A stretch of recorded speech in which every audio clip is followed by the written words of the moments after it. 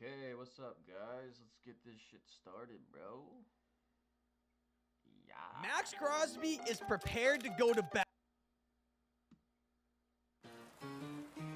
We're getting back, celebrating. I can't wait to see your face again. We got Stanieri, got the butcher thing. Working my studio and chicken and chilling the funny. Just got a big belly. Go to the shopping and pay big ticket. Now put the 20 G to the set and go. 30 minutes.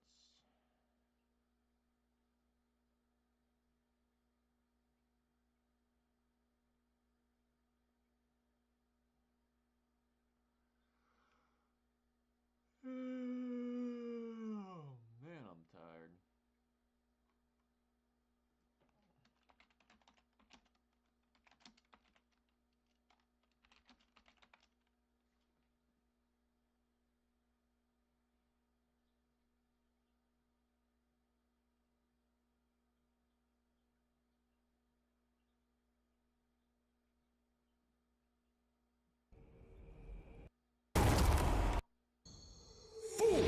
Shall fall before the wicked, and all creation shall tremble before the burning standards of hell. What I saw then was not meant for mortal eyes. The gate stands ready.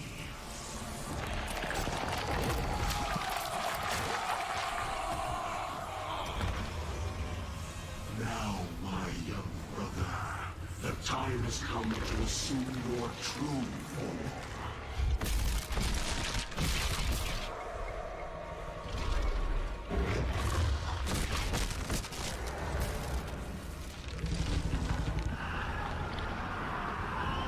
Arise, Diablo, Lord of Terror.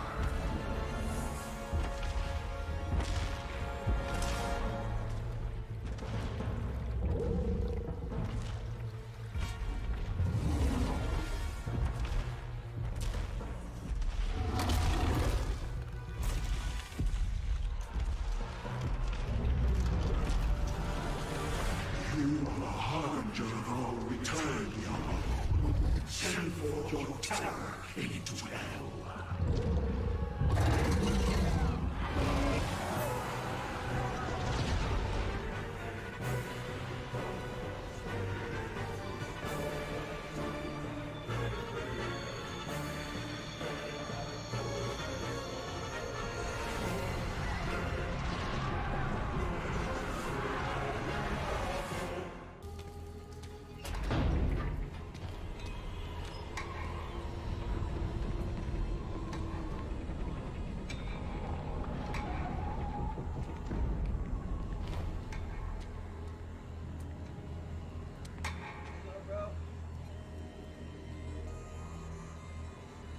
Waiting for the League of Legends highlights to start, but for now we're gonna watch this. This is Army of Hell versus Army of Heaven war fight scene, fucking from the game Diablo. But I just want to see if Heaven wins. We're waiting on what's it called right now? Waiting on League of Legends to start, so I think I have to play this a little bit.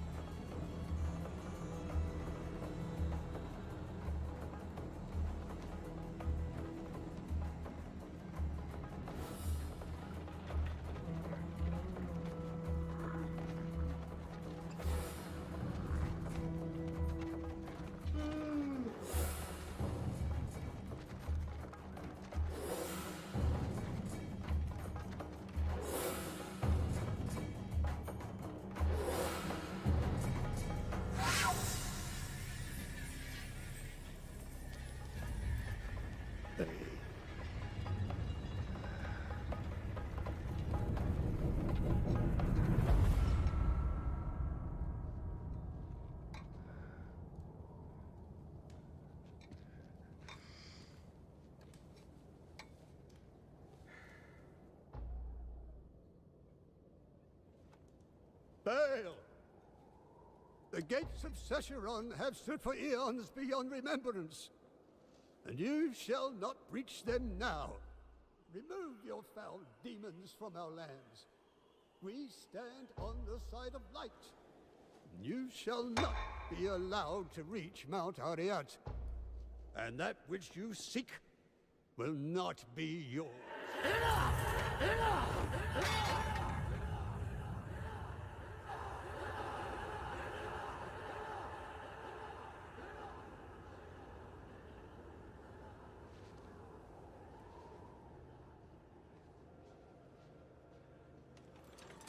I shall take your position into consideration.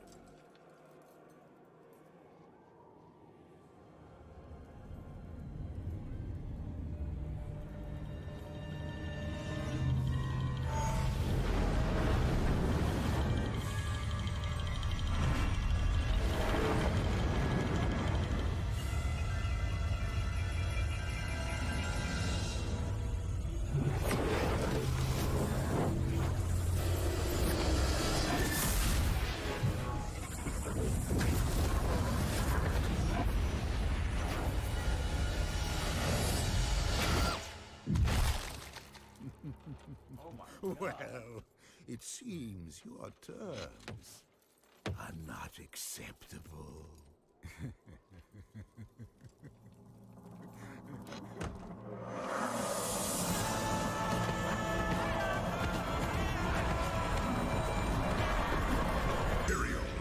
The ancient law of the high heaven strictly forbids us from interfering with the mortal world. Yet you have done so, brazenly. All I am guilty of, Imperius, is bringing justice, while you hide, cowering behind your throne. Silence!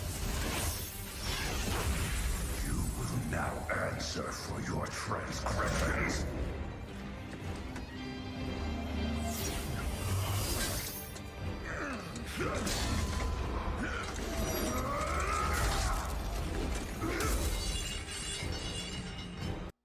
When it comes to Nature Valley, which camp are you in?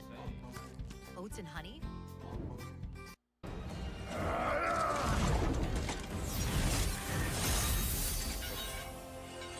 You cannot judge me.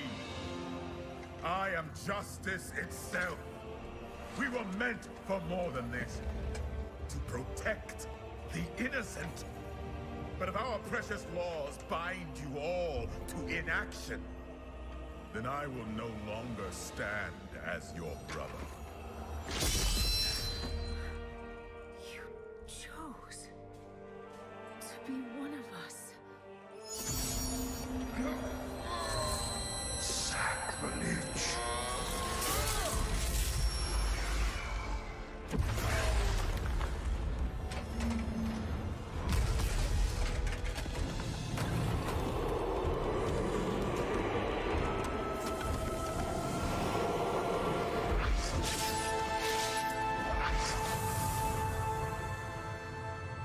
Thus, I fell willingly.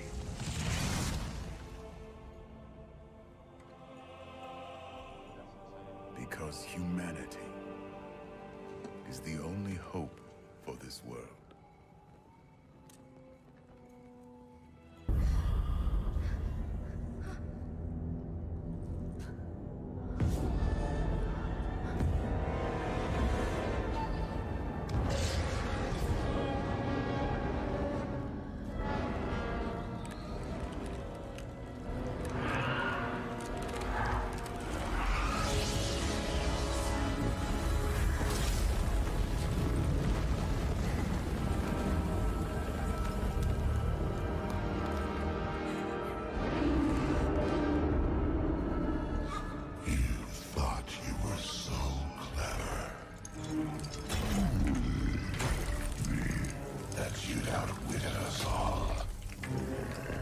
One by one, our brethren fell into your trap.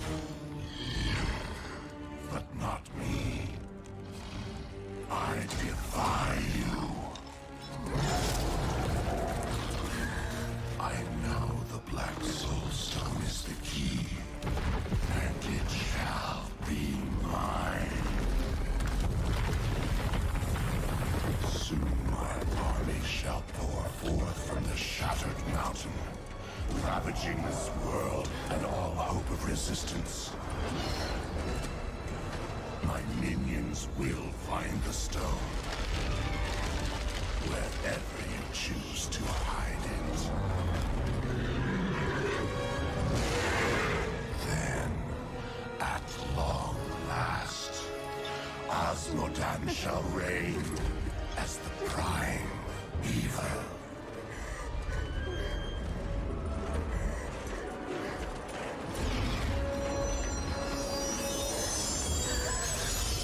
Leah, are you all right?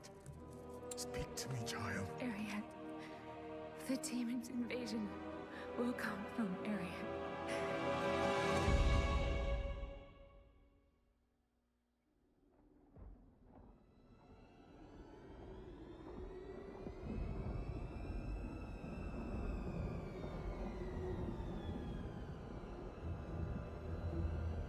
Even in the heart of heaven, angels can still feel fear.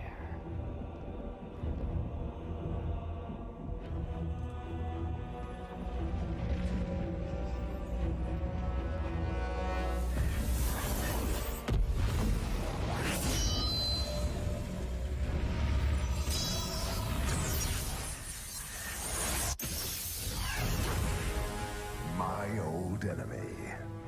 You cannot hide from me, no matter what form you choose to wear. Let your true self be revealed. Diablo.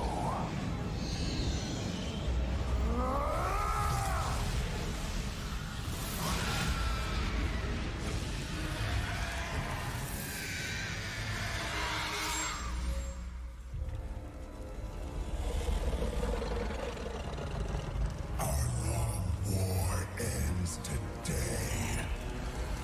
Imperious.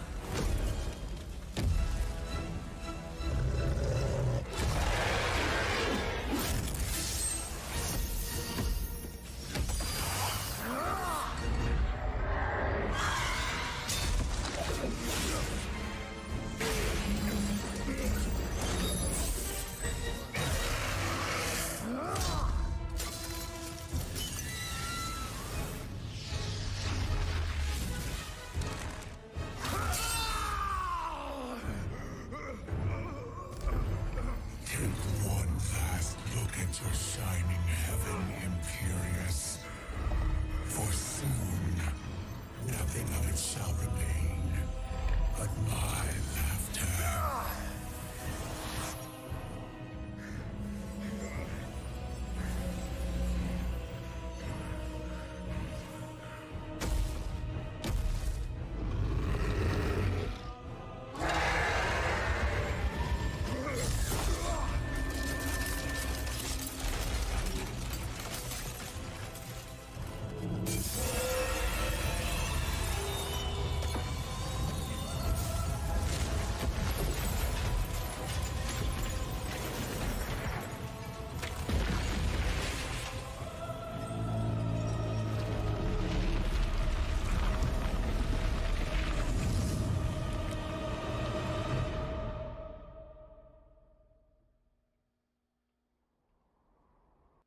I just got the perfect gift for my boyfriend that has everything that he needs for 25% off at Manscaped.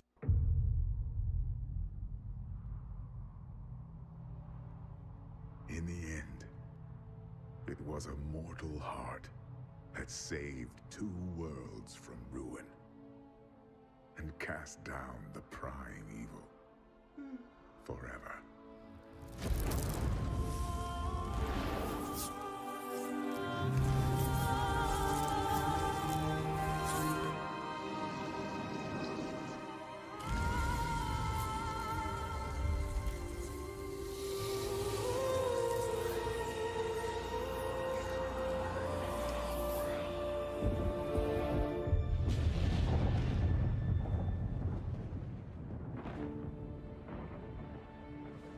A new day breaks for both angels and men.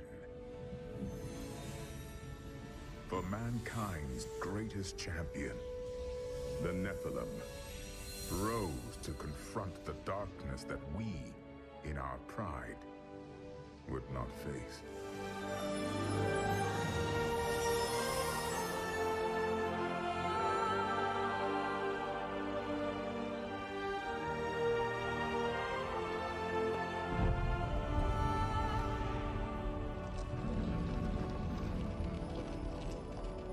My brethren, I will take my place among you once again.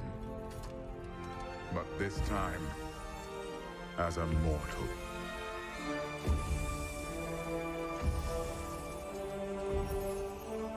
Since justice has been met this day, I will now stand as wisdom. On behalf of those who risked all to save us. Forevermore, we shall stand together, angels and men, in the light of this glorious new dawn.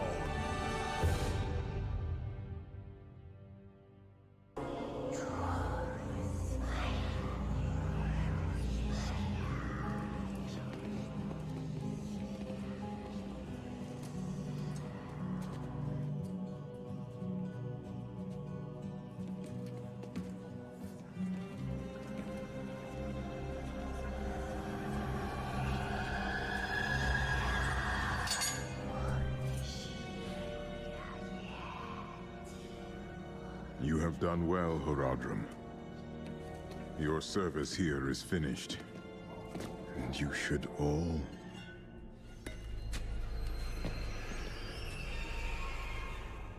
run.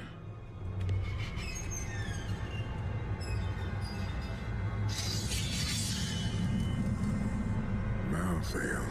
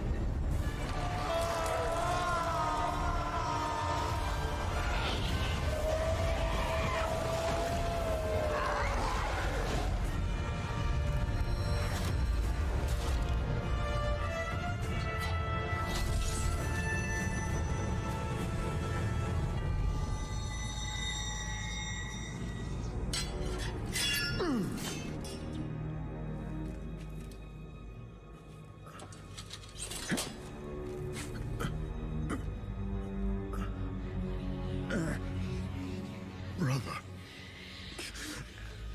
why?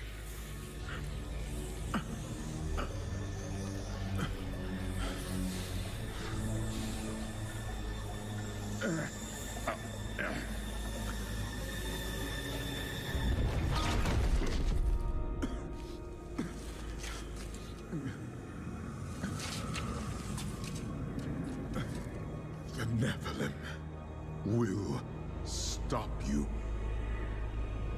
No one can stop death.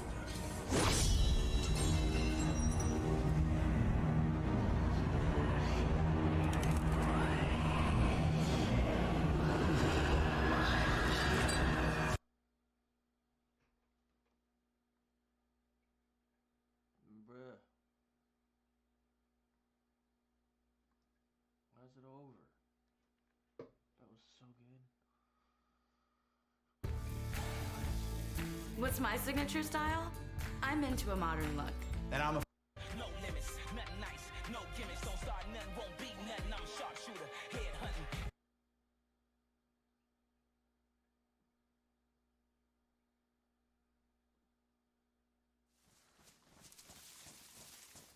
Alright, I mean, my vest is still in good condition. I guess I... give up on that.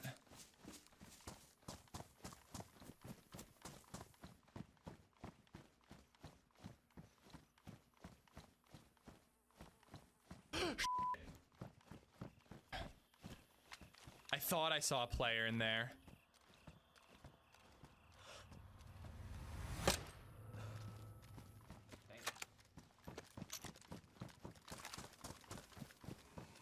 I saw movement. I was like, I think it's a zombie. And I didn't really give it a second thought. He had a pistol. AK-101.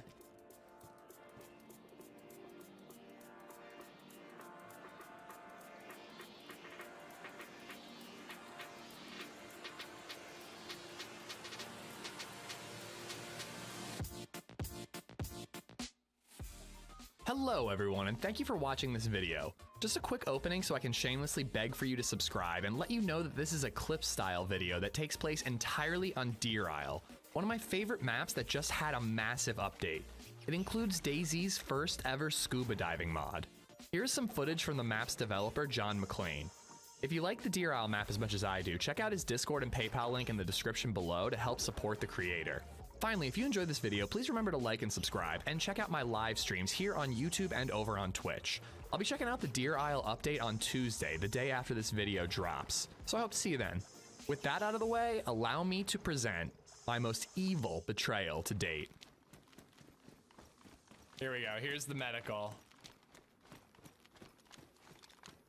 All these garages are open, man. I think somebody's been through here.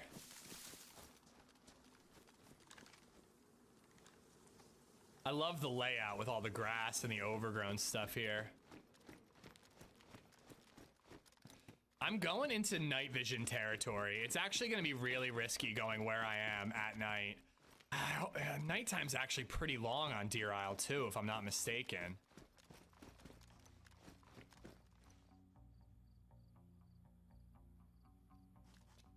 Somebody's outside.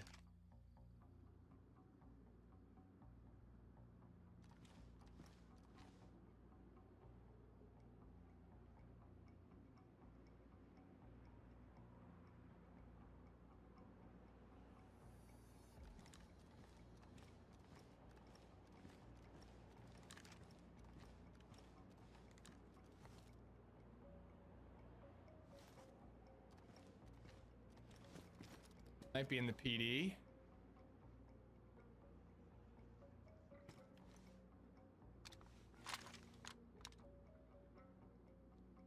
Two dudes. Three dudes.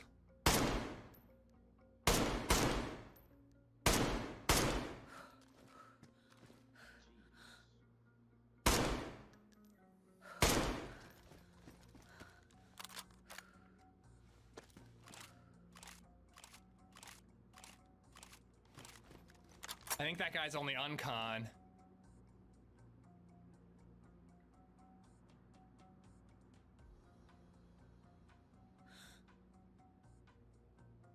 He must be dead. He's not getting up.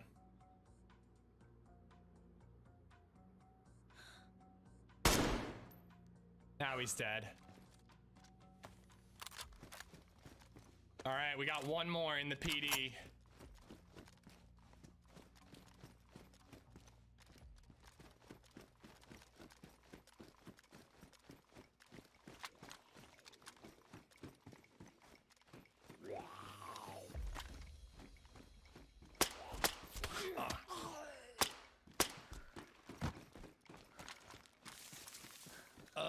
Okay, all right. I don't really like the idea of going out to the water out front. I don't know, I kind of am hoping that he's like cowering in fear in the PD. Or frankly, he could be anywhere by now. What is fat tire biking? Well, it's riding a fat tire bike. And what's a fat tire bike? It's a... Now. Like, part of me wants to use this little bit of curvature there to, like, get in front and just look through the windows, but I feel like that's a bad call. Front doors are closed, so he ran in there. But yeah, man, the SKS, dude, like, that came in clutch there. A bolt action wouldn't have done it. Nah, no grenades at all. Try to get around back. Alright, let's check something real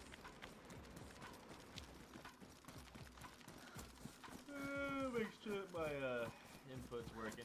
Yeah, it is.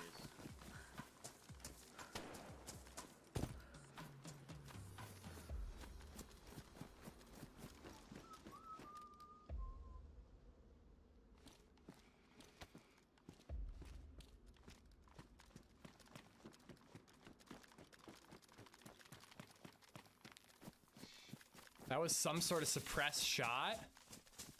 I think from this apartment building. Did a third party roll up and just kill that dude?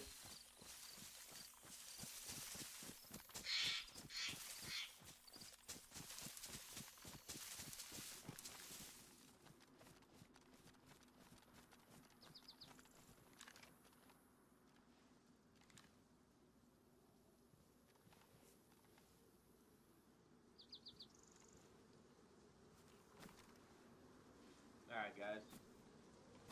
We're watching this real quick, and then I'm gonna hop inside of the my League of Legends stream. I'm basically I think I want to get into those right now, and I don't want row house buildings. Copyrighted, so we're just gonna wait until the. I think somebody's in one of these two. Tournament starts, and then we'll get out of this.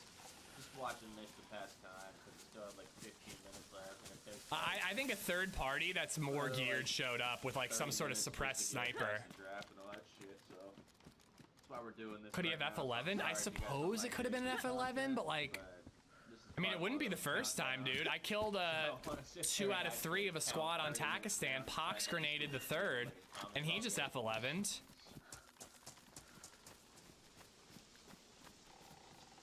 I think I'm gonna go back in the medical and I don't know, try to overwatch a little bit. How can you overwatch if you can't?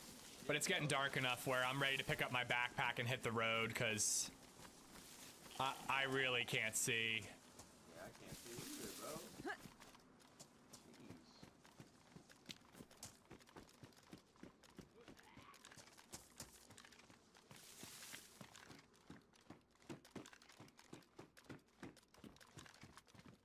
Hello?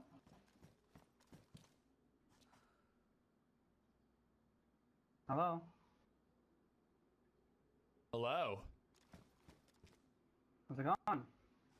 Okay. What's going on with you? Hang on, guys. I need to go to my settings real quick.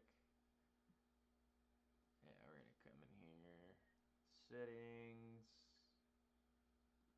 Should be in system.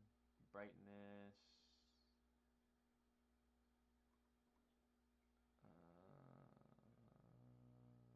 Graphics.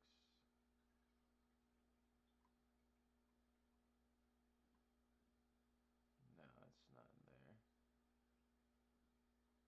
There we go. Whoa.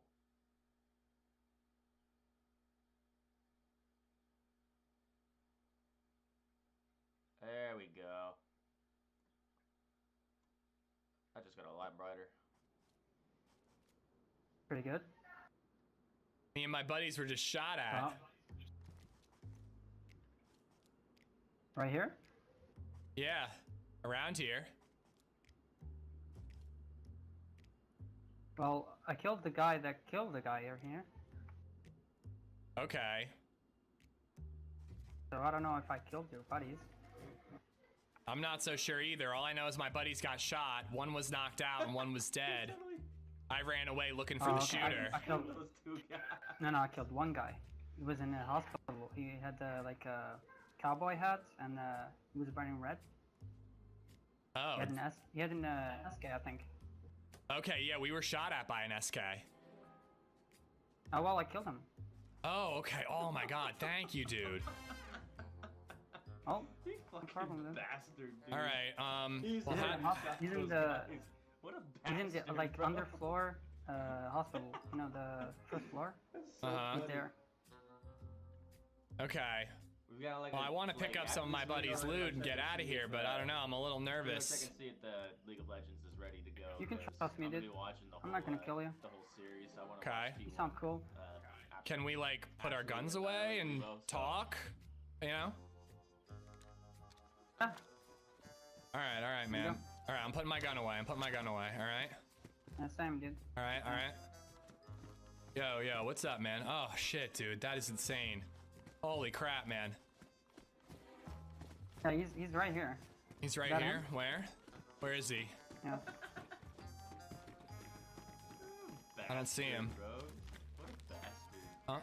Huh? Oh, wait, no, that's not the guy. I was the guy.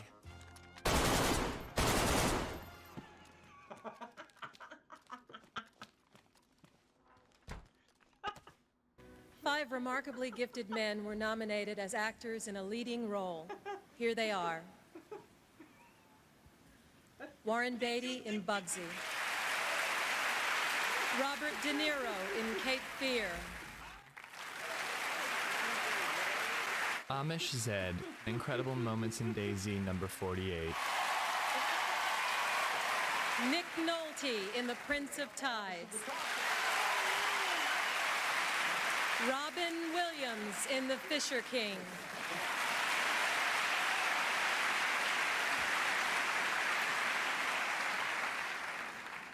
And the Oscar goes to Amish Zed, Incredible Moments in Daisy, number 48.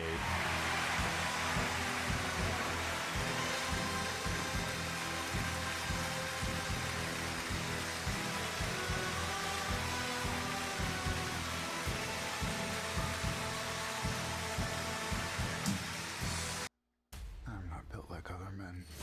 See the awe-inspiring Napoleon in 7.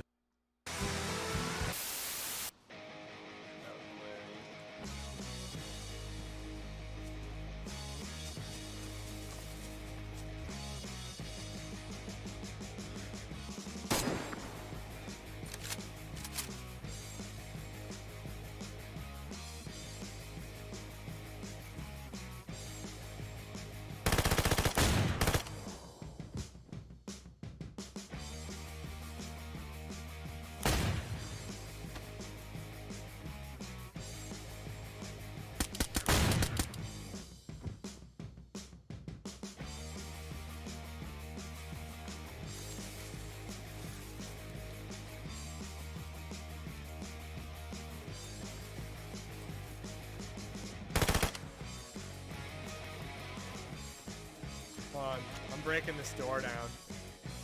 I don't want to ruin my baseball bat, though. Oh, there we go.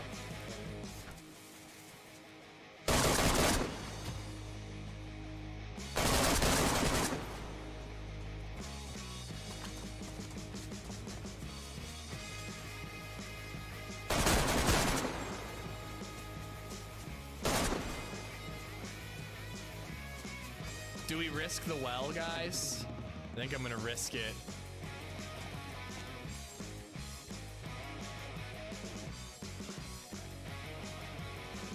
There's a player. Oh, I'm fucked. Oh, I'm fucked. I'm fucked. I'm fucked. I'm fucked. I'm fucked. I'm fucked. I think they were right around here.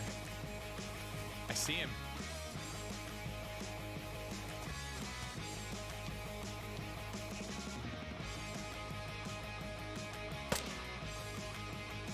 Are you effing kidding me?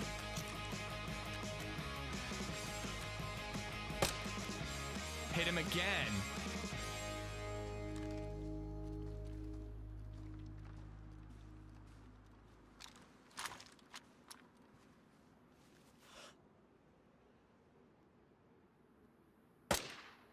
Oh my God. He better be dead now. Probably not. Here on YouTube and over at with a link to my Twitch channel, because I kind of want people to consider coming over to Twitch. If they have a Prime sub, for example, you know, and they wanted to use it, I'd be very grateful. Wink, wink, nod, nod, nudge, nudge. But, yeah, I updated it. I guess it didn't take. Ooh.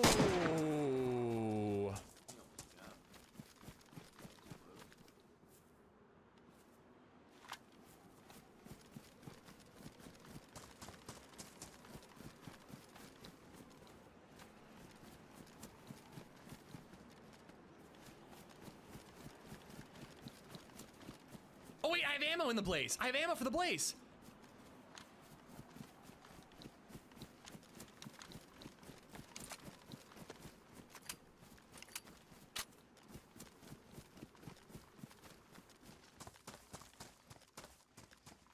I think it was that tower over there.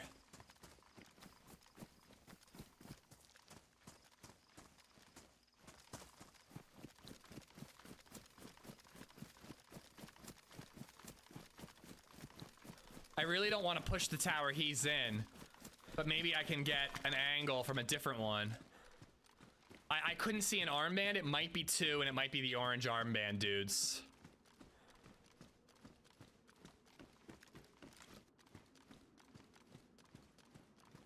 My heart is racing right now.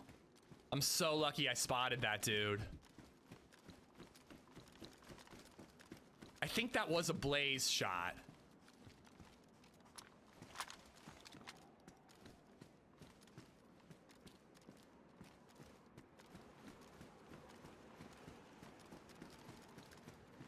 Hopefully he doesn't have a scope either.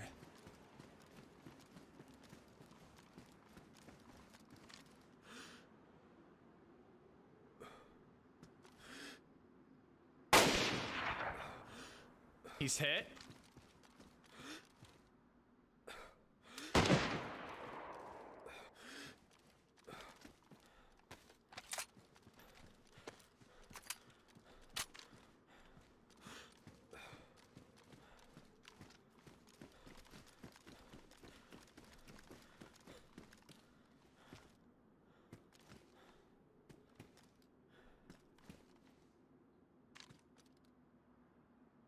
I think he's probably gonna go up top. Hopefully he doesn't see me in this window. He's so lucky he didn't go on con. There's a player below me.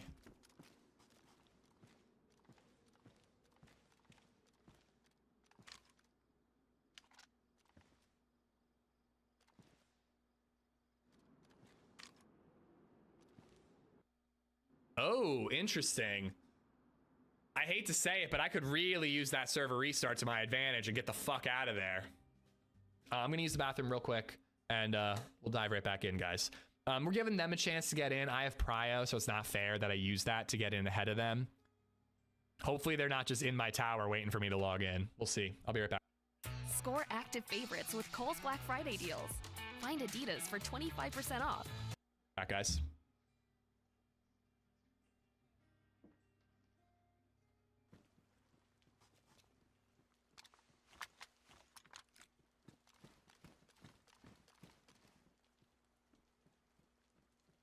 Are they above or below? They're here. Can't tell where they are, though. They're above or below me.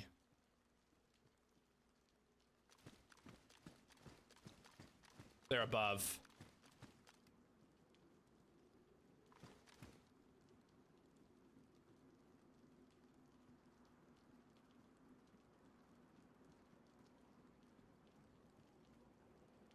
I think they're above, but I can't tell.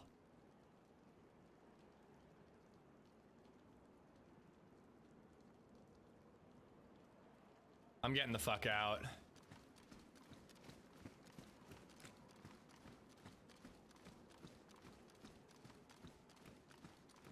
I'll try to snipe him from a different roof.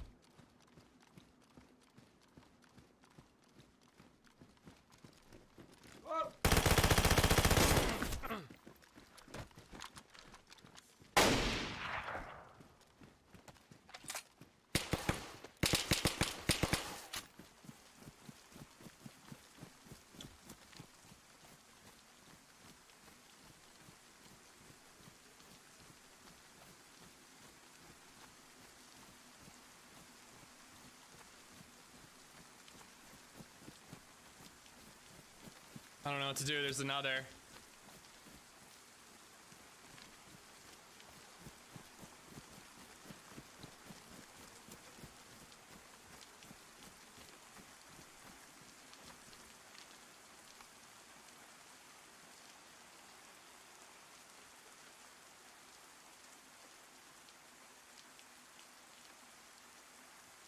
I kind of want to run to started on this boutique hotel here in downtown Waco. Holy smokes, 53. And making sure that both JDG's superstar AD carries are taken care of. But then, look at it from the point of view from JDG. They know this could be actually a game-ending play. So 369 has finally arrived with that teleport, and Kanavi go for the kill onto Gumayusi, trying to take down that AD carry that is going to provide so much pushing power. But the way that Renata bailout actually works, as you can see, Gumayusi ticking down here, the gray health degenning, just about to expire, and Kanavi already using a stopwatch to deny that reset from the bailout. Gumayusi can actually prolong the bailout with his own stopwatch to buy time for Kanavi's to end, Owner to just barely be able to get that smite kill after Kanavi flashes away, desperately trying to get just one kill for JDG to deny T1 from ending the game off of a single play that, let me remind you, they started 4,000 gold down against a Baron buff, being sieged on both sides with only a small window to make this play. And that's what makes Faker so great and these plays so great. He has that killer instinct, he makes the call, and the dedication and the perfect play there from all of the T1 members playing their parts. What an excellent breakdown, and you say it there. It is so incredible for Faker, and we get a highlight like this almost every year, and has been doing it for 10 years. So maybe it should be cool to rank some of our favorite Faker moments. And let's see the tier list, because we should have some special categories, as it is our Unkillable Demon King. Those all look like good categories to me. They're pretty good. Yeah. They're pretty good. Yeah, I was gonna say the floor we're starting at is very high. So Kobe, do you want to start with that play on Ruler? I mean, I'm so in love with this play. Because the comms were released, he starts calling it so early, and all of the T1 members play it so well. To me, this, like I said, could be play of the year. I'm putting that Unkillable Demon King straight at the top. I love this play. I also think, like, context matters, right? Like, this is it's stopping JDG's Golden Road. It's T1's revenge after that series when they faced each other at MSI. Like, the context of this is that JDG were looking like they were in a good position to win, and that series was going to be prolonged. This essentially turned all of the momentum back in T1's favor. Yeah, we're going to take into account also kind of what else goes into the play. Let's pull the next one up. Let's see if anyone recognizes it. I believe it's an Orianna Shockwave, but which one? So many of these plays, I feel like this is like Azale's test, right? Where it's like, oh, relive all of these sad KT moments, you know? So obviously this was a disaster for KT, and it was a good play from Faker. It's a great play from Faker, right? I wouldn't put it in like the insane upper echelon of his plays. Where's it going? I mean, I'd put a Faker playmaker. I think it's still a sick play, but it doesn't every day. It doesn't have the context, right? You know, he doesn't have all that oomph behind it, but I think it's still a really sick play. It does require, you know, a lot of the opponents to be kind of bundled up there close so you can get a massive shockwave. But it was perfect play there. Good timing. Okay, let me up the ante. When we talk about shockwaves and when we talk about kind of everything around it and how important it is, let's take a look at this next one specifically. It's also one, and I think it's one of the most famous plays in League of Legends altogether. Talk about comebacks. This is one of the biggest comebacks in history. Yeah. Yeah, you got hurt as a KT fan. I get to get hurt as an FPL fan for this one. But I also like absolutely insane. Yeah, you're just getting hurt in general. But this was such a sick play. The fact you get them all hiding out of vision to try and set that up, it's an absolutely insane moment for the T1 roster. And we have to give respect to Wolf for the setup. I know this always comes up. Beautiful, beautiful recon play for him to set up this Faker shockwave. Thank you for that. Of course, a shout out to the support. So where do we put it? Going goated? I mean, I'm feeling goated. That one, it's crazy. Goated. Everybody knows that play. 10,000 gold behind, and they make a miracle. I think the problem is that most people know all of these, especially this one. Well, maybe if you started watching more recently, you don't know this one, but it is a 1v1 that has gone down in history the moment it was played. And it's, again, a little KT moment. Yeah, I know. This was actually when I was like just a baby KT fan, when KT Bullets faced them. Fast. And they didn't end up making Worlds. There's a joke in the community that Ryu is still dying to this day because of how many times people watch this play over and over again. I feel like you have to put it for the special category for itself, which is Doa's call. What was that? That's true. Goosebumps every time I see that play. It's so insane. Special category just for him. Next up, I wonder, what we've got, if it's going to be one of those kind of tournament turnarounds or big turnarounds, or what do we got? It's against KT again. I remember this one because it's very, very old. And at the time, people were so surprised. They were like, oh my God, look at how he gets around the Cassiopeia ultimate. Faker is pretty famous for an interview after this saying, it's easy. Everybody should be able to do that. But it wasn't easy at the time. I think that one being so famous too caused a lot more players to be cognizant about what is the next move that your opponent is going to do, and then preemptively be able to act for it and dodge for it. So that one to me is a play that influenced a lot of other players. Where does it go then? Where are we feeling? I mean, legendary. Yeah. We got a Legendary. spot open. Let's go. There we go. Legendary. Yeah. I mean, so far what this has shown also is just that he's so influential, and not just like today filling up the stadium, of course, together with T1 and Weibo, but the fact that he's made such an impression on our sport overall in and outside of the Rift. And that's why I wanted to bring up this next play that we can rank. It's a sick one, and it's one of my absolute favorites. I know what's coming! No way. He's a beast in game and out of game. Let's go! Perfect vein tumble. That with the broccoli as well. I What feel a like hero. I don't see that anymore. Yeah, do a barrel roll. I mean, we might have it today. Yeah, we'll we wait and might see. have But this. yeah, I mean, I'm putting this legendary. I think that was such a. I mean, the It's fun. execution. You know, defining the meta when it comes to onstage moments like this. Has to just Risking go to life legend. and limb. Yeah. He could have hurt himself. Doing his own stunts also. Very impressive. And also, to be honest, we could have made a lot more of these, right? And that is the key that we're also going to get at throughout this countdown, I think, as we count down to this epic moment, possibly for T1. And I think we have another graphic, a surprise graphic. Okay. Yeah. We have another replay, one that we haven't rehearsed. Yeah, no. Yeah, we can bring it up. We can bring it up because. Oh, God. You did get the confetti. Congratulations, 10 years! Sharks.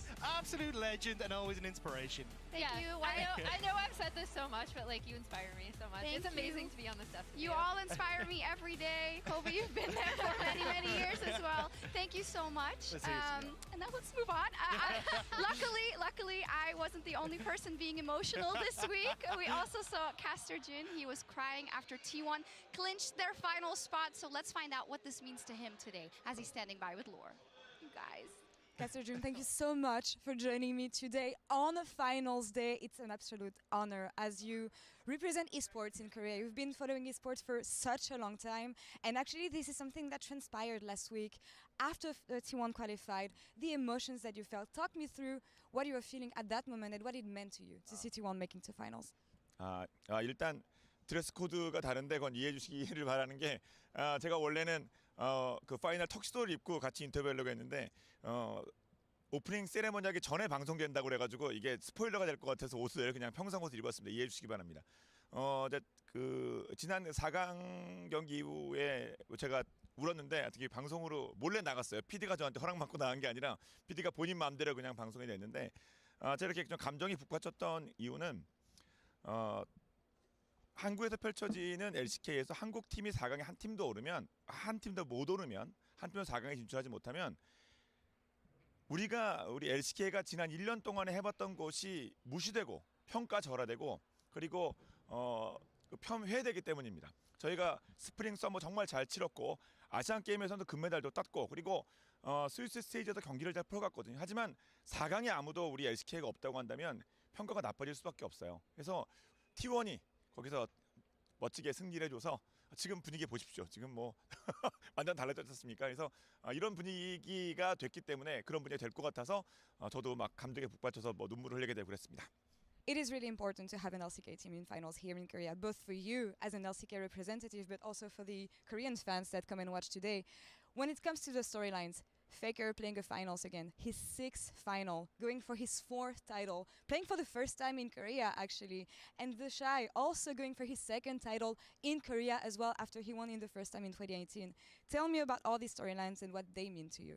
자, 이번 T1은 여러 가지 악재가 정말 많았었거든요. 일단 페이커가 손목이 아파 그리고 페이커가 없었을 때 다른 팀원들의 성적은 1승 7패 그리고 LPL이 뭐 우승한다 이런 얘기가 지배적이고 거기에 또 젠지에게 한 번 져 그리고 KT도 떨어져 이렇게 뭐 그 디플러스가 떨어져 여러 가지 악재가 상당히 많은 가운데 그래서 많은 분들이 기대도 합니다만 걱정이 많았는데 4강에 내 LPL 있으면 어떻게 되나 걱정도 많았는데 거기서 마지막에 버티고 있는 힘이 바로 LCK의 그리고 리그 오브 레전드의 고트 페이커가 버티고 있는 T1이 버텨서 지금까지 이 분위기를 이끌어 왔습니다. 지금 보십시오. 지금 단 한 팀의 T1이 만들어낸 이 나비 효과가 얼마나인지 네, 전 세계적으로 최고의 뷰어십에서 경신하고 있고요. 그래서 저는 작년에 데프트의 성장의 서사가 최고라고 생각했었는데 솔직히 다시 생각해보니 올해 T1의 그리고 페이커의 각성의 서사가 최고라고 생각합니다. Caster June, thank you so much. 인터뷰 감사합니다. And good luck on stage.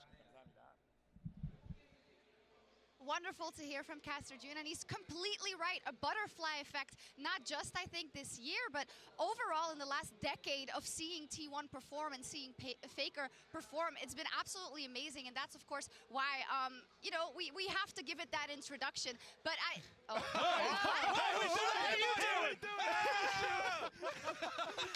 Yeah, I was streaming over there, but I thought I'd come say hello. Who let you in? I just kind of pushed my way up. They're like, oh, this guy's been on the desk before. Welcome. Okay, I get it. We've been talking about T1 so much. Maybe you'd like to speak a little bit about Weibo. About Weibo? Oh, about Weibo? What would you know about Weibo? What do you know about Weibo? Oh, Weibo. Woo. Where do you want to start? Because this team's been through a lot of players. This year, maybe. This year? Yeah. This year was rough. Spring placement wasn't too bad. I think it was like 7th or 8th.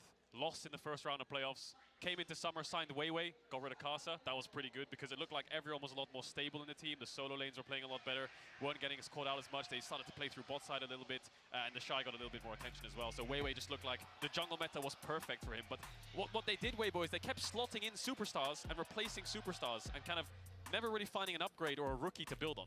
And I think this is a team that has kind of struggled, as you say, to find that, but it's because so many of the players on this team are trying to find that home away from home, right? When you look towards the bottom side of the map, you're trying to see if you can find that success for guys like Crisp away from ever playing with LWX. The guy, he literally built his career from day dot with the entire way through FPX. Then you're looking at the mid lane as well. You're trying to see if you can find that success for Xiaohu away from RNG, but also then in the top side, the Shy just trying to find that success away from Rookie. Yeah, one of your favorites, but it feels like so many of these guys are now trying to build a new home for themselves, and it looks like at the moment they found it with Weibo, and trying to get that synergy has been growing bit by bit over this year. Yeah, there was a point in time where I actually really did not think the Shy and Rookie would play separately. Like, not on the like same Showmaker team. Canyon, you can't separate them. I also will stress, I don't know how you feel about this, K-Droll, I'm but ready to hear this. I also don't think we've seen as good as what this Weibo roster wants to be, right? In terms of like signing the names that are here, doing the replacements we talked about, compared to, I guess, what we know some of these players are capable of. I definitely still do not believe we've seen that. This is a team that when they're against a very good team, they play better. They have an 80% win rate against JDG this year. They lost one game. They won spring and summer against them. The only other team that has a positive win rate against JDG, T1. I feel like one of those is a little specious. Yeah, I mean, they did come back from MSI. Listen, they just won MSI. Best ever. They're absolutely amazing. Don't talk about the nuance. Let the numbers sit. Weibo's got this, bro. They play against someone better than they're like Super Saiyans. You know, the harder it is, the better they get. Yeah, but their trophy case, though. Yeah, I mean, Xiaohu has got us 3 nice golden trophies. We need one more silver trophy, and then we can maybe start to contest up against Faker. But, you know, Faker's got a lot of trophies. Yeah, he does. I mean, it's still impressive, both of them individually, but if you put them next to each other, it's not to shame Weibo Dagda because they've been doing amazing. Yeah, they've been doing absolutely insane, but it is a case of, you know, for Xiaohu trying to brush off that moniker of Emperor of Spring. When you look at the Shy, first time back at Worlds, absolutely insane to see him return to form, hopefully. And then a Crisp as well. I think we're kind of starting to see that shift. So it feels like maybe this is the time that Weibo can try and contest. And then maybe get a couple more on the way. Will, I need some more belief in here, Doug. Just like if, buts, and maybe. Give me your jersey. Give me your jersey. No. I'm going to stand up and just show it to the world. Security! Security! I'm between the Weibos right now. I'm staying. Let's go. Yeah. Yes. I'm staying on the desk. Wait, K-Droll. Wait, pass that to him. It's the Shy card. Bye-bye. Anyways, that's enough from Weibo. That's for Super you. friend K-Droll. Let's check in with Xiaohu after their victory over BLG. 首先，关于前面的问题，就是 BP 倾斜上路的话，我觉得我们其实今天 BP 还是主要以下野去做的，然后上路在下面能选到好的英雄，完全是因为就是在筛选后自己的英雄池足够丰富，然后可以选出比较好的 counter 的效果。然后第5盘的话，因为其实对面的阵容猪妹、杰斯跟鬼汤体选择之后是非常缺伤害的，然后其实可以看到每次最后一局我们选的都是一个比较偏团战的阵容，所以我们选择一个坦克上单去打团战是非常好的选择。其实今年的话，我们队伍就是走在 BO5的生死局是非常多的，包括从夏季赛、资格赛开始，到了世界赛，就是经常会打到最后一局。But now he's going to move over towards mid because they're nervous about a pick, but the equalizers are insane. Elk having to pop the ulti here with the very start, now flashing away to survive as Light goes in aggressively to take out the enemy AD carry. On's going to get burned up next to Xiao, who pops the pop blossom defensively, and Ben's health bar's going to drop next. The Shy leads the charge, and Shun heads right back into the base. Only he and Yagao still stand.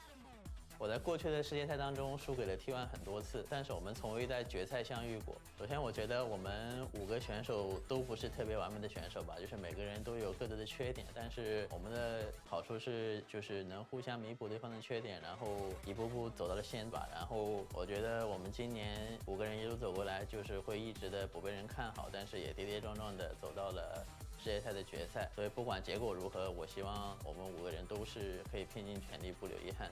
我的最终目标就是带着全球总决赛的奖杯回家。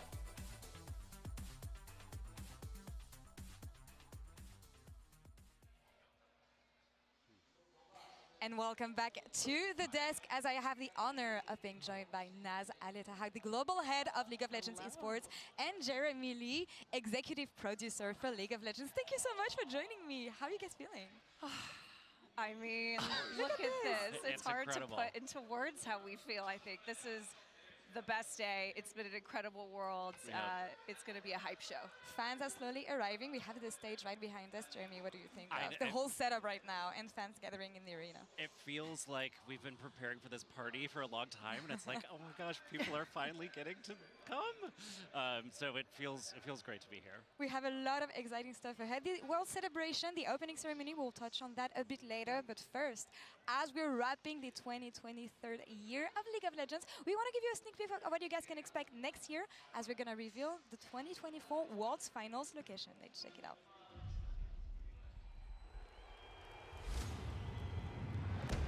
Welcome to the kickoff of Worlds. They've done it! They've actually done it! This is a beatdown.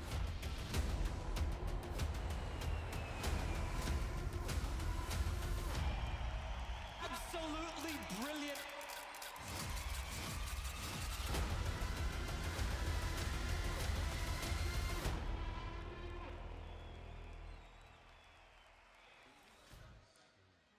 World's 2024 Finals will be heading to London, where we celebrated MSI this year. That's right. What is the reasoning behind us coming back here next year? I'm so excited it's going to be in Europe. Right? Yes. Well, we are thrilled to bring Worlds back to Europe in 2024. Look, we were there for MSI for 3 whole weeks in London, the Copper Box.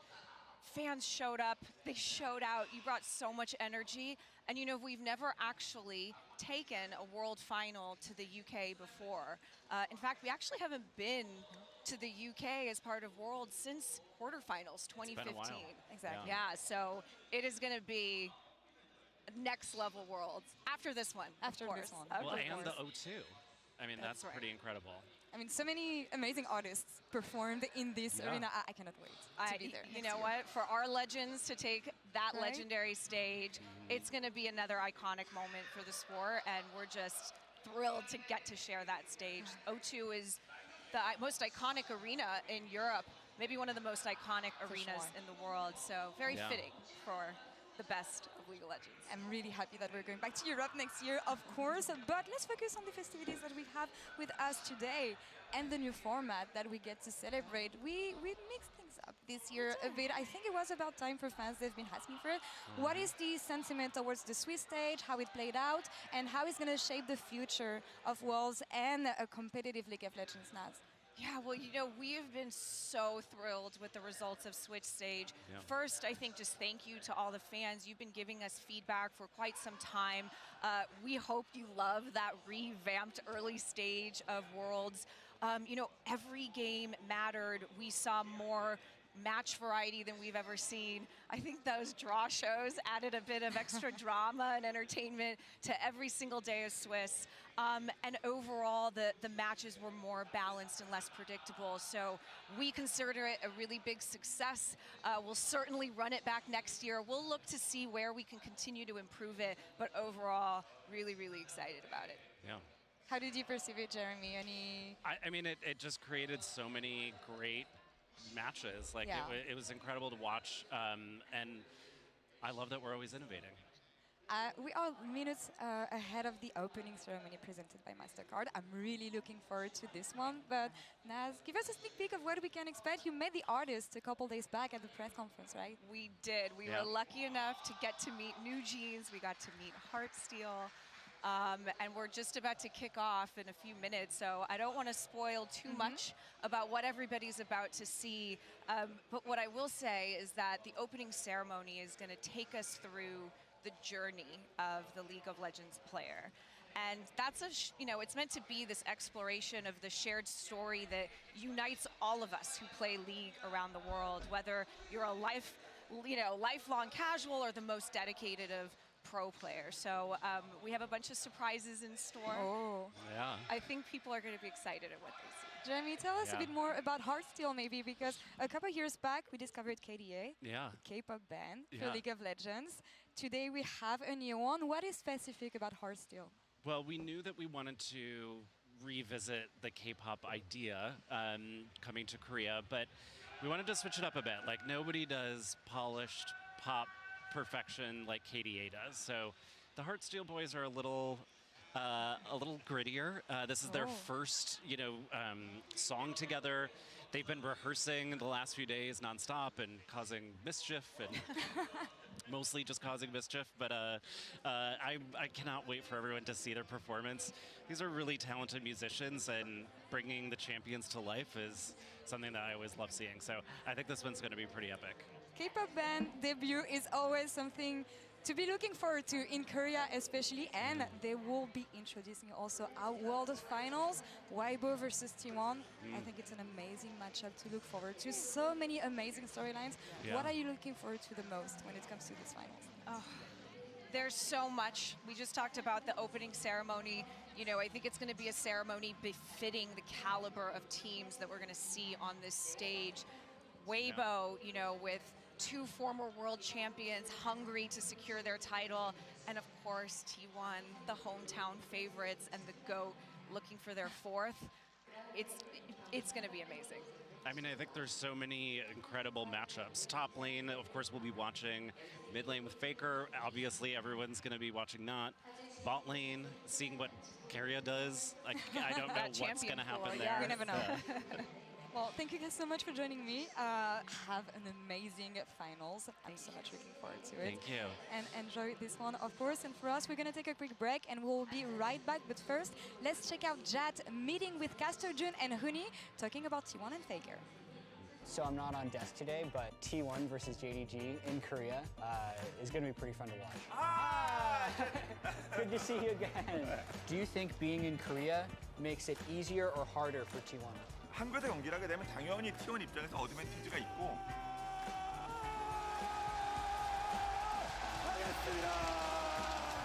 We're gonna try some of the player, the special in the menu. So we got owner, Keria is sold out. Keria sold out. He's popping off. He's too good. His body was too good. He's too good. What was it like playing with Faker? Faker sees something that we don't see.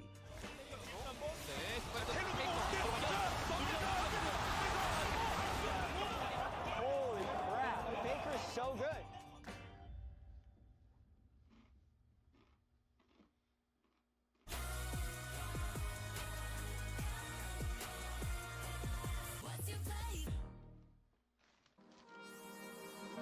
Middle of the night, everything keeps passing by, just passes us by. Though we're young and wild, we stay awake just to feel alive under city lights. Nothing can change our minds. Yeah, people might ask us why, but don't be shy. We've been waiting 64 minutes for this. It's a taste of fall, a day not to miss. It's a touch of that and a bit of this. Werther's original soft, chewy, and classic caramels made with real butter and fresh cream. Discover the original fall flavor. It's more than sweet, a little piece of. Minute left. 1 minute. Here we go. Fucking go. Yes. Wait a full ass week for this shit, bro. In a minute. Countdown.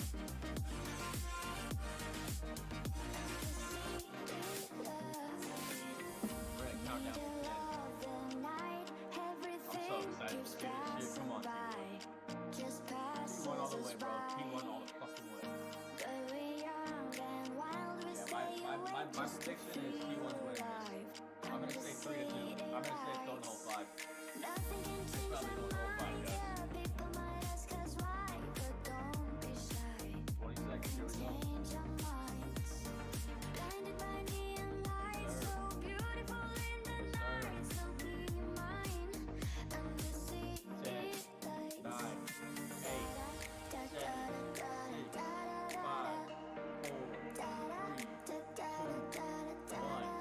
Let's fucking get it, dude. Let's get it. Come on now. I'm here with Teddy, LPL caster, here today ahead of the 2023 World Finals. Thank you so much for joining me. Oh, it's my honor, and hi, Laura. Hi to all the audience who's watching this interview. This is Teddy from LPL, and it's my pleasure. It is an honor having you today, especially because Weibo stands as the last hope for the LPL, and I feel like they had a difficult year, a lot of ups and downs, a lot of people were doubting them, especially making it to the finals. How do you reflect on the journey they had? Yeah, I would say Weibo is a very unique LPL team because through this whole year, they got a really hard schedule, and nobody was seeing Weibo coming. 41 minutes is just too much for me. Let's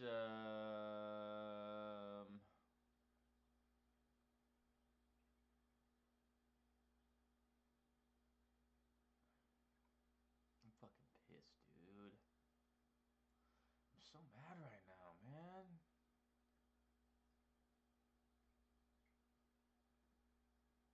We'll watch this. The Mega Power Frunk. With 400 liters of storage, capable of hauling up to 400 pounds. The all-electric. Sub up, bro. I appreciate you being here. We are literally waiting for this damn countdown, bro. Like, I've been waiting for an hour already. 67 minutes that I've been in here, dog. 67 minutes waiting for this game, bro. These games, I should say. Been waiting forever, dude. So we're just gonna watch some League of Legends highlights. I don't really want to play any games right now, just being honest with you. Like, ladies and gentlemen, welcome back. For today's entry, we showcase the one and only class of assassins. Subscribe if you haven't already, and let's kick this off with a truly satisfying triple shuriken. Shuriken's coming in here though, bro. But yeah, man, you the channel, bro. Let's just wrap it up on the channel, up the algorithm. That's completely up to you. You don't have to. I'm not gonna mention it anymore. If you do, do. If you don't, you don't. I'm not gonna really skip over it tonight.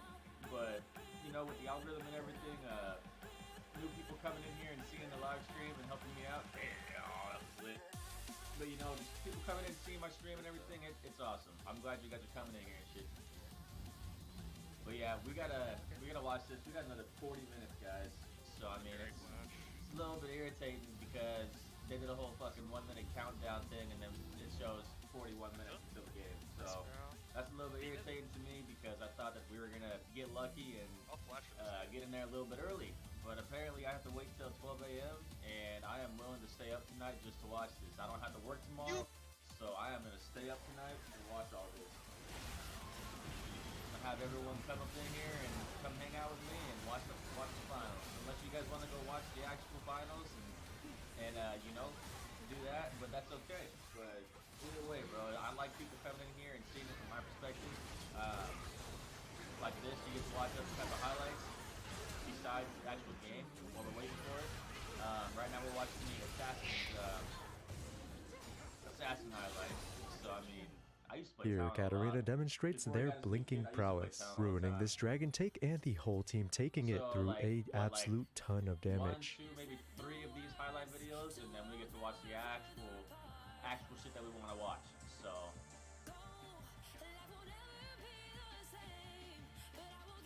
It's not gonna be too long though. These go by pretty quick when you're doing things like this.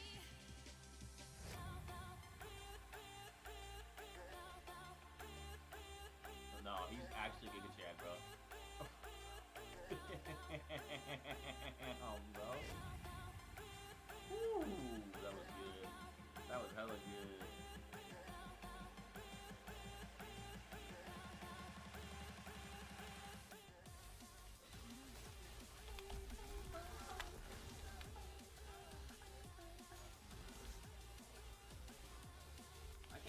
New Quaker Fruit Fusion with real fruit pieces. A bold start to a bold morning.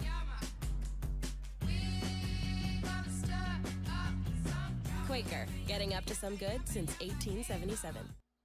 With Spectrum and ESPN, you can keep track of all your favorite teams at home or on the go.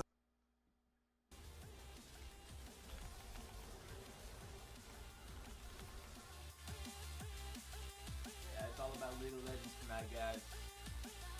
Yeah, if you guys are new to the channel and you're watching this, you're seeing this, and you guys want to see in the kindness of your hearts to help some people out and give me some subs, much appreciated. If not, it's okay. We're still gonna live another day. We're still gonna keep streaming. I'm still gonna be consistent with this. We do League of Legends streams. We do Apex streams. We also do. Damn, he just stole it there, like a badass.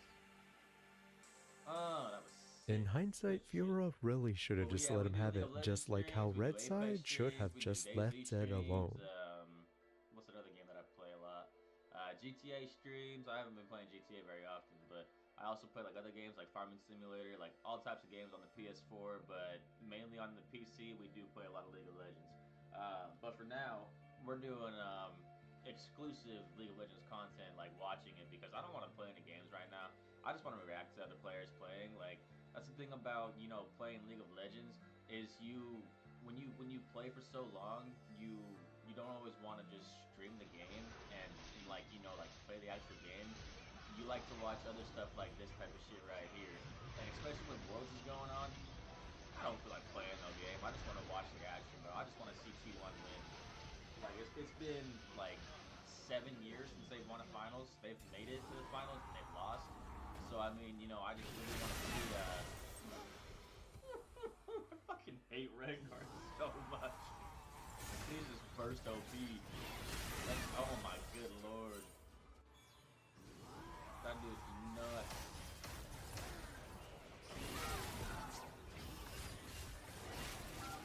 He's literally just assassinating, bro. Yeah, Rengar's insane. But yeah, we got a couple more of these highlights, and then we're gonna be able to get into our what's it called? Penta. Oh no, it's not. Never mind.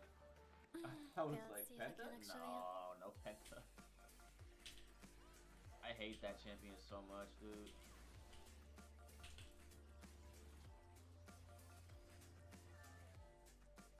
Nah, she is such a pain to deal with. Briar is such a pain to deal with, bro. He's gonna win that shit. Yup. That was sick.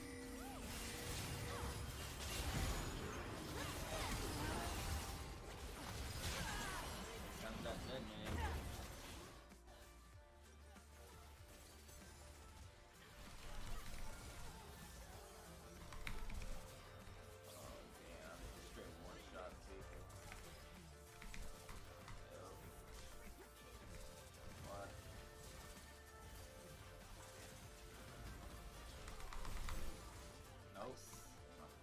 GG.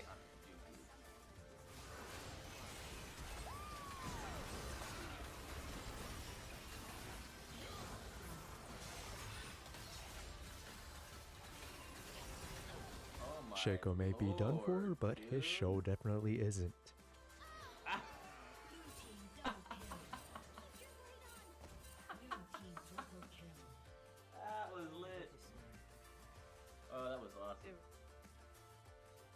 So yeah, this is like a 16-minute video. Oh my lord. Look out. Here comes the Talon. 16-minute video here, and then we have another, what's it called?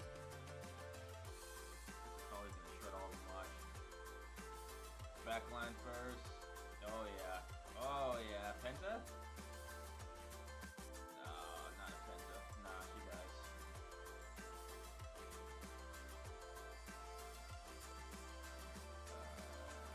Maybe not. Good bait. Yeah, never mind. She, dude, that Rengar wanted that Renekton wanted him so bad. That's a shame.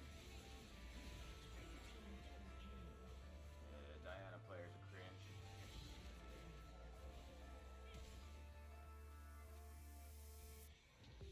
Missed.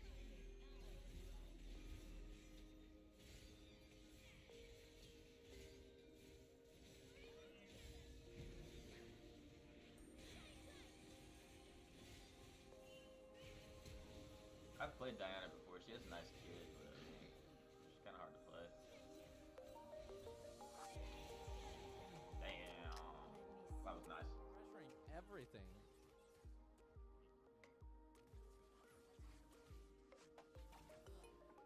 I got this, boys. Here comes the one-click Master Yi.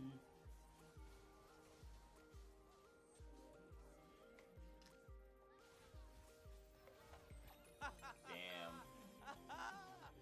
Akali is dealt a critical blow from her adversaries, but they don't realize they are already dead.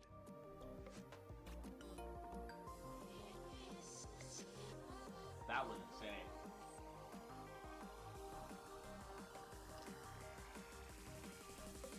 This is why I hate Akali so much, dude.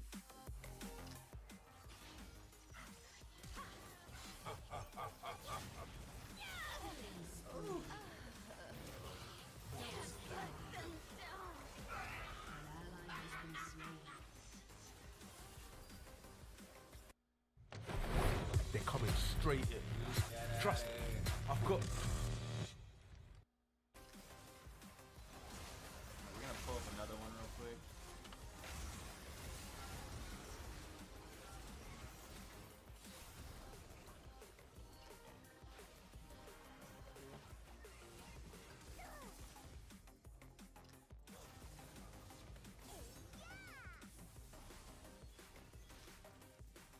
Allez hop, ça dégage, Elix. Nearly as well as Weibo would want him to be performing, especially going into the...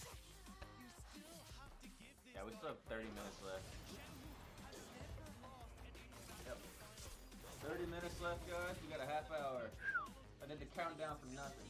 Sometimes it boils down to who can take the initiative first. So yeah, we're probably gonna have 3 games. And that was nice.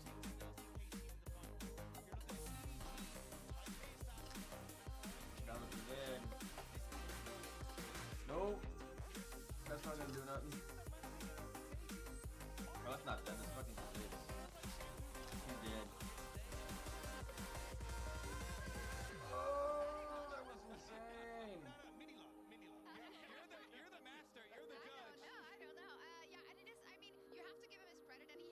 What's going on, TM? How you doing, bro? Make sure if you're just coming in, bro, hit that like button, bro. Help a brother out. Help out the algorithm a little bit. Hit that like button. But yeah, we're what's up is that I'm stuck watching these for another 30 minutes until the actual game starts. So I'm just waiting right now. Just gotta wait for a little bit longer. It's not gonna be too long, guys. We got this. And then we'll do the countdown. Oh, bro. Go in. Okay. Like, wow, here comes the cope.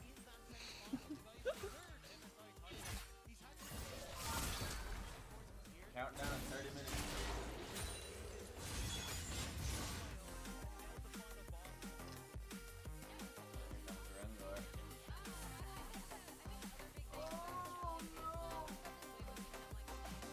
Up next, we have some more Shaco shenanigans, and although his opponents are used to his trickery, sometimes getting over all that utility can be an impossible challenge.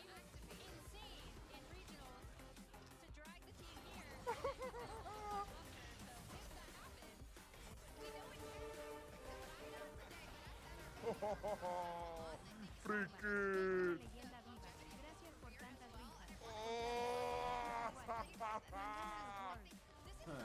Oh, freaking. Bro, this guy looks like a fucking caveman. Dude, this guy looks like a damn caveman, bro.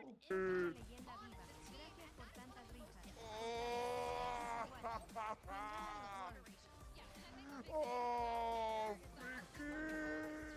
That is, damn, that'd be really, he cut his hair and fucking beard like a damn caveman.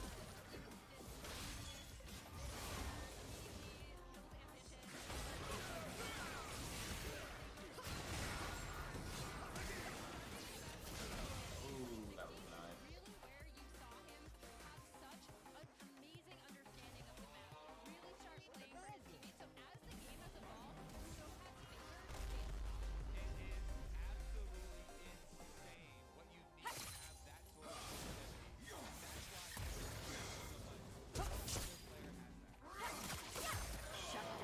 That was nice.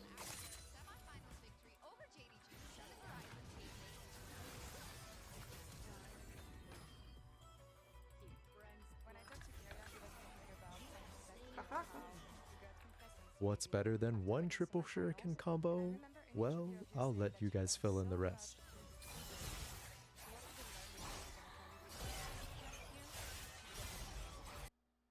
This feels so good. Oh my god. I get the absolute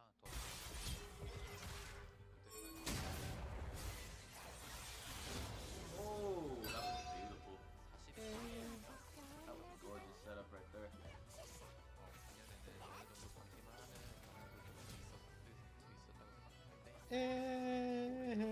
Uh-huh.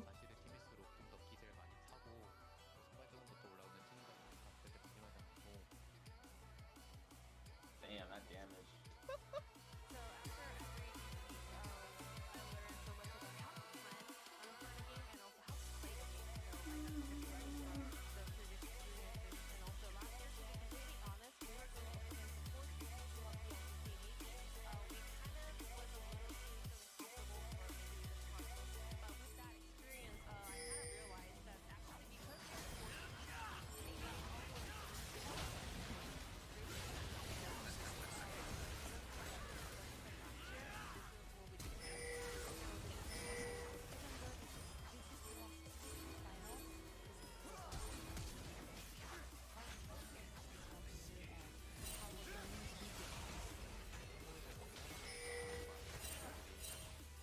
Rengar's hunt proves to be a little more than a handful, but there's nothing some big brain teamwork can't fix. Whoa.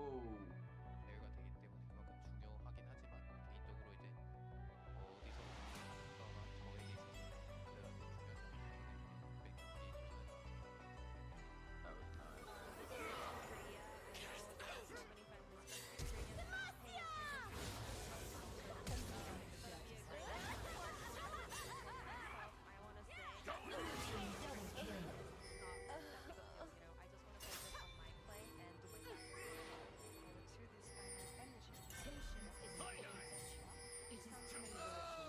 was nice. Blue team's turret has been destroyed. Shut down. Blue team's inhibitor has been destroyed.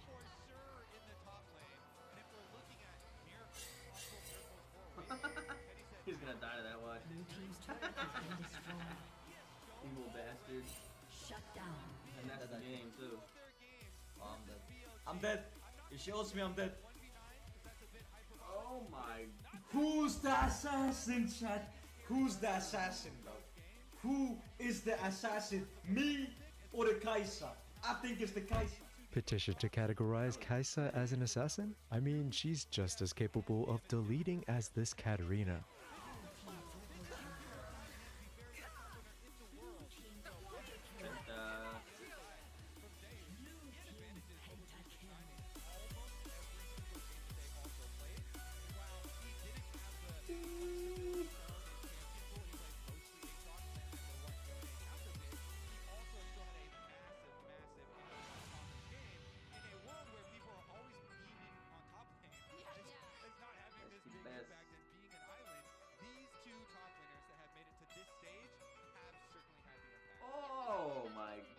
That's all we have for today's video, all on Assassins. Thanks for watching. Please leave a like if you did enjoy.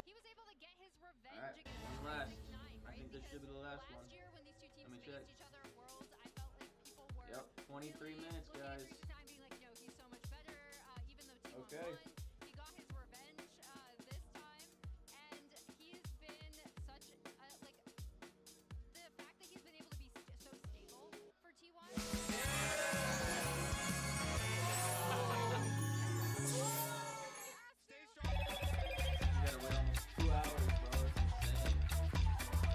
Hello, Moto.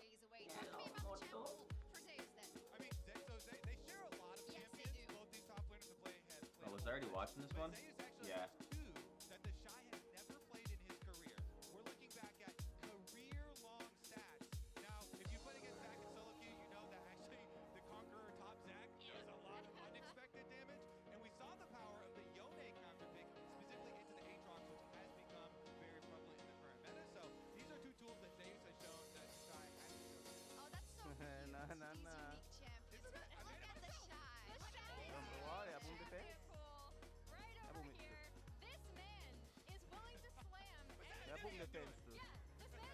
May I boom it again for you, man? May I boom it again for you, man? Oh, shit! Oh, she did! This 200 IQ play is just a small taste of what this Syndra can cook up. After deleting Vex off the map, A's Rush kicks in, allowing her to break Nunu's ankles. Whoa, where's Boss's hair?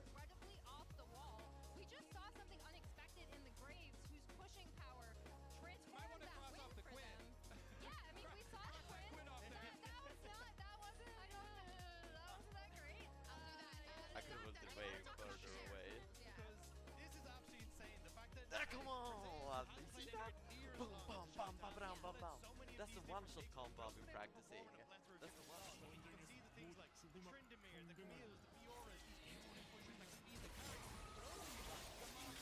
Yo, that was nuts, whatever just happened.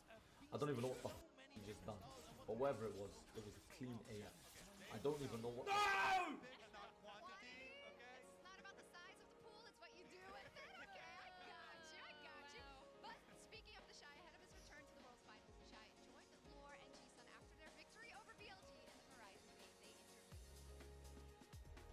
No! Oh, wait, what? What? This is what makes the How did that run land? extra special. How did that land?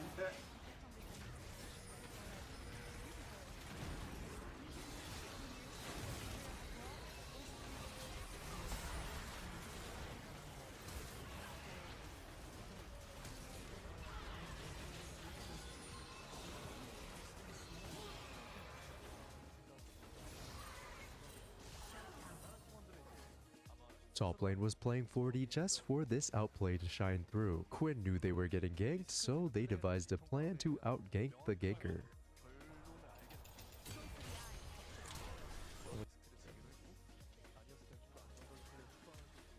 Oh, bro, we're just goated. Let's go. 0-5 with 0-6? There isn't that big of a difference. You know what I mean?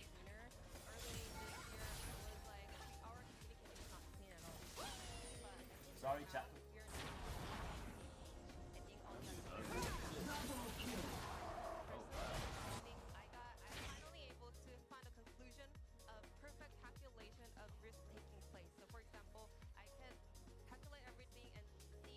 Holy! I would just yoink that.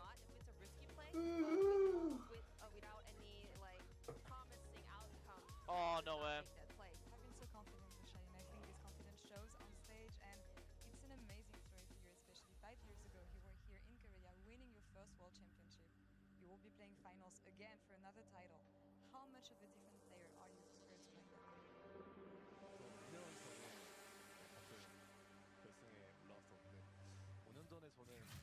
That would be insane.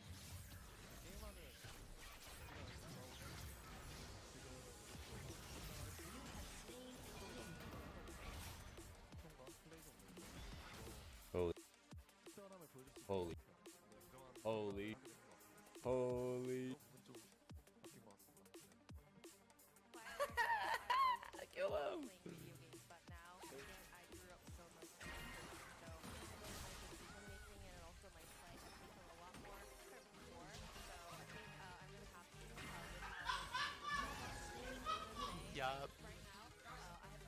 The Pride Stalker has a bit of a difficult time stalking, but no worries, he has a contingency plan in the works.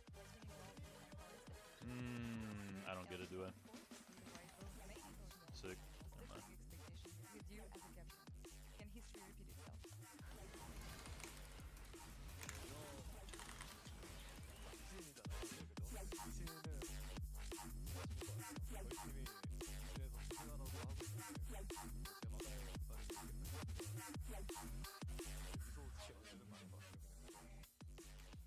mean, it's a superstition, right? And I like that. Great. You know? Why would you like reject that?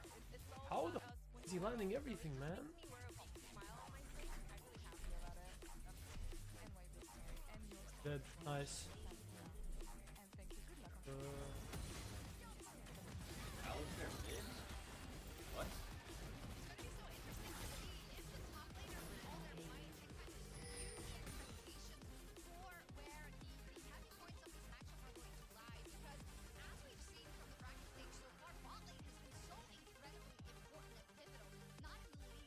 How can he play it so unreal? And I still die. He played it so bad. Like, this game.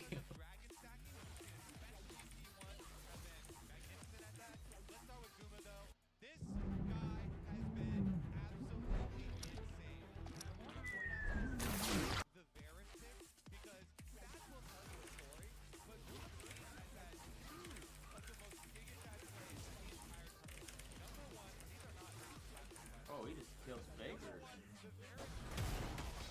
Here's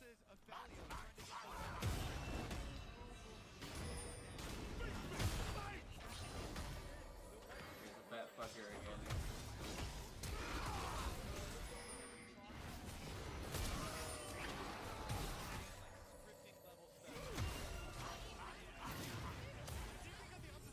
You have slain an enemy. The way Pink Ward crafts his takedowns are nothing short of spectacular, although I will say they sometimes do appear to be downright inhumane, especially the Riven one.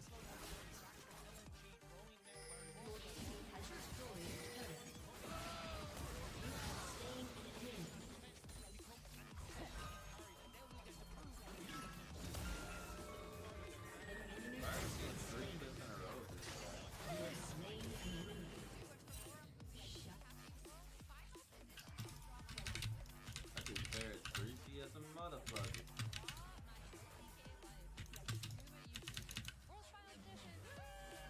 I got set off. And I got Lucian here.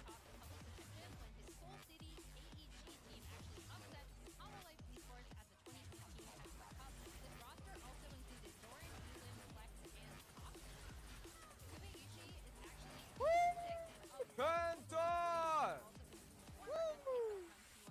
That's all we have for today's video, all on Challenger Plays. Thanks for watching, please leave a like if you did enjoy, and subscribe for more videos just like this one. As always, stay safe and have yourselves a wonderful day.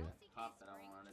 2022, Kumayushi had 219 kills, which is the most for any LCK player in a split, and he beat Ruler's previous record of 209 kills. Alongside his laning partner Keria, Kumayushi is an instrumental part of T1's ability to dictate the global meta, especially regarding bot lane 2v2s. And also, like his T1 teammates, people Kumayushi watching. has been very outspoken about how That's much the insane. DRX I defeat wish I had really pummeled them 400,000 and has people in my fueled jet. their desire to Fucking win. 396,000 to I stress that 401k, people bro. should go watch There's the like T1 half a million documentary people on in this live Kumayushi. stream, It's bro. really, That's really good. It's like insane. 2 hours long, but I highly recommend 14 it. A lot minutes, of these guys. facts came from there. Okay, we're gonna watch and then, something I else. just can't stress enough, like you talked about the Varus, 2v2s are so important, and Guma has been such an instrumental part of this T1 roster for the past few years. And the sentiment that we saw in that documentary is the sentiment that runs across all of this T1, which we will touch on later as well. But the fact that they have been so good, but just not good enough to win those finals, and how much regret they had. That shot of Keria breaking down into tears and Faker looking over, I will never forget it, and they won't either, I don't think. But I'm glad you mentioned it about the bot lane in general. We need to talk about... Twisted Fate, can you please flash? Can you flash? No. Okay. But however, his life is still over. Why is he trading back? Chad, this might be an easy one, okay? This might be a quick one. I'll be honest, I don't know what the I just witnessed, but hey, unfortunate sleeper mid. Yeah, it was mid div there. It was mid div. Most same top laner. It's of course enemy mid lane's fault there. So it's a little bit weird what he's doing too. Oh.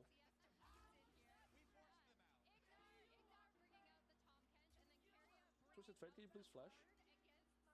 Can you flash? No. Okay. Well, however, his lane is still over. Why is he trading back?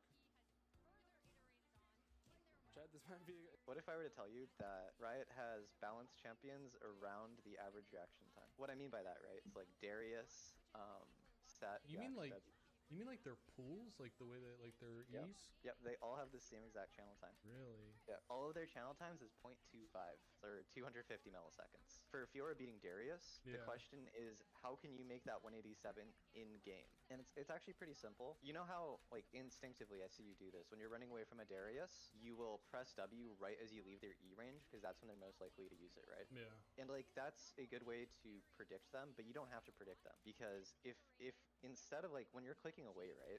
Instead of clicking away, just do one click away, put your cursor on him, put your finger on W, and just like this reaction test, right? Just wait for it. As Yeah, soon as you that's see him actually- start the animation, you just pop, you just do it. That's actually a good point, to be honest. Yeah, and that's like what the best Fioras will do. When they're like trying to parry like a Darius E or something, they're actually just gonna walk in a straight line and hover their cursor on the Darius. What if I were to tell you that Riot has balanced champions? Who else had a question? Anyone? What happened? You eat ass. Good job. That wasn't a question. I'm glad we all know that. Will I eat ass? Do I eat ass? There's too many people translating this question. Weirdest game of telephone ever. I had my I'm sorry again, Mom. I had my ass eaten one time, and it was a surprise. I didn't know it was gonna happen. Like, she was down there doing you know, the business, and all of a sudden I just felt like a tongue go up. I was like, ooh. It was tongue, then finger. I was stuck. I didn't know what to do, but I will say I didn't have one intrusive thought the whole time. This shit changed my life. I think she hit the factory reset.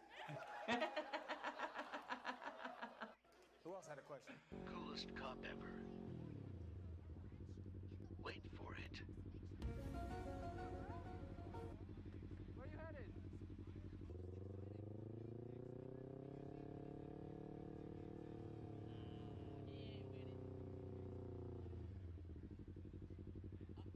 Hey, Cardo, music off. Hello there. You ever take him to the mountains? Nah, I want to though. What? Why not? Well, I mean, What's it's it an made R3 for? first of all, so it's like... It doesn't matter. Because these are like usually really good in the mountains. Yeah. So that's why I want to take this one up there. Blood Mountain, man. Yeah, I want to see... I'm a... You don't have your lights on. Oh, yeah. Thank you, man. Thank you. I take my bike up there. Hell yeah. What you got? It's a Panigale 959. So, it's slow. Team Millworks on Instagram. Yeah. Put me up on there, so we'll go ride some on the mountain. Yeah, and All right. I'll make sure to shoot you a message. We get some pictures and stuff too. Sounds good. If you want to go during the week, sometimes I can go afternoon, sometimes I can go Awesome, during the week. yeah. Coolest cop ever. Wait for it. Where you headed?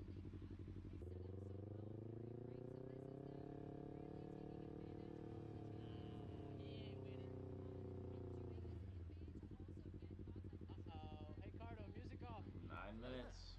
You ever take him to the mountains? Nah, I want to though. What? Why not?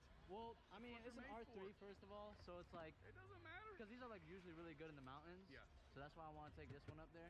Blood Mountain, man. Yeah, I want to see... I'm a... You don't have your lights on.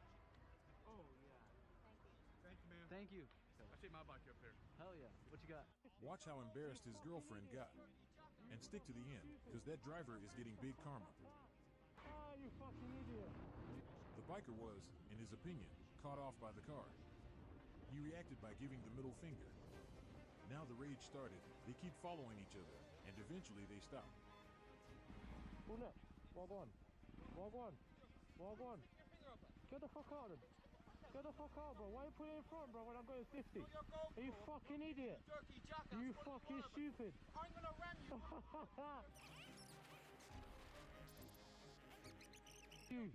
You're gonna get fucked up, bro. And they keep going at each other, but now the karma is coming. Oh,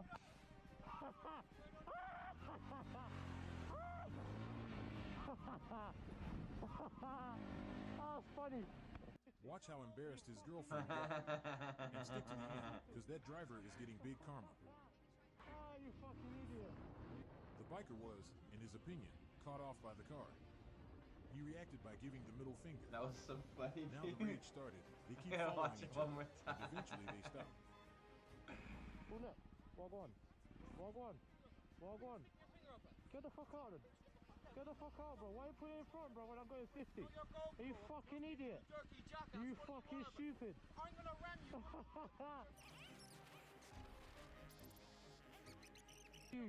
You're gonna get fucked up, bro.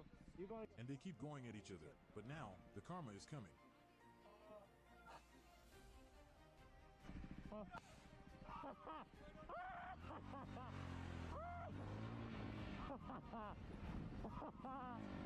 it's funny. Watch how embarrassed his girlfriend got. And stick to the end, because that driver is... Any idea why I might have stopped you today? Yeah, a little bit there. Do me a favor, hand me that shooter of fireball that's between your legs. Oh, nope, that's an empty one. Hand me the full one that's between your legs. Nope. So try to go with the one that's between your legs, like the things that are attached to your bottom of your pelvis. There we go. Thanks. All right. So how many of those have you drank today? 3. Okay. So, also, while you were driving, could you feel yourself, like, driving on the side of the road, off the pavement, and in the dirt? I'm on probation. What are you on probation for? I did 8 years. I got like 4 years of probation to do. Okay. What did you do 8 years for? Stealing. Okay.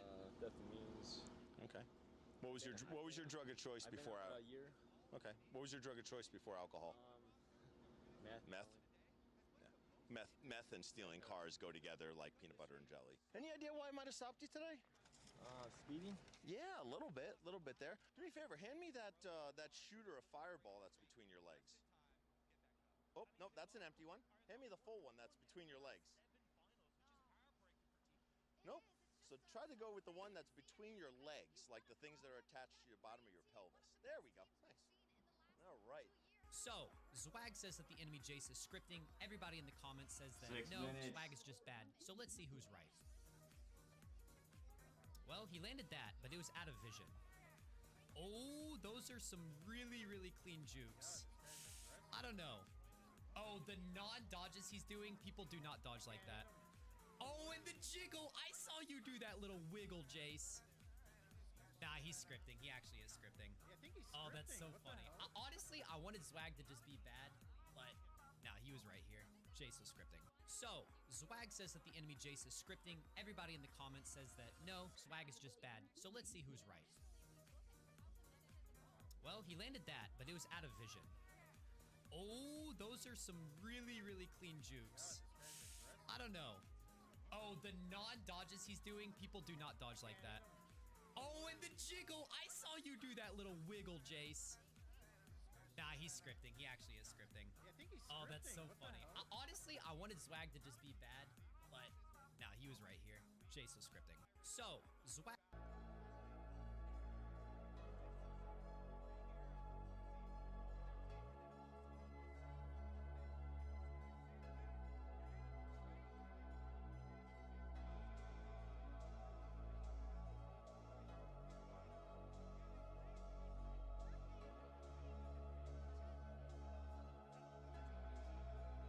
Fucking 4 minutes. Counting down. Hello. Hi, how are you? Good, how are you? I'm just chilling. I'm just trying to find something. Sorry. Yo, what is happening? It's the news. Here, you can listen to it. Pause. Playback. 15 seconds. Play. New tonight. We have an update in the case of John Sakadorian, the 27-year-old Nah, Florida man, bro. also known as the This dude's content creator creepy and as influencer shit. Hyphenates. 6 months ago, he was arrested for breaking and entering along with wiretapping, and today has been found guilty of these charges. He's best known for his videos on YouTube and TikTok, where he scares strangers on a website called Omegle. Citizens say that his viral internet videos should have raised concerns to authorities. He's currently being held on house arrest with a 1-year probation on internet access. Why, do you know him? Pause. Do you know him? don't think so. Apparently he does Omegle content. He's on his website. I don't really watch a lot of YouTube. Actually, you know what? True. That's a mood. I don't. Okay. Oh, hi. Hello. Hi, how are you? Good. How are you? Are you gay? No. You're straight. Yes. I have 3 questions. You can win $50 right now. I'm really in a rush, man. I'll give you $100. I'll do 100 3 minutes. Can you name the country where the same-sex marriage was legalized first? It's got to be in Europe, right?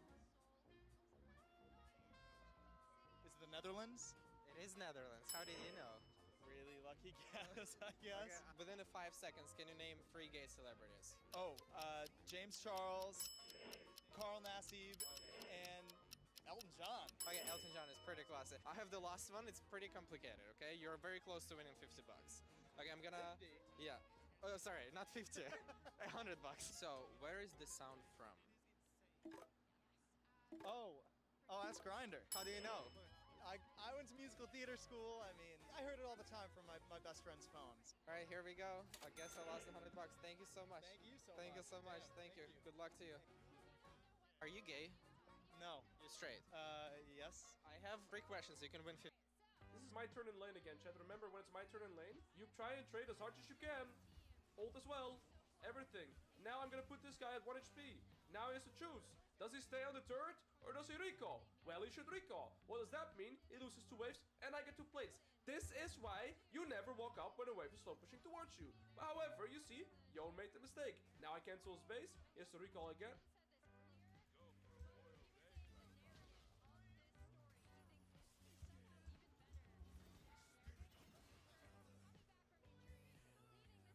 Well, he doesn't have TP now either. He should have just reset and TP. This is my turn in lane again, Chad. Remember when it's... Right here in the 40s. 42nd and mid low, 41st fig. I'll do the 40s. A lot of cats on his face. The dark and the park side. Exactly. Okay. Dark park issue. Park. Is it dark park thing? What the fuck, dude? All right. What the fuck? How old was you when you decided that was something you wanted to be a part of? Why, bro? 11:20, bro. Forever. What the fuck is My whole this family shit, from bro? my It's brothers and shit 12:15. from This the- shit is supposed to be forever. I live. got pictures. I'm like 3-4 throwing up the. I'm getting pissed now, bro. Like, honestly, I'm getting so fucking mad at this shit. My full-out game is strong. Are you fucking kidding me? I'm gonna drop down. Yeah, I'm sliding. Alright, man, who's your buddy? What's up?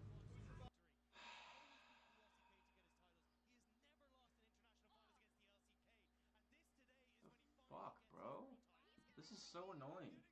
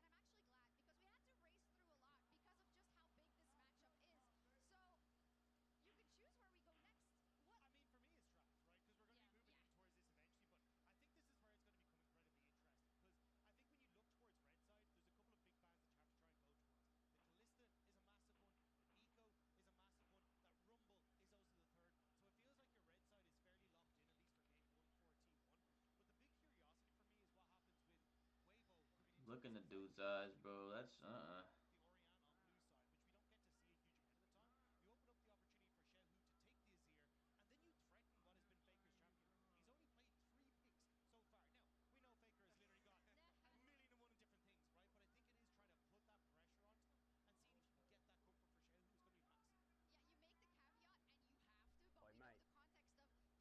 Yo, if you could beat me at any exercise of your choice, This is I'll give you pissing me $1,000 off. right now. What? If you could beat me at any exercise of your choice, I'll give you $1,000 right now. $1,000 right now. Okay. What exercise do you want to do? Pull-ups. I have like a crazy back door. You sure? Yeah. See how many you can do.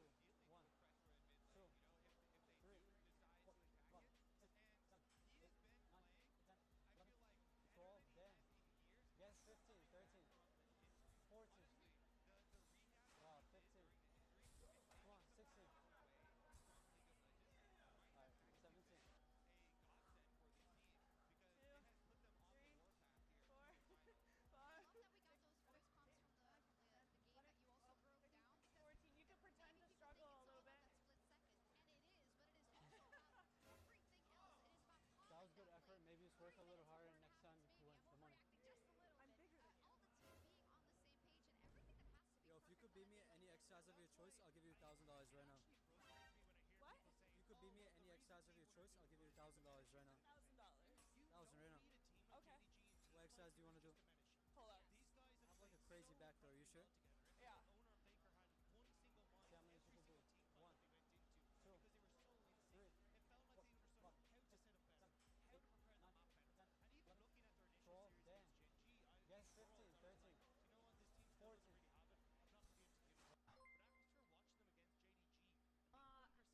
Does she squirt or cream?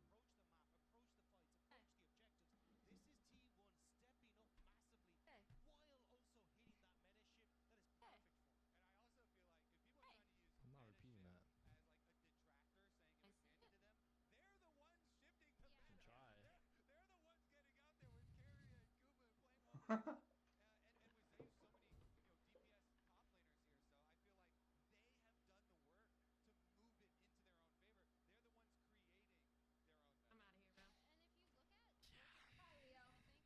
out of here, bro.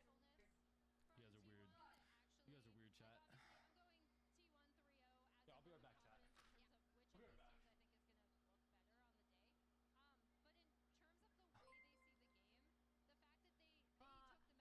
Does she squirt or cream?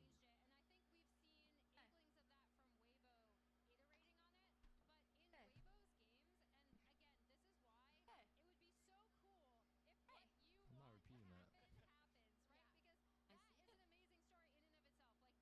Can try. I'm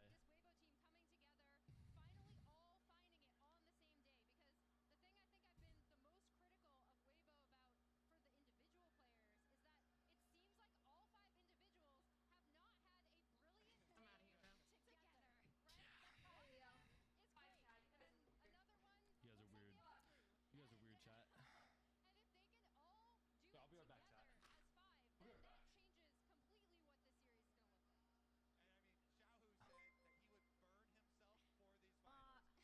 Does she squirt or cream?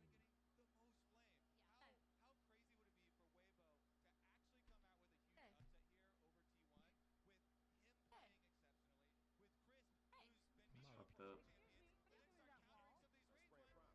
Okay, now we got 5 minutes.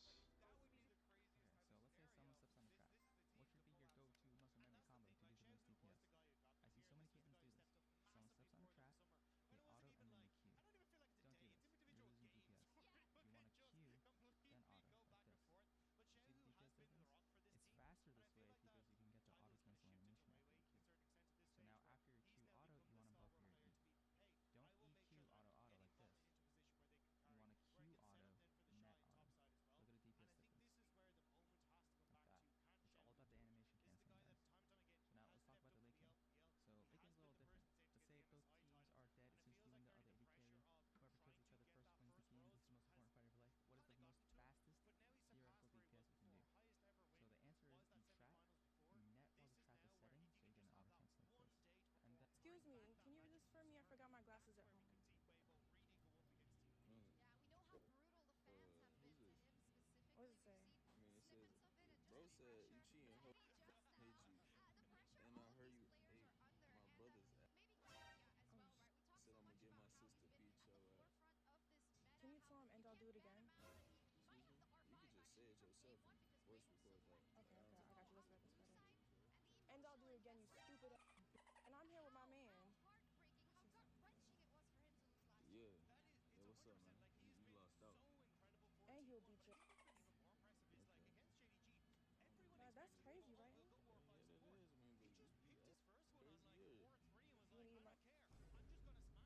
Put that tongue in that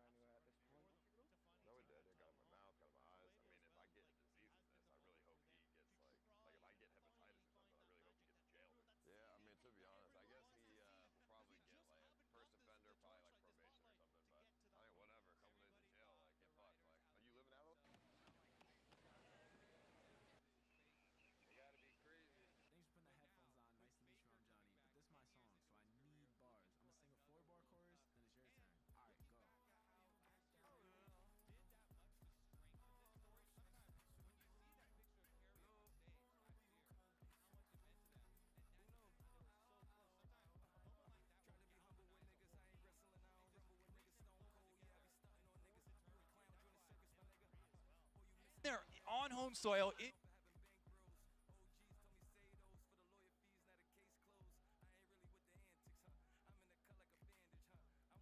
Atlantic and an iceberg Titanic, huh? Retro got a mad, tell them sit down cause they can't stand it, huh? Shorty with me Hispanic, huh? Let us train like transit, huh? I like my heart away. They gotta be crazy. Thanks for putting the headphones on. Nice to meet you. I'm Johnny. But this is my song, so I need bars. I'm gonna sing a 4-bar chorus, then it's your turn. All right, go.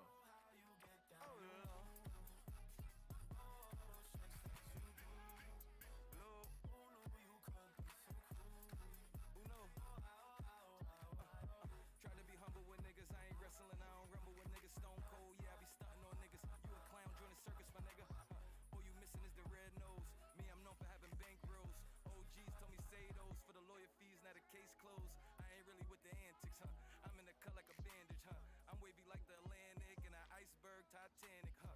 Retro got a mad, tell them sit down cause they can't stand it, huh? Shorty with me Hispanic, huh? Let us train like transit, Here we go. huh? I like my heart away. Here we fucking go. Finally, boys.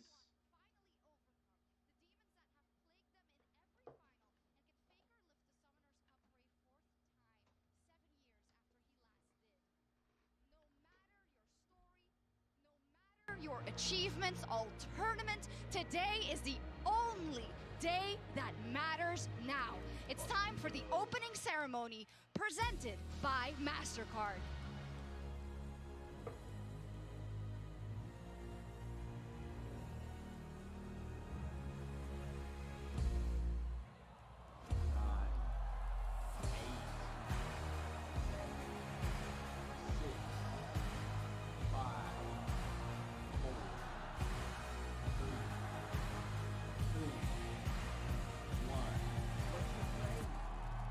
Let's go.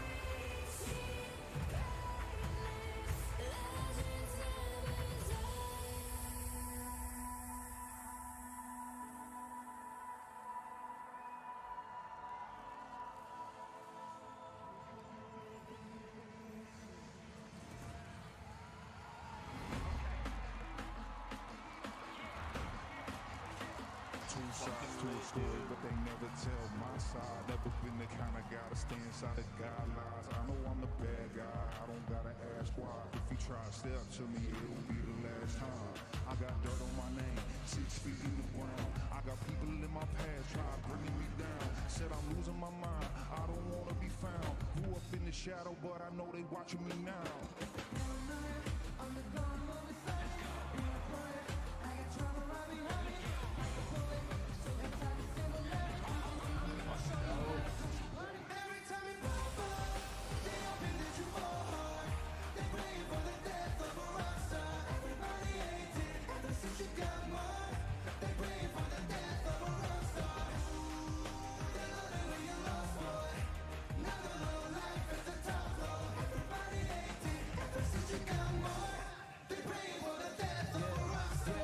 Talk about me, I forget to listen.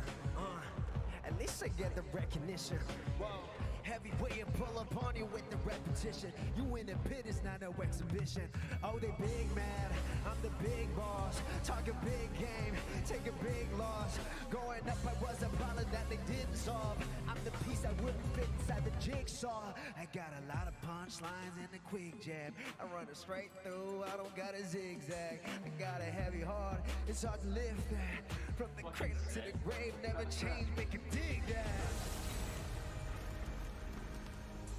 Wanna kiss me long good night with a rose, hoping that the Eiffel falls. Of course, you don't understand the life we chose. Need my silence, my privacy, so I can heal. And even rock stars got feelings that they feel. In reality, this just repeats like a drill. Always,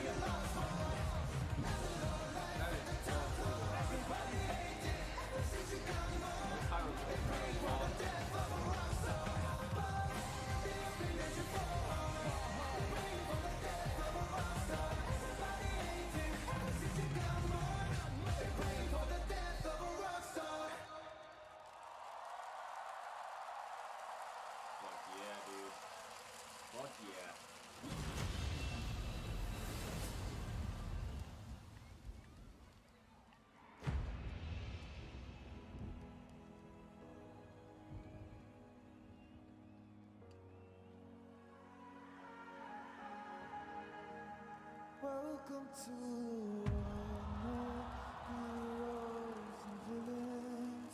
Welcome to the war we've only begun. So pick up your weapon and face it. There's blood on the ground, go and take it. You get one shot to make it out alive. So higher and higher you chase it. It's deep in your bones, go and take it. This is your moment, now is your time. So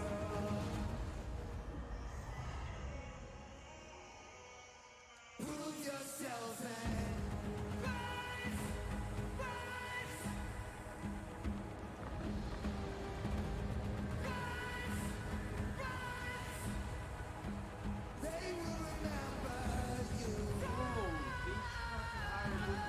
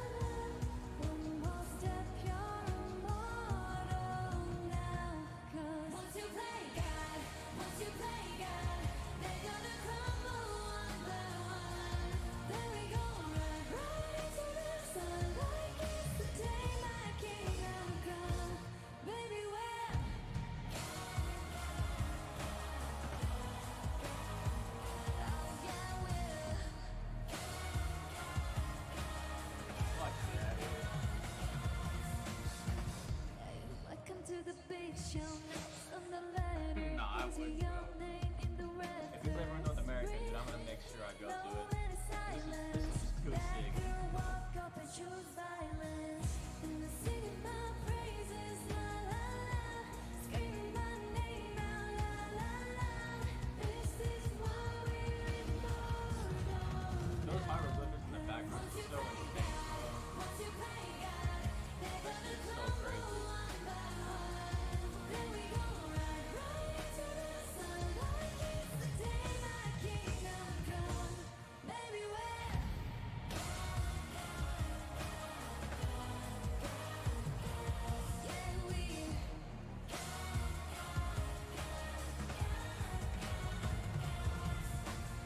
Is that Leona? Yeah, that's Leona.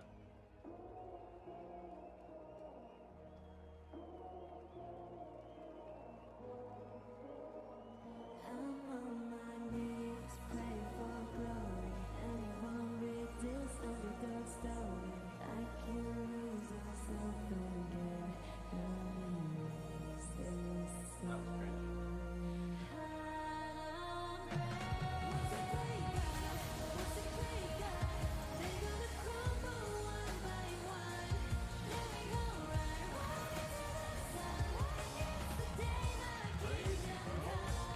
Once you play God, once you play God, they're gonna crumble one by one. Then we gon' ride right into the sun like it's the day my kingdom come. Baby, we're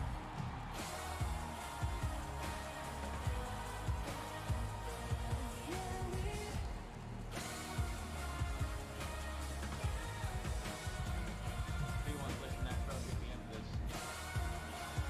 I don't care what anyone says, bro. I don't care what anyone says. P1's pushing that fucking trophy, bro.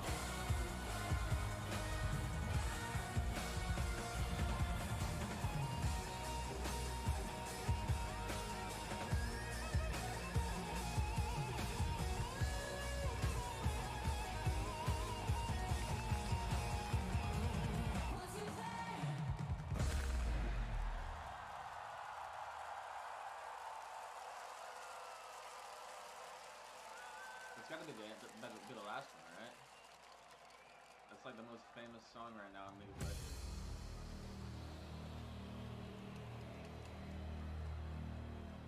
Now we're probably gonna get the announcer. Or no, there's another one. 서울, No, I knew it. I knew it. 코리아, 그리고 전 세계 팬 여러분, Fuck yes, I'm ready. 이제 결승 달릴 준비 하셔야죠. Are you ready for the finals? One more time. Are you fucking love ready? this guy, Yes! e스포츠의 종주국이랄 수 있는 대한민국에서 전 세계 최고의 팀들이 모여 바로 이 투안사컵에 자신들의 이름을 새기고 역사의 한 획을 긋기 위해서 무려 6주간 치열한 대결을 펼쳤습니다. 상파울루에서 LA, 베를린에서 상하이까지 전 세계 22개 팀들이 멋진 대결을 펼쳤고 이제 단 두 팀만이 남았습니다. 웨이버 게이밍!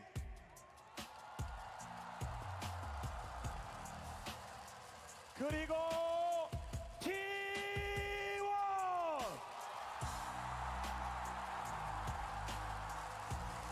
이 두 팀들은 자신의 가치를 증명했고 하지만 월드 챔피언의 자리는 단 하나. 오늘 그 자리를 가리는 대결을 시작합니다. 선수를 소개합니다. 큰 박수로 맞아주시기 바랍니다. 먼저 웨이버 게이밍의 탑라이너 슈퍼캐리의 대명사, 그리고 이에 맞서는 T1의 탑라이너 국대타 T1의 아시안게임 금메달리스트 더샤이 제우스.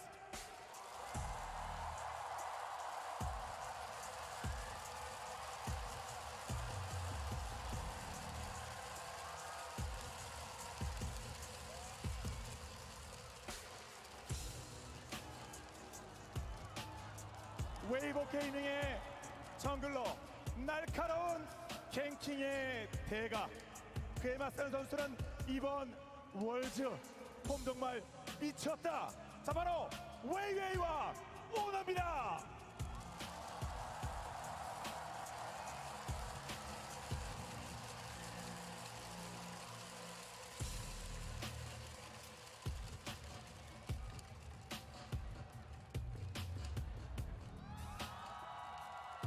웨이버 게이밍의 바텀 라이너 압도적 화력을 뽐내는 그저 이에 맞서는 선수는 월즈가 체질 전어보다 더 가을이 제철인 T1의 하드캐리 바로 라이트와 구마유시.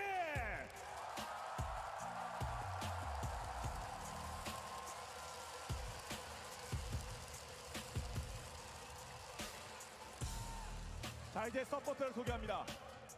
월드 챔피언의 기억을 되살리자 2019 월드 우승 서포터. 그리고 이에 맞서는 선수는 정말 소환사컵이 간절합니다. 갓지 그 자체가 되고 싶은 역전괴 바로 크리스피와 캐리합니다.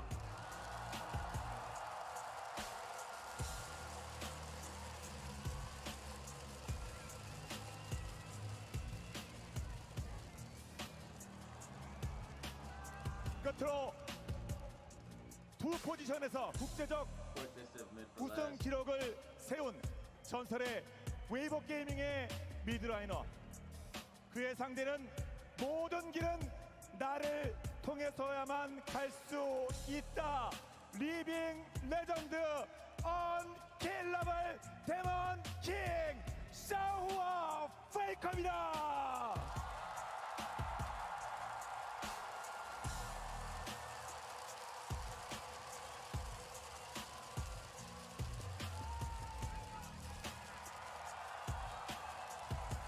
자, 이제 이 10명의 선수들은 최후의 결전만을 남겨두고 있습니다. 그리고 소환사 컵까지는 이제 단 한 걸음만 남았을 뿐입니다.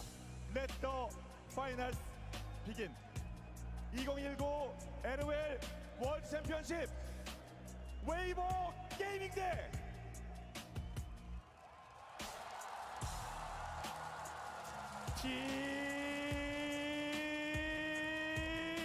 T1의 대망의 결승전을 함께 해주시는 많은 분들의 뜨거운 바로 함성과 함께 시작하겠습니다.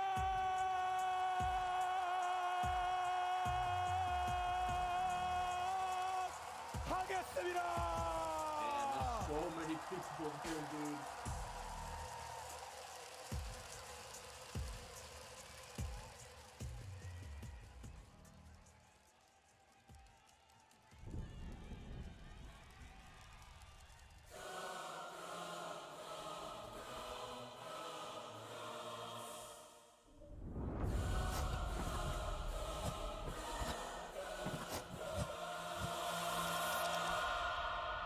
어느덧 가을의 끝이 다가왔습니다.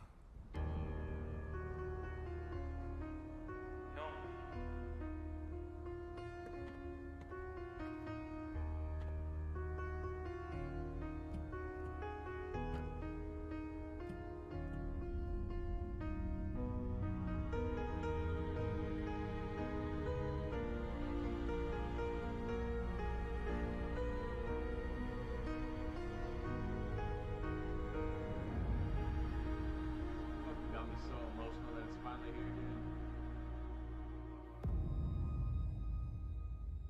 이무기. 용이 되기 위해 1000년 동안 기다려온 뱀과 용 사이의 동물을 이무기라 부릅니다. 오랜 수련 후 여의주를 얻어야만 비로소 승천한다고 하죠. 어떻게 보면 선수들의 여정을 말하는 것 같습니다.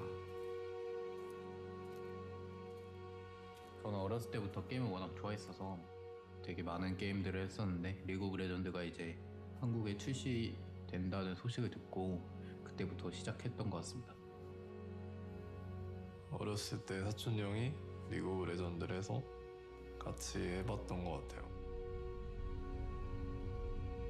선수로 처음 데뷔를 하게 되었을 때 되게 설렜고 기다려왔던 기회가 와가지고 살면서 좀 가장 기뻤던 순간이었던 것 같습니다.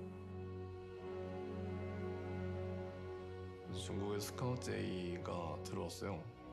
IJ 갔는데 루키 선수가 있었어요. 근데 제가 좋아하는 선수였어요. 근데 같은 팀을 할 수 있는 기회가 있어서 한번 해보자, 재밌겠다라는 생각으로 한 것 같습니다.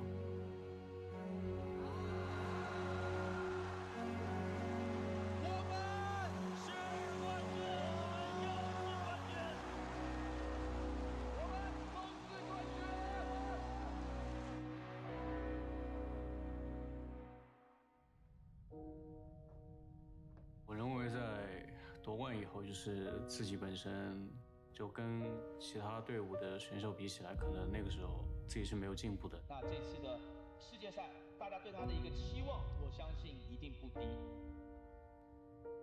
작년 월드 경기가 끝났을 때 헤이셋을 벗은 순간부터는 뭔가 온몸이 통제가 안 되더라고요. 이제 이런 좋은 기회도 놓친 내가 다음에 이런 기회를 또 잡고 우승을 할 수 있을까라는 생각이 많이 들었던 것 같아서 그게 많이 분하고 힘들었던 것 같습니다.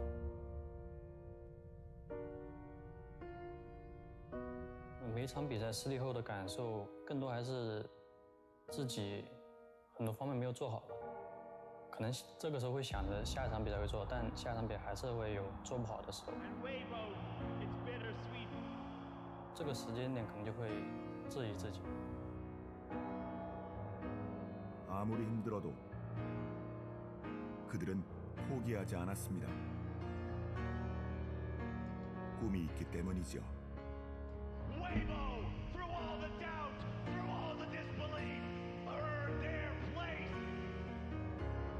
10년의 기간,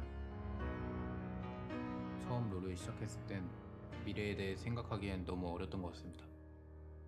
그들의 오랜 노력에 끝자락이 보입니다. T1 대 웨이보. 凛冬将至，是时候捧起全球总决赛奖杯了。 No, fuck you. T1 all the way.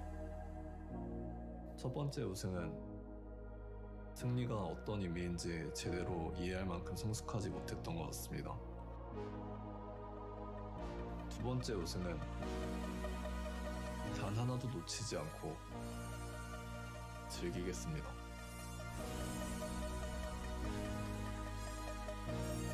세 번째 우승은 저 자신을 위한 거였습니다.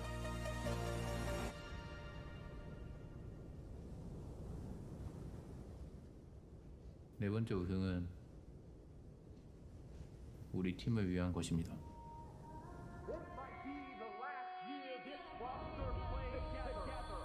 Once you play God, once you play God, they're gonna crumble one by one. Then we gon' ride right into the sun. The day my kingdom come, baby, we're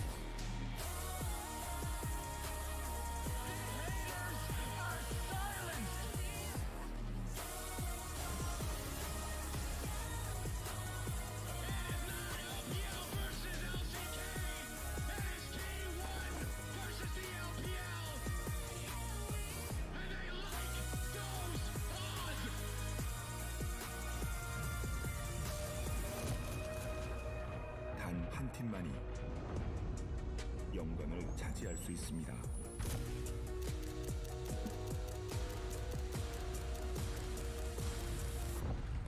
단 한 팀만이 전설이 됩니다.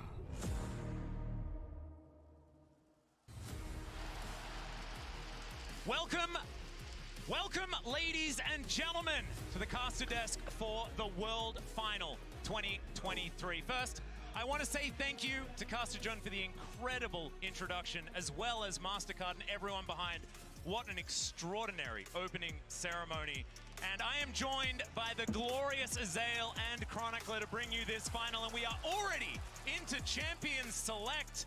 Gentlemen, you're not even able to say hello. Let's go through these bands. Hello, let's get into it. I have got chills all over my entire body after that opening. I know. Just incredible, incredible stuff. But this is going to be so exciting. Game 1, Weibo have selected blue side, and we have to see what they can get done with it. T1 absolutely a terror on red side throughout this event. And one of the big questions coming in was, what is Weibo's plan going to be in game number 1? Seeing that they are the underdogs, we have our answer. 100% Fakers playing a different champion this time around. This was such a discussion point of would mid lane be that focus? Maokai left available, but you have to know Rel is available for Owner, and he has been stellar on it.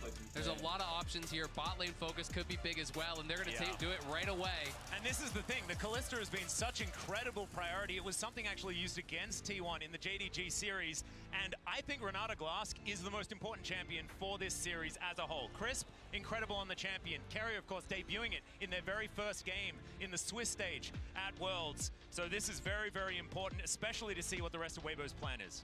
And not only does it deny Crisp, we've also seen Carrier himself be extremely successful on this. Carrier Renata, Renata, Kalista rather, incredibly hard to deal with. It will be the Shy going back to the Aatrox, which has been the main blind pick, but Zeus immediately in game 1 pulls out his Yone. Also Xiaohu will be playing the Jace, meaning we get that Maokai Jace combo that has terrorized the Rift all year. Yeah, this is going to be incredibly exciting. Getting the Yone here, game 1 in the finals. T1 getting spicy already. And now is it actually the Yone for Zeus? That's the question. Faker. Because Faker has played, I believe he celebrated his 70th unique champion this year.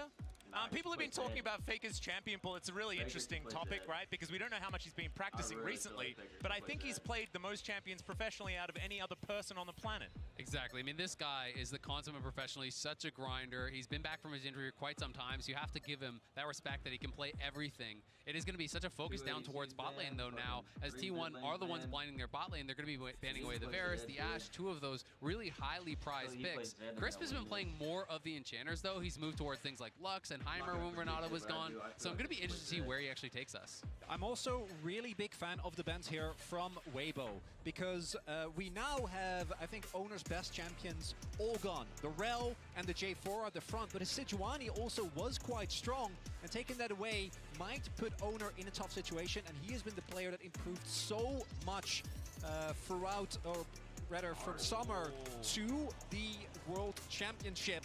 Putting him in a difficult position could be a big win, as it is the Ahri for Faker. So Faker's Ahri coming out, and that does immediately make you think, could it be a Vi as that last pick? You know, the Vi-Ahri pairing has been so popular throughout the year. There's also an angle to play like a Poppy or something like that if we get more dash-style champions coming out from Weibo. But it's going to be Senna TK just trying to neutralize this bottom lane here. And we'll see how well it's going to do. Yeah, this is something that a lot of people have been talking about as well. The fact that Light and Crisp can go back to this style, we've seen already that they can play it to great effect. We'll see what the answer is going to be, though. Hard engage into the Tahm Kench is something that can be a little bit difficult if it is single target. So maybe not the Vi here, and maybe it could be the Poppy for Owner. We'll see where he decides to go. I feel like Wukong could actually be a pretty good answer. Lee Sin! Okay. All right.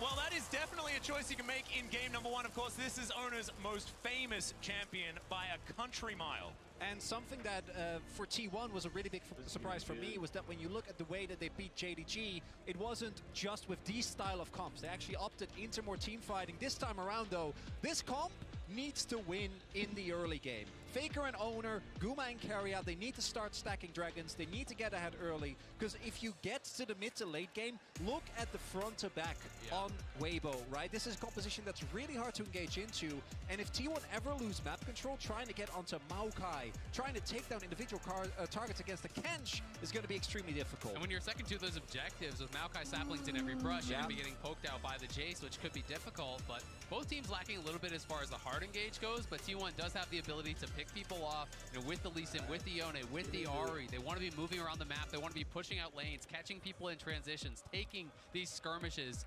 as often as they can, and we are just moments away from getting onto the Rift. Exactly. Game number 1 is upon us. Of course, T1, a lot of finesse possibilities with a composition like this, but I look at Weibo's draft, and I think we've seen these styles of draft so many times in the past, staying tried and true as we head onto the Rift for our very first game. T1 coming out swinging, and Weibo, I think, ready to pick up that punch. See exactly how it is going to go. Worlds 2023, game number 1. Let's do it. And already, I've got to point out, it's triple TP for Weibo. Crisp is going to be taking the TP on that Tahm Kench, so feeling that they can't necessarily get pressured heavily enough to actually get killed. If he feels he's going to get chunked out, hey, you TP back early. You know, you keep up that farm as much as you possibly can, but it's going to give you the advantage in playing that map because they will have that extra teleport come mid and late. Another thing here is, what is the level 1 going to be? I think that one of the other really underrated parts of the Senna Kench is how strong their level 1 is. Exactly right, but just a reminder to connect your League of Legends account with Prime Gaming to grab the exclusive Braum W emote. And if you haven't done it already, my goodness, I mean, this is, just do it. Just do it now. That'd be fantastic. It's a really good emote. Yeah. And you saw there as well, no opportunity, unfortunately, for Weibo to use it, at least for now, although Late Invade might come through. But I do think that the level 1 of Weibo is so strong, and they're clearly expecting this. So T1, I think, very smart not to opt into this and take the risk in game 1 of the finals. And they were pretty good at utilizing Tahm Kench in that level 1 play if we remember back to it as well. So certainly no shenanigans this time around. And I think in a game number 1, that is a good idea. Faker on his 4th unique champion here for Worlds in game number 1 of the final. But of course, Ari is one that he's been famous for many years. And I think there's going to be so many eyes on the mid lane because Xiaohu has not been performing to the level that people were hoping for from him. You know, he hasn't been having that incredible tournament, but now here in his first ever World Finals, he's got to step up if it's going to be Weibo win. Exactly. Well, Piercing Darkness coming through there from Light. Not too much, just a little bit of a tussle, a little bit of checking each other on the bottom side of the map as Faker now trying to push forward. Xiaohu just having an okay time here as the Jace into the Ahri. And we'll see if we're going to see, and rather where we're going to see the early jungle attention. Because I think for T1, obviously, self-explanatory, Dragons and Heralds are incredibly important to pick up early. But there is an opportunity to try and go for these aggressive plays. I think Weiwei in particular has been really good about consistently finding bot line angles. Although he is currently pathing towards bot. We'll see how T1 can cover for Zeus, because he is already shoving in. And if you can get an early kill on the Yone, it can really send it behind. Well, an Owner's going to use this to invade, right? He's going to win this duel against Weiwei, so he's just going to try to get right in his face, push him out. He knows he has that pushing top lane, and we'll see how this fight does go. Yeah, nice little sidestep there to avoid the Sonic Wave. Weiwei just making sure that he can keep that health bar high. Has actually popped the potion there as well. It's the sapling in the brush. His Owner's just looking to try and wreak havoc. But look at Zeus. Zeus is already moving down. That's why he starts the camp now, because Zeus got the push in. He's going to come down, so Weiwei's going to have to back off. He could look for the 50-50, but he risks putting himself in danger. So it should be Owner grabbing the Wolf, and they can continue this pressure on. You can look towards mid now, as Xiaohu's in trouble. Yeah, Owner immediately moves over. There's the flash. A Q's going to land from Owner, but he decides to not go in under the inner turret, and Xiaohu looks to try and fire back. This is just great stuff early on here from T1. Owner, 3 camps top, moves into the enemy jungle to cover Zeus on the push, then uses Zeus' pressure to move down, steal the Wolves, rotates over towards mid where Faker has that, now into a bot side scuttle. This is really clean, really well pre-planned play here from T1. And I'm going to be looking towards how are the junglers able to punish the lack of flashes. W as Faker gets the charm. He stomps it to the skies, but I don't think it's going to be enough because his flash is already down. And first blood goes to Xiaohu. And I haven't even finished my sentence, or Weiwei does that exact thing. Punishes Faker for being that far up in the lane. And all they gave up for it was a wolf camp. And we said Xiaohu had to have a good series, had to have a good game. And what better start than a first blood on the Spring King from the LPL in his first World Finals. And you mentioned it already, Chronicler. Xiaohu is a guy that's had a lot of attention from a lot of fans and already starting to silence some of those doubts. But it is very, very early days in this one as we check out the replay. Really good pathing here from Weiwei. Yeah, this is just great from Weiwei. It just wraps around, you know, did skip that topside scuttle, and I think Faker potentially thought he was actually over on it. Just comes right down, pass immediately there, is not going to be able to get out as Faker committed the flash for that trade earlier on Xiaohu. And if you think back to the spring final, or summer finals rather, that T1 wasn't able to win, it was in large part because Genji identified if you get Faker off of some of his comfort champions and you put him down early by a lot of repeated jungle attention, it can be a viable way to get an early to mid-game lead against T1. And we've seen that they can struggle in that situation. And particularly with draft like this, you need to win. You can't try and kind of go through the middle, you know, maybe pick up a dragon or two. No, you need to be able to dominate from the get-go. And Ari Pre-6 is one of those champions that you really can take advantage of. You know, that is why Azir was so key for T1 in their playoff run. And Weiwei, it's interesting to note that it was that first gank in towards mid. You know, he has been so heavily prioritizing these bot side ganks throughout Worlds. In the LPL, it was much more about playing towards the Shy, but at Worlds, it has been about playing towards Crisp, playing towards Light. And I really wanted to see what his game plan was going to be coming into Worlds, because clearly T1 would be prepped for that. Well, Ona going to clear out some vision. As you can see, control ward in the Drake pit. First one going to be a Chemtech Drake. And Ona is going to very happily join Keria as they look to take this one down. So at about 6 minutes into the game, we will have our very first dragon. Faker coming on over, not going to be able to steal anything away, just getting some information here for T1. So they will be able to secure this dragon. So that is one of the steps that they have taken here. Still, they're going to need those big advantages like you guys were talking about in order to make this one work. Looking here towards the bottom side, Gumayusi has a huge advantage over the Tahm Kench, but something that you would expect. It's not necessarily a lane you can really judge on CS. I mean, you can see it in both top and bot lane, though. You know, these CS differences obviously is the Tahm Kench versus that Kalista, not comparing it with the Senna. But both top and bot, significant CS advantages already here for T1. Mid, slightly favored towards Faker despite the death. They are out-farming their opponents, and that's why they're still up this slight amount of gold despite giving up that first blood. And this is something Weibo was also able to do. The Shy, specifically against Bin, was able to use the fact that the matchup was isolated to push really heavily for big CS leads and then take those leads into mid-game fights and carry them. And when we talk about comps that are relying on these early game advantages, one of the ways you can do it is just by stacking dragons. You're playing Kalista, you're going to have bot side pressure. Even if you can't establish a massive gold lead, if you take these early dragons and put the pressure of that soul on your opponents, you circumvent a lot of the weaknesses in hard engage that your composition has. You draw your opponents to you, you force them to challenge you at these dragons where you are going to be set up for that fight, where you are going to be in the advantage. Well, right now, it is just a bit of trading in lanes. Weiwei going to go home, collect himself a book and a control ward, try to get back to it as Crisp, the tongue lash. It hurts a whole lot more, I feel like, when you've got him sitting in a lane by himself for quite some time, but he's actually still just level 5, same as everybody else.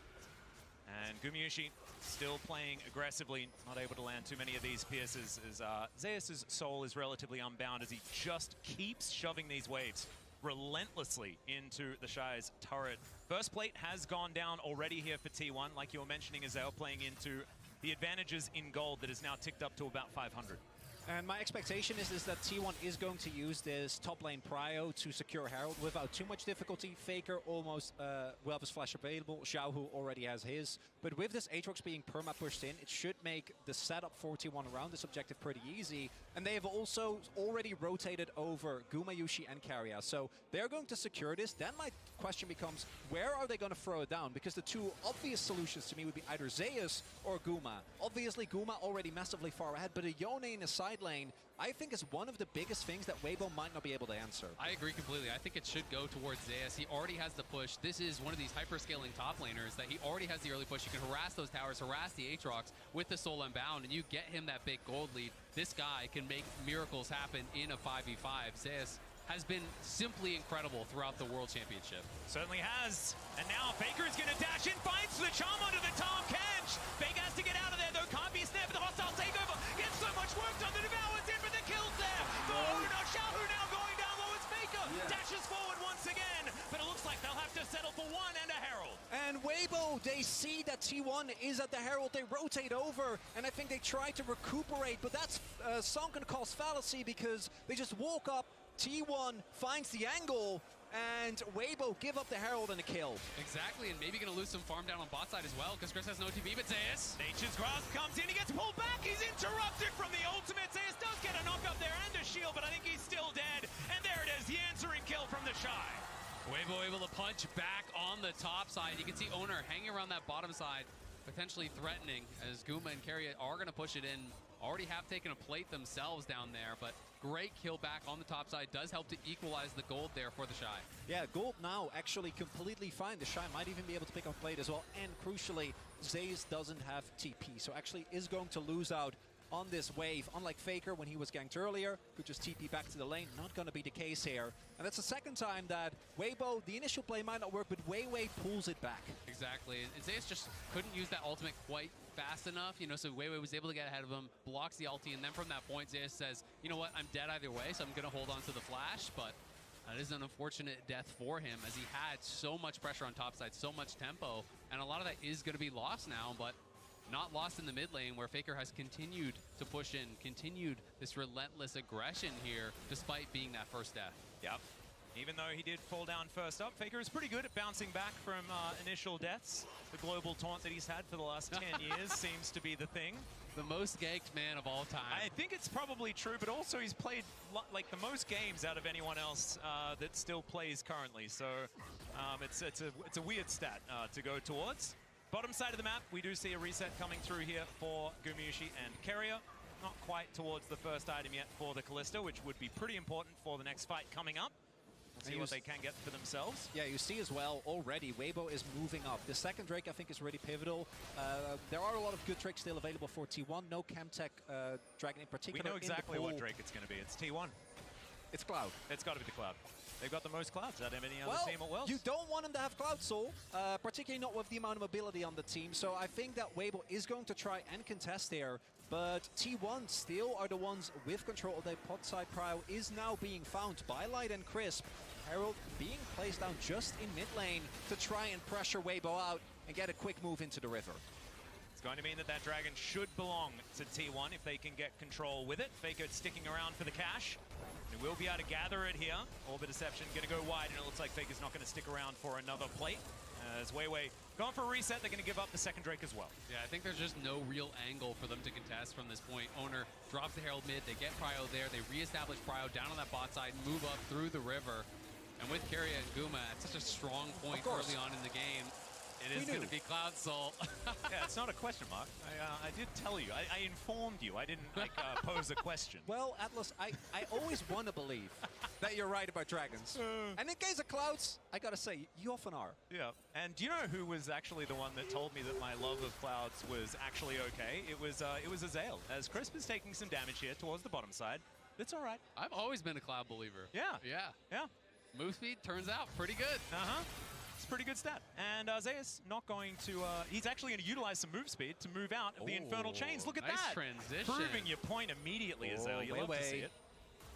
Owner is here, though. It's going to be a 2v2. Zayas taking a bit of damage as the Q comes down. There's the ulti. Nature's Grasp, but look at the knockups. The kickback. Weiwei punches him out of it. Oh! Dawning Shadow flies through to help get the kill onto Zayas. It looked good for T1, and Weibo struck back. And Light saves the play. T1 make the call before Zayas has back to all in on specifically the Maokai. Just finished his demonic embrace. Weiwei is able to stay alive. Light keeps him there. And a big win for Weibo. They thought they could punish the missing flash that had been spent, as Carrier looking for an angle, won't find it. They wanted to be able to burst him down. Faker. Yeah, maybe Everfrost has come through. Foxfire coming down, but they do have to invest the ultimate. Faker now not going to have that for the next play, and that's what Xiaohu wanted. We'll have to see now. The Shy getting more and more ahead now in that top lane. You know, has taken a couple plays, does have the kill and the assist. Score Drinker completed, tier 2 boots done. Zayas with that big farm lead is still keeping things relatively even, but both those scraps on the top side have gone Weibo's way. And again, Weiwei to me has been the crucial factor here. 100% kill participation thus far, able to make sure that T1 doesn't get that momentum. Now, I don't think that T1, particularly with the dragon stacking, is necessarily in grave danger, but this means that the gold stays on parity, that Weibo still gets to scale into that mid to late game, where it can be incredibly impressive to enter, as the Shy might be getting ganked. Yeah, Carrier's going to move on up here as Zayas is going to break those chains. Carrier's looking for that handshake angle, as already the Shy's done a fair bit of damage, but I don't think it is going to be enough, as it's Alco gaming for the Shy, and he will go down. Owner grabs that kill. Owner, nice kill on the top side. If 2 doesn't work, bring 3. Bring another guy. Carrier on the roam up towards top side. Wasn't really expected, I think, to be up there. The Shy thought he was going to be safe, but now dying there with no TP does mean there's going to be a pretty big push. You can see Guma, of course, you have to compare that with Crisp's goal. Oh, brings him back in with a twisted advance, the kickback as well as Weiwei gets out the punch, and now Xiaohu coming on in. Ona's going to burn down, and no bailout for you. Light's in a bit of trouble, but the charm is not going to get it done because Crisp is there with the denial with the devour, and T1 have to run away. What a play from Weibo. And continuously, they are getting out skirmished. Weiwei should be able to get the execute here. So nothing given up. And Weibo walk away victorious again. Weiwei has just had such an incredible journey as a player. You know, this guy first starting on V5, came in with them, played with BLG, and since joining, Weibo has made such a difference with this team, has really transformed the team, has such good pressure in the early stages, and him getting going early always spells good things for this team. Certainly does. Let's have a look at the play one more time.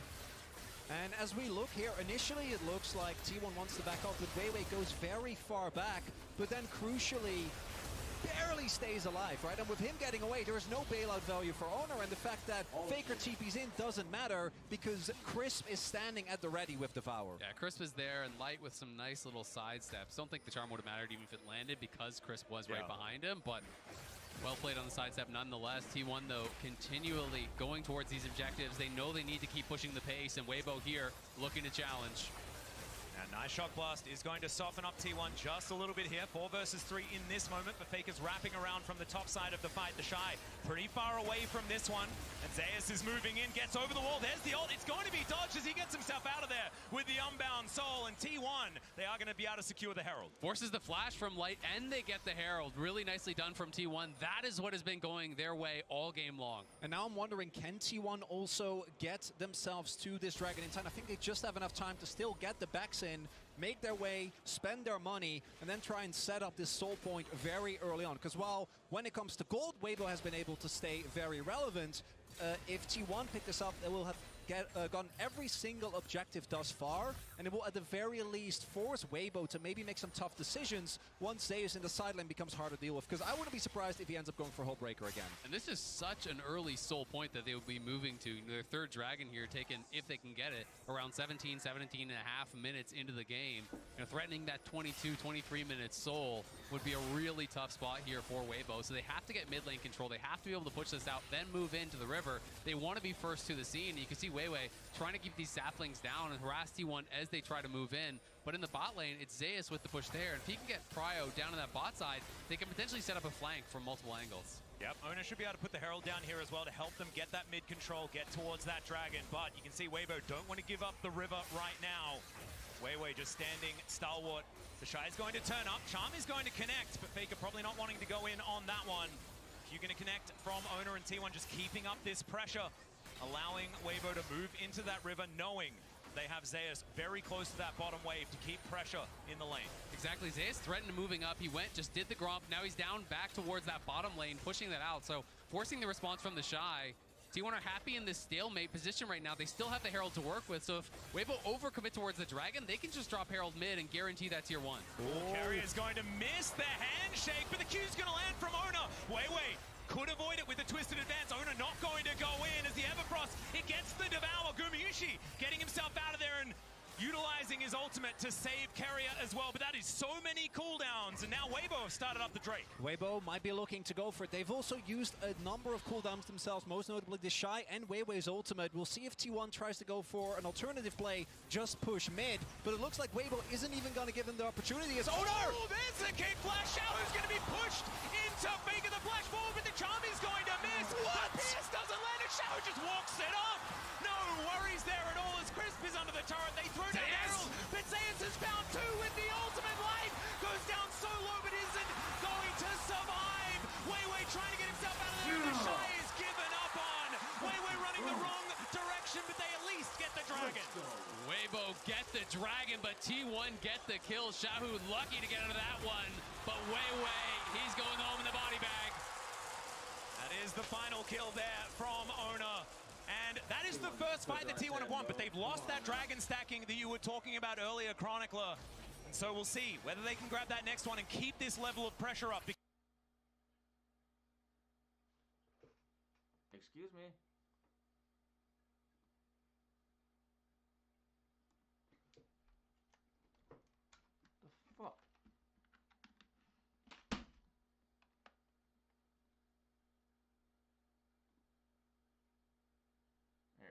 1 second, guys.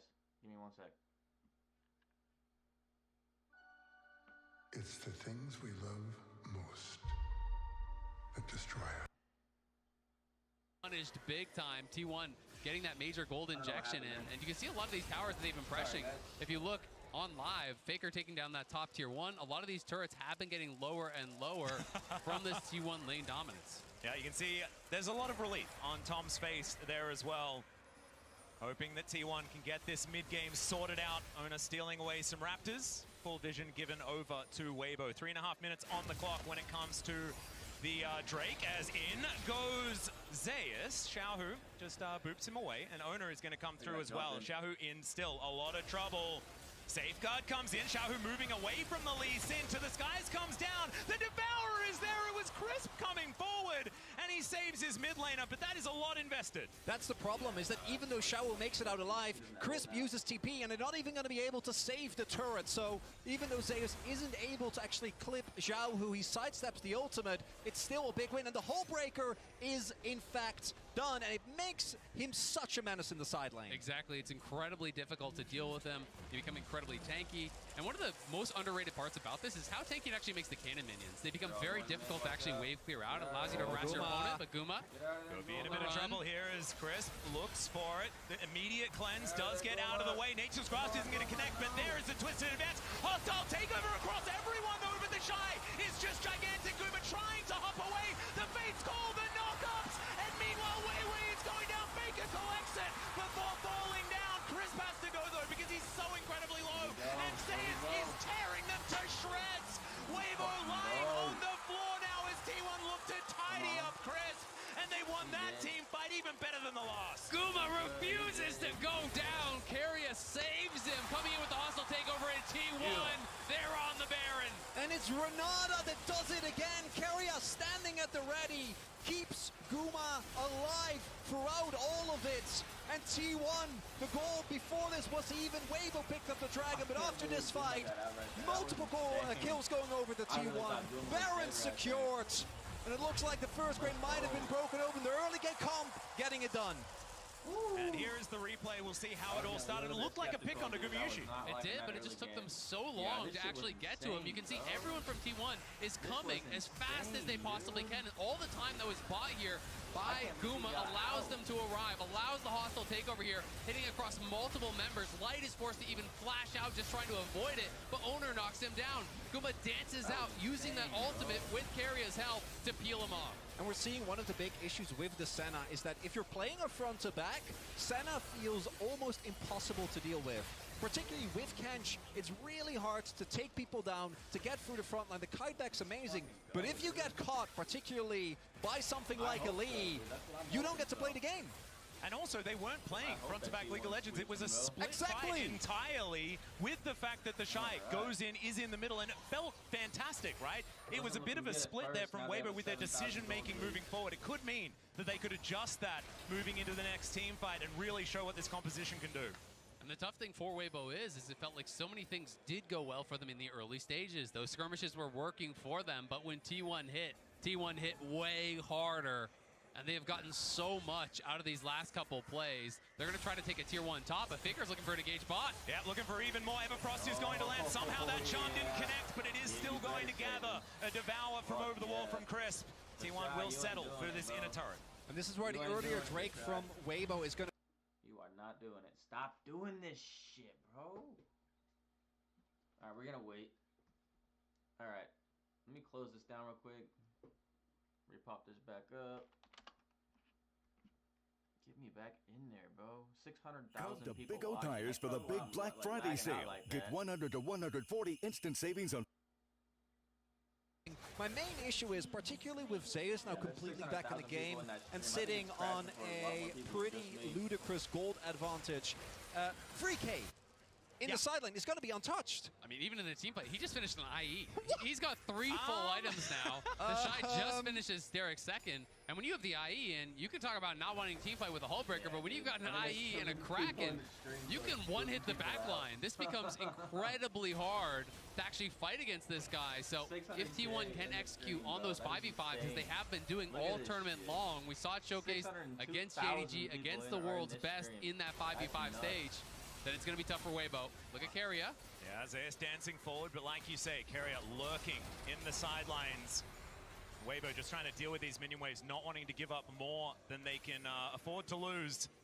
T1 just going to gather themselves a little bit of extra standing gold in a turret. Not exactly the end of the world, but it's all just more money here for the coffers of T1.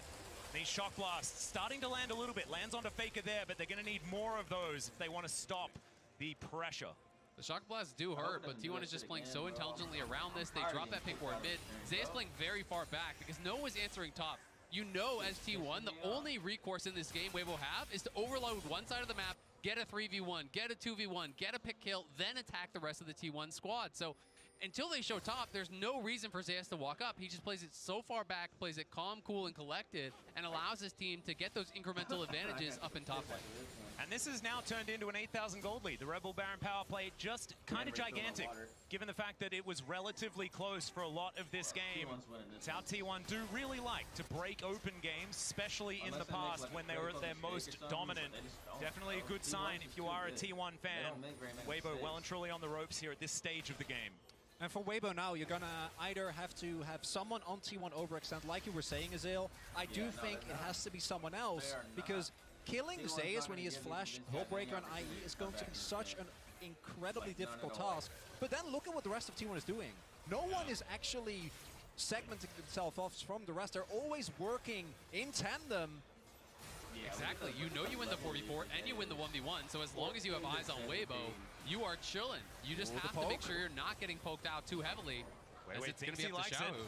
Faker waiting over the wall, wants to land that charm to start this fight potentially, but no. Weibo just back away, not wanting to take a fight unless it is far more within their favor and with more information.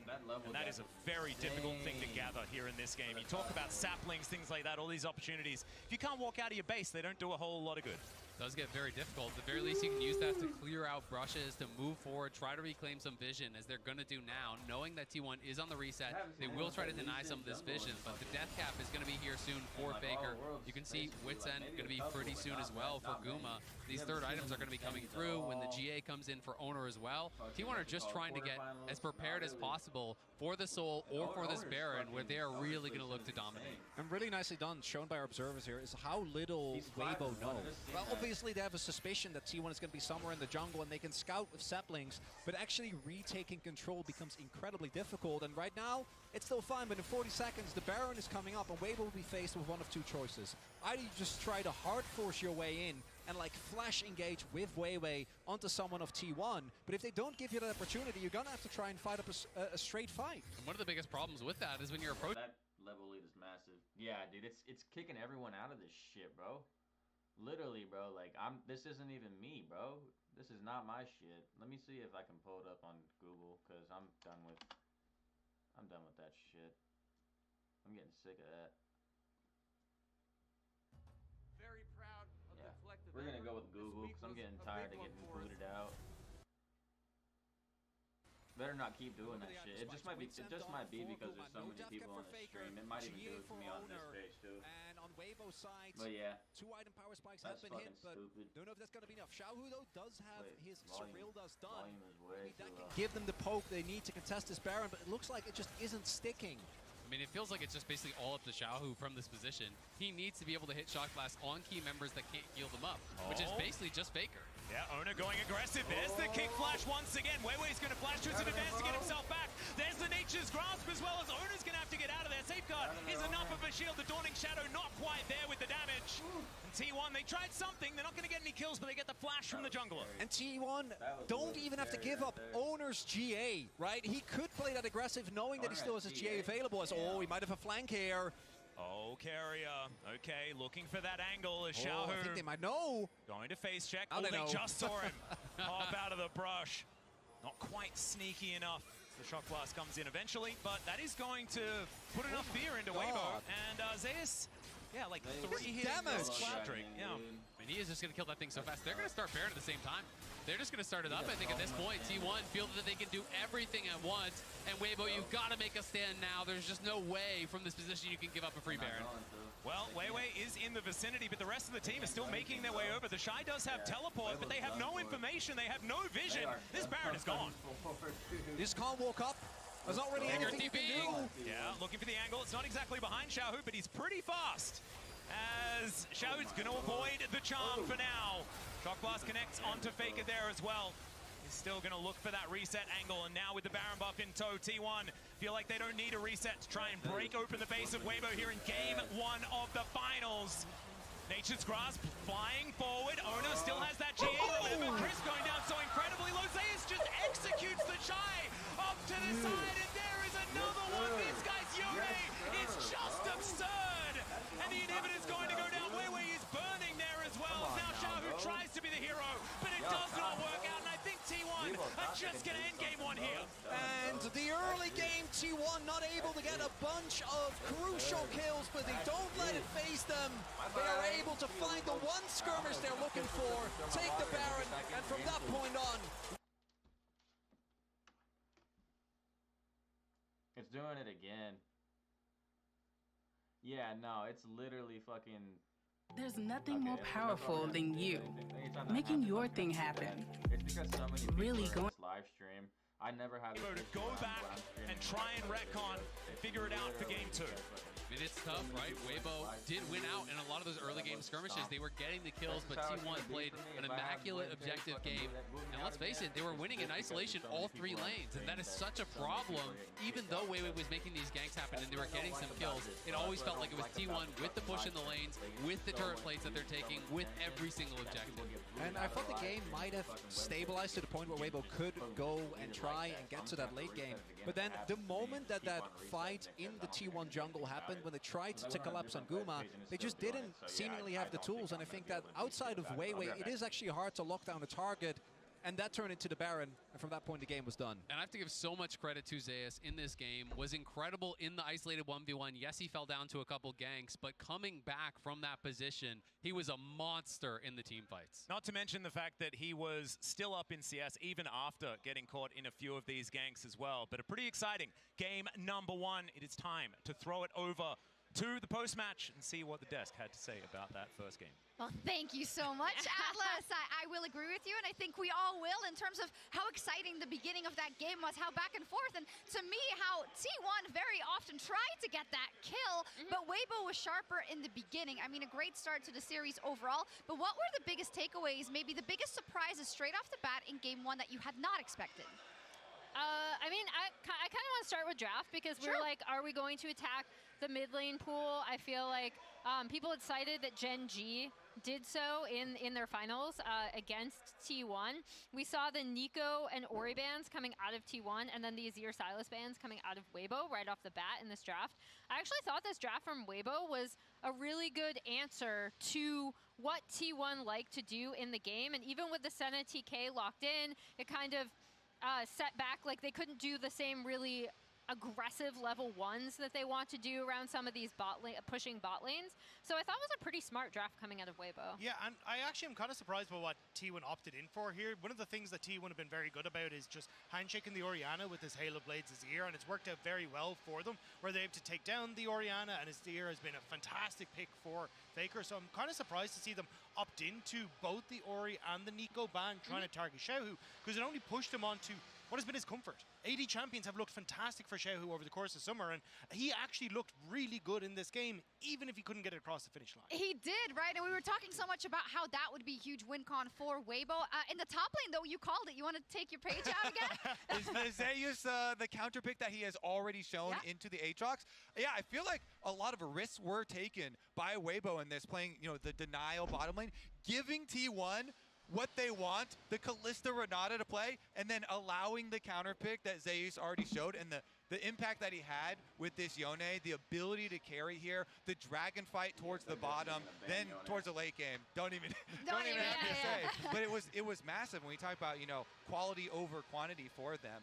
But I have to say, if you're talking about biggest thing, takeaway, and we're looking at some of the early plays here. Owner's Lee Sin got locked in. He's like, he was 45 and 10 before this. Now he's 46 and 10 on it. But my goodness, Owner has just been so good this tournament. He has, and especially Lee Sin is such a confidence pick, right? That you want to go off on. Yeah, I mean, we talk about, like, in T1's draft, right? This is a draft that I think a lot of people, especially in spring, would criticize them for a little bit, just because it is like, we are better than you mechanically. Like, Owner is so comfortable on this Lee Sin.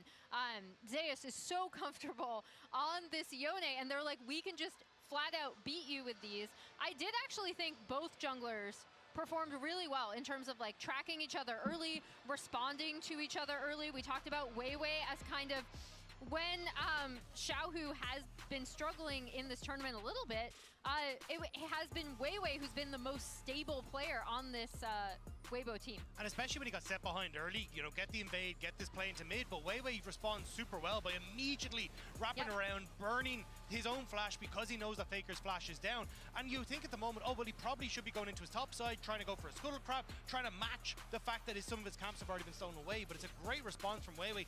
And again, on this top side, helping out the Shy, just setting up perfectly, even walking in front of the ultimate there from the Yone to prevent Zeus from actually getting away. Weiwei did a really good job of controlling the early game for Weibo and making sure T1 couldn't run away with this. A phenomenal job indeed. It was interesting because it wasn't that much about the bot lane in the beginning as we anticipated it might be. Weiwei really good at counter punching whenever Owner pushed early, but I think then when you go into the mid game and some of these engages you see where T1 really wants to get it going. And guess what? You want to see how important these junglers are for their team? 100% kill participation on both That's pretty good. sides.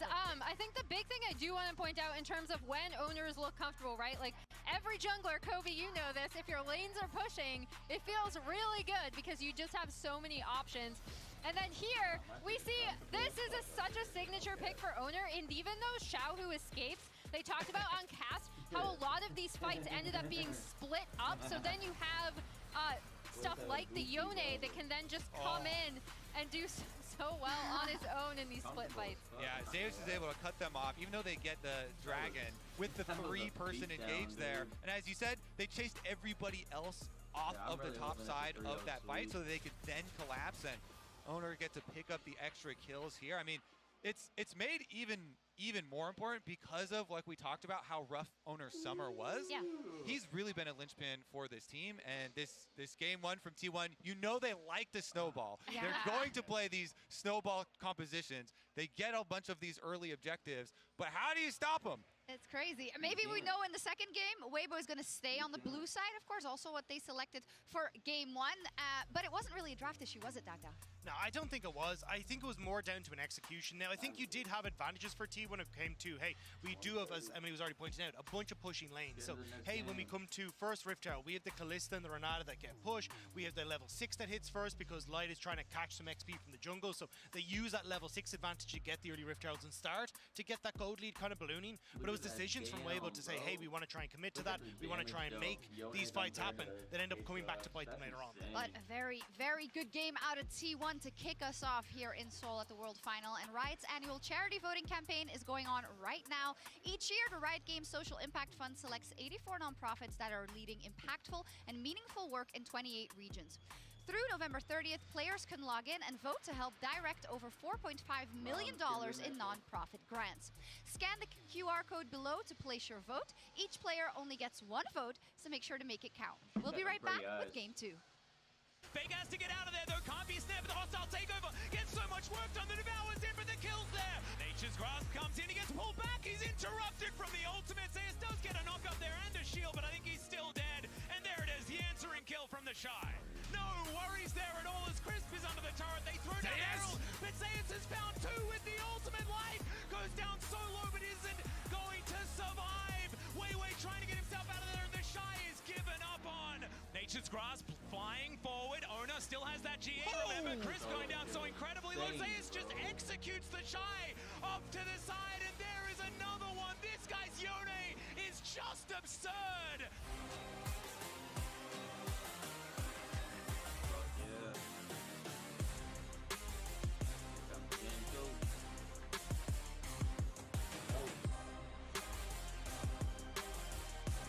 I'm sorry, but you lose. Ain't no way Faker's gonna let them take it from me.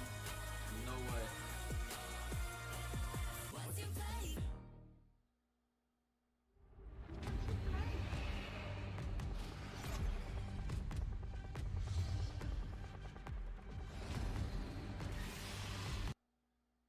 Here we go again. Give me 1 sec. We gotta reboot this. Fucking stupid as shit, bro. We're so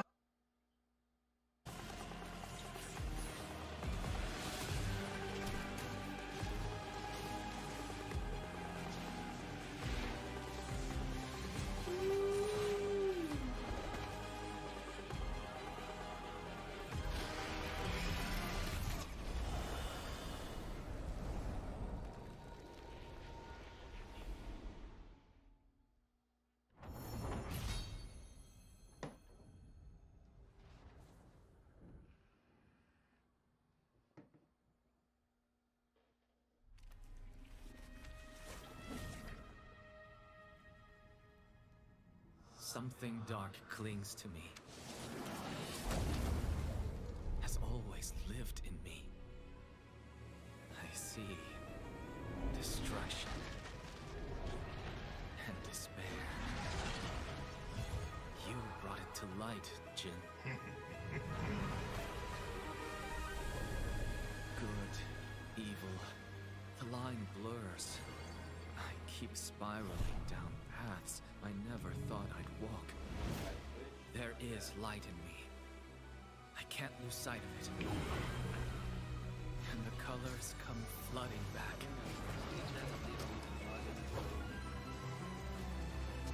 Open your eyes.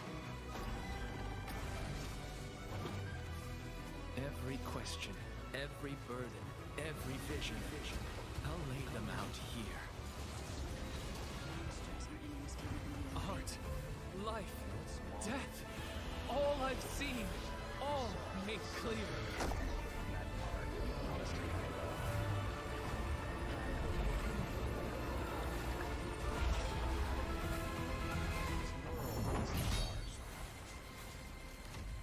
believe me.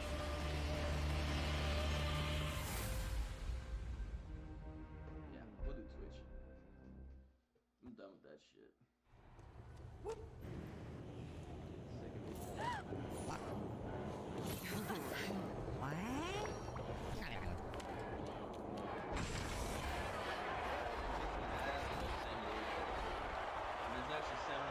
When people think about esports, what's the first thing that comes to mind? Players, obviously, but there's so much more. With the launch of the MasterCard Gamer Academy, we're providing 10 people who are passionate about League of Legends or Valorant and want to pursue a career in esports with the chance to learn what it takes. What it takes to manage a team. Can we wrap this up? We need to scream. What it takes to produce content. Cut. That's my dream girl right there. Okay, action. What it takes to write, direct, and produce award-winning content. And of course, what it takes to pull off some of the largest events like the League of Legends World Championship or Valorant Champions. In partnership with MasterCard, we've created a priceless experience. The chance to fly to Seoul, Berlin, and more, and take immersive courses on esports, business, content, and everything in between. Taught by the very best. Think you have what it takes? Here's how to apply.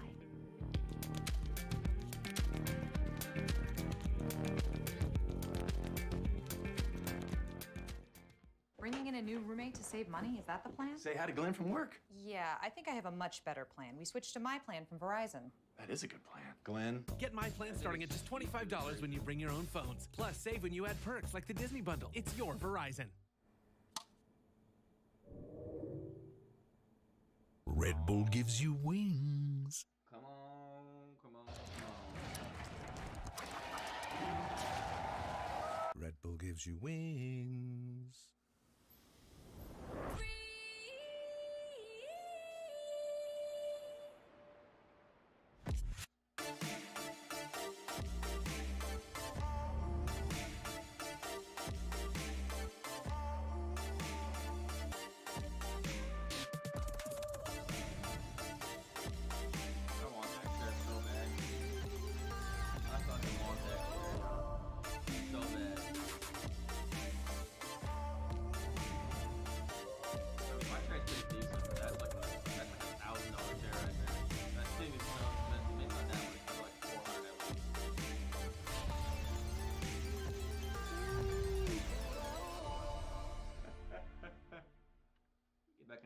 action, please. How do we keep holding on? Lights flicker from afar. I'd rather stay in the dark if I'm with you. I don't need the world. Keep me close, safe and sound. More than two is a crowd when I'm with you. Time is passing, no snowman else. I'm finding comfort and hope. Here we go. Got 3 minutes.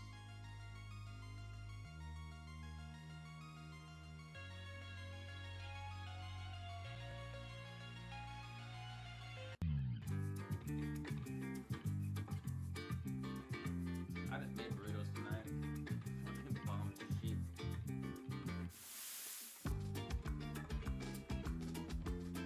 I'm just gonna have to see fucking Pete Davidson. When we said we'd make the skies bluer, some said keep dreaming. So we did, lowering emissions on the road to zero. Now, we're working on an EV that has wings. And someday, we'll turn your old Honda into your brand new Honda. Because we are a company of dreamers, setting out to be carbon neutral by 2050. Yeah, I know, So, right? no matter where we go, we're gonna keep dreaming. 707,000 people in here. Holy shit. Damn, bro. Travis Kelce. That is nuts. 2 Look how championship lit it rings. 7 consecutive 1,000-yard seasons. You're Brian Halsey. 0 debt, perfect payment history. I worship you, man. You do? It's all the Experian Smart Money debit card. It has a digital checking account that can build credit without the debt. I use mine for everything. Me too. No way. Oh, man. I'll see you, man. Yeah, bye. The debit card that builds credit. Get your Experian Smart Money account through the free app. It goes down and then goes right back up. That's crazy. Almost 1 million people here. Rated E to M. Come on, guys, it's time! I have procured my learner's permit. It was adulty McMahon face. The better question is, are you a narc? Too crazy. Trolls band together. Rated PG. The world is on fire. If you want to save millions of lives, we can use some help. 20,000 people. That's crazy. I wish I had 20,000 people in my country, bro. That'd be cool. Get me monetized. With me to set me free. Do I need to wait a little more for the right time? Do I need to kill somebody for my life? Make love with me, ecstasy. Say going down for me, make love with me, ecstasy. Stay with me, not to run away.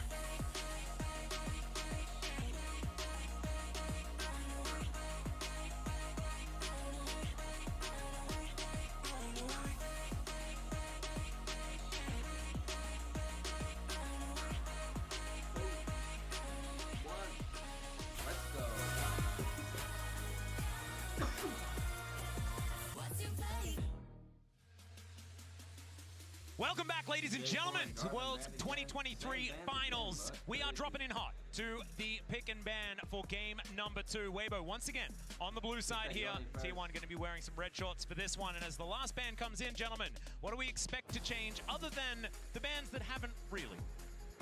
Well, there's your first answer. Kalista going to be picked up here. The Ashe was banned out earlier this time around, so now the question is, does Maokai Jace go to T1? Are they going to be interested in taking that? Rel was actually passed over. It's such a big one for Owner. There is obviously answers that they could go towards, like the Senna type lanes, like some of those aggressive lanes that we've seen with Caitlyn and Varus as well. Also wondering if they want to pick up the Aatrox here or go for the counter pick again. Zeus was such a big part of what made the previous game work. And the Renata pickup is a no-brainer that has to be taken away to both deny Chris, the champion I think he's looked the most impressive on, as well as deny specific that Kalista-Renata combo that has been so successful. Even so at last game, even with the laning phase, they got a slight lead, but it wasn't like they completely blew out the lane. But in mid-game skirmishes, playing against it becomes incredibly hard. And we'll see what other answer is going to get picked up here. Personally, I would love to see Owner on his Rel, try to pick it up maybe in third rotation. And this is Guma Yushi's Draven, a champion that he debuted on as well. Extremely aggressive and really strong into the Kalista. This is one of the many problems you have about dealing with T1 on red side. You go for Kalista first pick, something that does have a lot of lane power. One of the only ADs that can really fight fire with fire down there is the Draven. I would like the Senna again, though. I think for Crisp, it's a strong laner. We've seen this actually work pretty well in the past also, but this is a tough lane to deal with, and have to see if Crisp is confident to go for it. It is going to be locked in here, so the final pick on the blue side here rests in Xiaohu's hands. Could be full Shadow Isles with a Maokai lock in here, but I don't know whether you're necessarily super excited about seeing a Maokai. We'll see where Xiaohu is going to go. I kind of expect a jungler just to keep these solo lanes a little bit more up in the air, unless they just want to grab the Aatrox and make sure that can't be banned away. But no, it is going to be the 3-piece Shadow Isles with the Maokai lock. And specifically, Wei obviously had an amazing game. It wasn't enough, but his early ganks were really good. And if the team didn't fall behind the way that they did, might have been able to set up objectives the way we've seen Maokai do really since last year at Worlds. Champion has been around for a while now. Now, T1 can either try and secure Owner his Rel if he wants to go in that direction. Poppy's another that we know he loves, and Poppy into Kalista specifically, I think, is a really good angle. Silas, also a good option. It's available for Faker this time, and anytime Maokai's there, it's really, really strong to be able to have that counter engage. You basically just have the more powerful version of that ultimate. Senna ult has some value for cross map as well, so definitely a strong angle, and also a pretty good denial pick for some of the things that you might expect them to go towards. And also, it does mean that T1 is now forced to ban away. Blind Silas can obviously be punished. Come on. Don't start doing this to me again. Jace, I think Zhao actually had a great game on the Jace last time around. They were able to play around, and these new outs didn't really end up mattering when we got to the fights. But T1 going to try and make sure that Faker does actually get through the lane. Last time around, we saw Weibo target Owner, and I think they're going to try again. Even though it didn't work out, his league was still incredible. Poppy and Rel, to me, are no brain bans here. Yep, the Sejuani will still be up and available, though, and Permafrost value alongside a Silas in the mid lane can definitely be very, very scary, augmented by Zeus picking up something pretty strong, bruisery on the top side. Exactly, and almost guaranteed you think Zeus is going to play one of those types of champions. Is going to be an Aatrox, Orione, or something along those lines. That could be a strong pairing, so it's tough. I am almost more afraid of the Sejuani from this point, even though I associate Owners much more with the Rel. Pick your poison, and they said no. We'd prefer not to. That can be up to Owner if he would like, and so we'll see whether it is going to be the Rel or the Sejuani.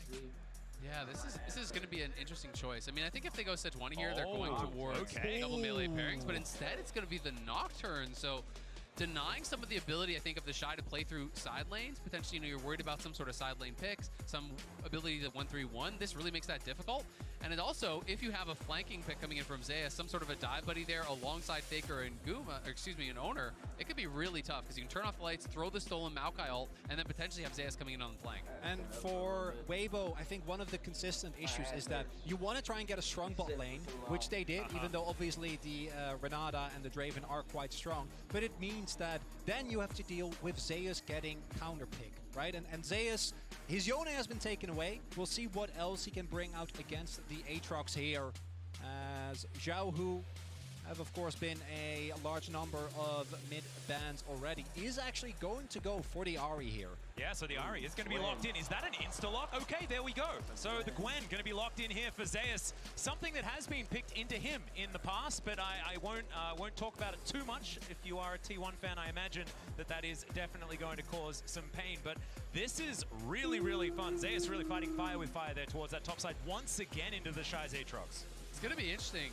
We haven't really seen Gwen do that well at Worlds, to be honest, because it's one of these picks that takes a long time to turn online. And I feel we've even seen Zeus play the opposite in this matchup, where he's going for the lethality build on Aatrox and really kind of has earlier and more powerful power spikes, because this Gwen is going to need a couple items before you really start to outshine what the Aatrox can do. That being said, if they can get to that point, T1 has an incredible 1-3-1. They really can attack those side lanes so heavily with the Nocturne as well. And you do have that flanking top laner that I was talking about as the final piece, Stolen Maokai ult. You have the hostile takeover. You have the Nocturne ult. You have a flanking Gwen. All of this being thrown at you with the lights turned off is so hard to deal with. And my expectation as well is that with a lot of attention should go again towards the bot lane. We'll see how the Shy can recuperate after a pretty rough game one. Exactly right, but fist bumps have come out between our coaches. It is time to get onto the Rift for game number 2. There is match point on the line for T1, and Weibo could bring us to a best of 3 here at Worlds 2023. And I think everyone is aligned in just wanting as many games as possible here in this final. The last couple of years have been pretty good as far as games in the finals are concerned. And so hopefully they can bring us to one of those, even if it could bring some heart attacks here to the Gochok Skydome. I imagine that it could be a difficult time. Yeah, since 2018, it's only gotten better, right? We got 2 free zeros, that's not so great, a free 1, and then back-to-back free 2s. Yeah. And those are the most fun and stressful. Certainly the most stressful and the most fun. Chronically, you're exactly right. And here we are into game number 2. Weibo gathering up towards this bottom side. And T1 not going to be walking too close to where all 5 members were positioned. So nothing to worry about too much. And you guys can remember, you can log into your Riot account on lolesports.com and watch Worlds live to earn exclusive Worlds emotes and icons. And we'll see whether Weibo or T1 are going to be flexing any of those here in the game. And you can see that side lane ward here from Weibo trying to maintain side lane advantage. They have to be winning out in this 2v2. They need to utilize that Kalista to be the one stacking dragons, much like T1 did last time. But T1 did take the time. Zayas went in, got that deep ward, so then I have full info on where Weiwei is going to be starting. Is going to be looking for this top towards bot clear, because it's going to be this classic Weibo playstyle that we have seen so much of at Worlds. Focus towards bot with the Kalista. You have to have it.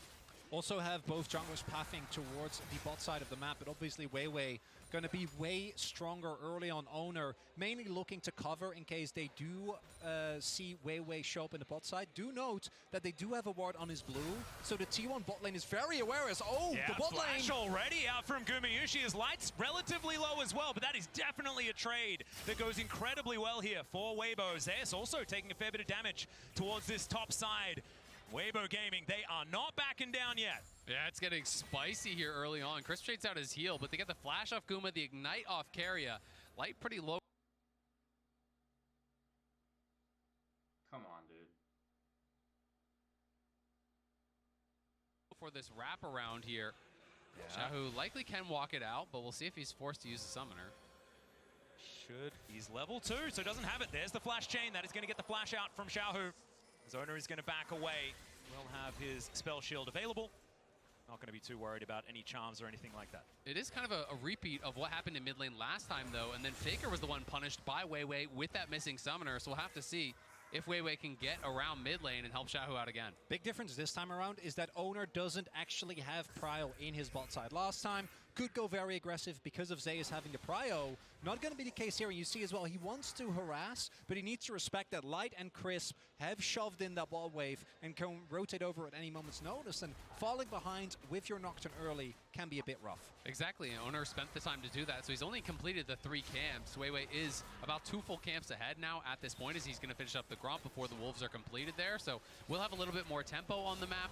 Light just going to take this early recall here as they've bounced the wave on bot side. Chris making sure there's no sort of a freeze going on, because Guma had to take a super early base and a horrible buy, as all he was able to get was the refillable on that first base. So Guma's going to be in a pretty tough spot when you compare with what Light has on the other side. Yeah, it looks like Light pretty happy to go towards the Kalista that was so incredibly effective for T1 in the last game. And once again, it's a composition from T1 that, like we've been talking about, does want to have these advantages around the map, does want to get towards these Drakes, trying to play for these side lanes, because if you don't have that tempo advantage, things can go wrong, as the Shy does take a bit of damage here from Zayas, but just some biffo back and forth between the 2 top laners, and both of these champions having a fair bit of sustain. That's so a good, right. Yeah, good adaptation as well from Weibo. Instead of opting in the Silas ban, they make sure that the Ashe is taken away. I think Ashe in particular can make any Kalista lane really hard to play out. And by making sure that you also deny it to Guma and Keria, who can flex it. Don't know if they actually want to opt into that, but have done it, of course, in the past. Secure yourself a good early matchup.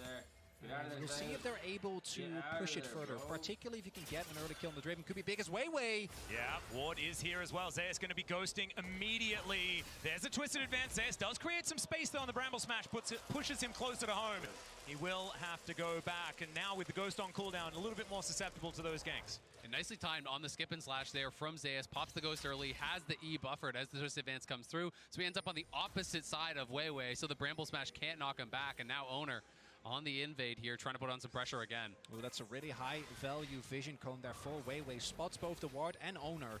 And look at the pickaxe advantage. So there's no way that Weiwei can fight. He hasn't based yet. Owner did go back to base, has that additional AD, and Weiwei knows he can't win that. Yeah, and the whole time, Faker is backing towards that top side as well, and so they know they can't go and contest that Gromp. It should mean that Owner can collect himself this Wolf Camp as well. So the advantages in the jungle are continuing to blossom here for T1, but on the bottom side of the map, Light's still holding that advantage. Yeah, it's big there for T1 though, because it turns what was a really rough play, a gank towards Zeus, into a really big win. He immediately teleports back, is able to get Prio. The Shy hasn't had a window yet, and they use that to get Owner faster to his level 6, with him now having a CS lead. And something we haven't talked about at all, it's going to be AD Ahri, because he is playing Fleet Footwork and he has the Kerchi's Shard. So oh, yeah. I think it is going to be Static Shiver. I think this is going to be AD Ahri. We've seen quite a lot of this online. This is kind of the new evolution of what we were seeing with AD LeBlanc and that sort of style. I'm not sure if he is going to go like full on AD on hit or more just that similar build where you go Shiv into Lichbane and play the Night Harvester as well. That's the most common one I've been seeing online. But obviously trying to be able to side lane and trying to be able to kind of slam home an advantage here as this range versus melee matchup into Faker. So it's a very different style of Ahri than we just saw. And I'm excited to see it because I think this is the first pro game that I can recall seeing it in. Yeah, I haven't seen it yet either. So interested to see what Xiaohu is going to be able to get done on this version of the Ahri. And I have to have a feel that the Ahri AD variety should be better in lane against Faker as well. Don't really need to land as many spells if you just right-click people. I like that idea. But Weibo going to be able to grab themselves the first Drake. Should mean the scuttle here as well from Weiwei is getting double duty done. They are going to be able to grab this off the back of their very, very, very supreme control of this bottom lane. Yeah, this all goes back to the level 1. Light and Crisp playing it out early on very, very well. And one of the things that we haven't really talked about yet that the Draven can struggle with is not having a jungler that can enable you. As I say, that Owner is in top. Yeah, Zeus dashing forward. The needlework is out. Snip, snip. Going to connect, but doesn't do too much. And in goes Owner. The flash out. That was incredible from the Shy. Only gets taken down to, oh my goodness, about 1 health. But will be able to walk away. But I don't think he's going to be excited about ganking the Shy anytime soon. Although Zeus is just going to go. That is just not fair. That is the Shy encapsulated, the massive outplay into the overstay. He has the 1v2. He likes his odds in the 1v1, and that is such a costly death because he has no TP, gives up first blood with 2 stacked waves at his tower. That is catastrophic for Weibo's chances. Unfair. That is it.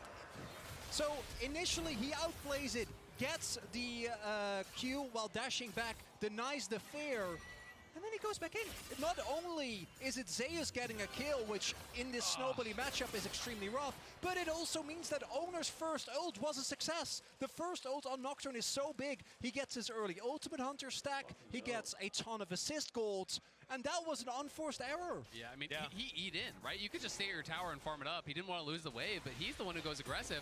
Now he's going to get zoned off the bot wave, so T1 punishing so heavily here. Yeah, the flash forward from Carrier finds the handshake this time. The Infernal Chains come in. He's lit on fire. He's speared, and Kumayushi cashes in. It's the Shy getting way down in this game now as Weibo have their bot lane up top. Zeus will not be an easy dive here. He is healthy, and he's got the ultimate back. They're going to look for it, though. Yeah, we'll see what he can get done here. The flash twisted advance comes in, and now Zeus just trying to do what he can to stay alive. It's working, and he's going to be able to dash back towards the minions. Now Faker turns up. He's got his own nature's grasp, but Xiaohu is going to join this one, and Zeus is running the wrong direction. We'll see how much time he's going to be able to buy here, because maybe this is an execute as he heads toward the turret, and there it is. Oh my God, every everything is going T1's way. It's the Shy. Now shows up in his third lane. Top lane didn't work. Bot lane's not working. Hey, let's check out mid lane. Worked out a little bit better here. As you can see, Ona walks away with half of his health bar. The Shy able to win out in that one. But man, that was a lot of things that happened. Chronicler, break it down for us. And it is Weibo opting in when they've already gotten the win, trying to get too much out of the play, because yes, Kuma gets a kill. The early cash in for the Draven is really rough with the Shy going down, but they got the Herald.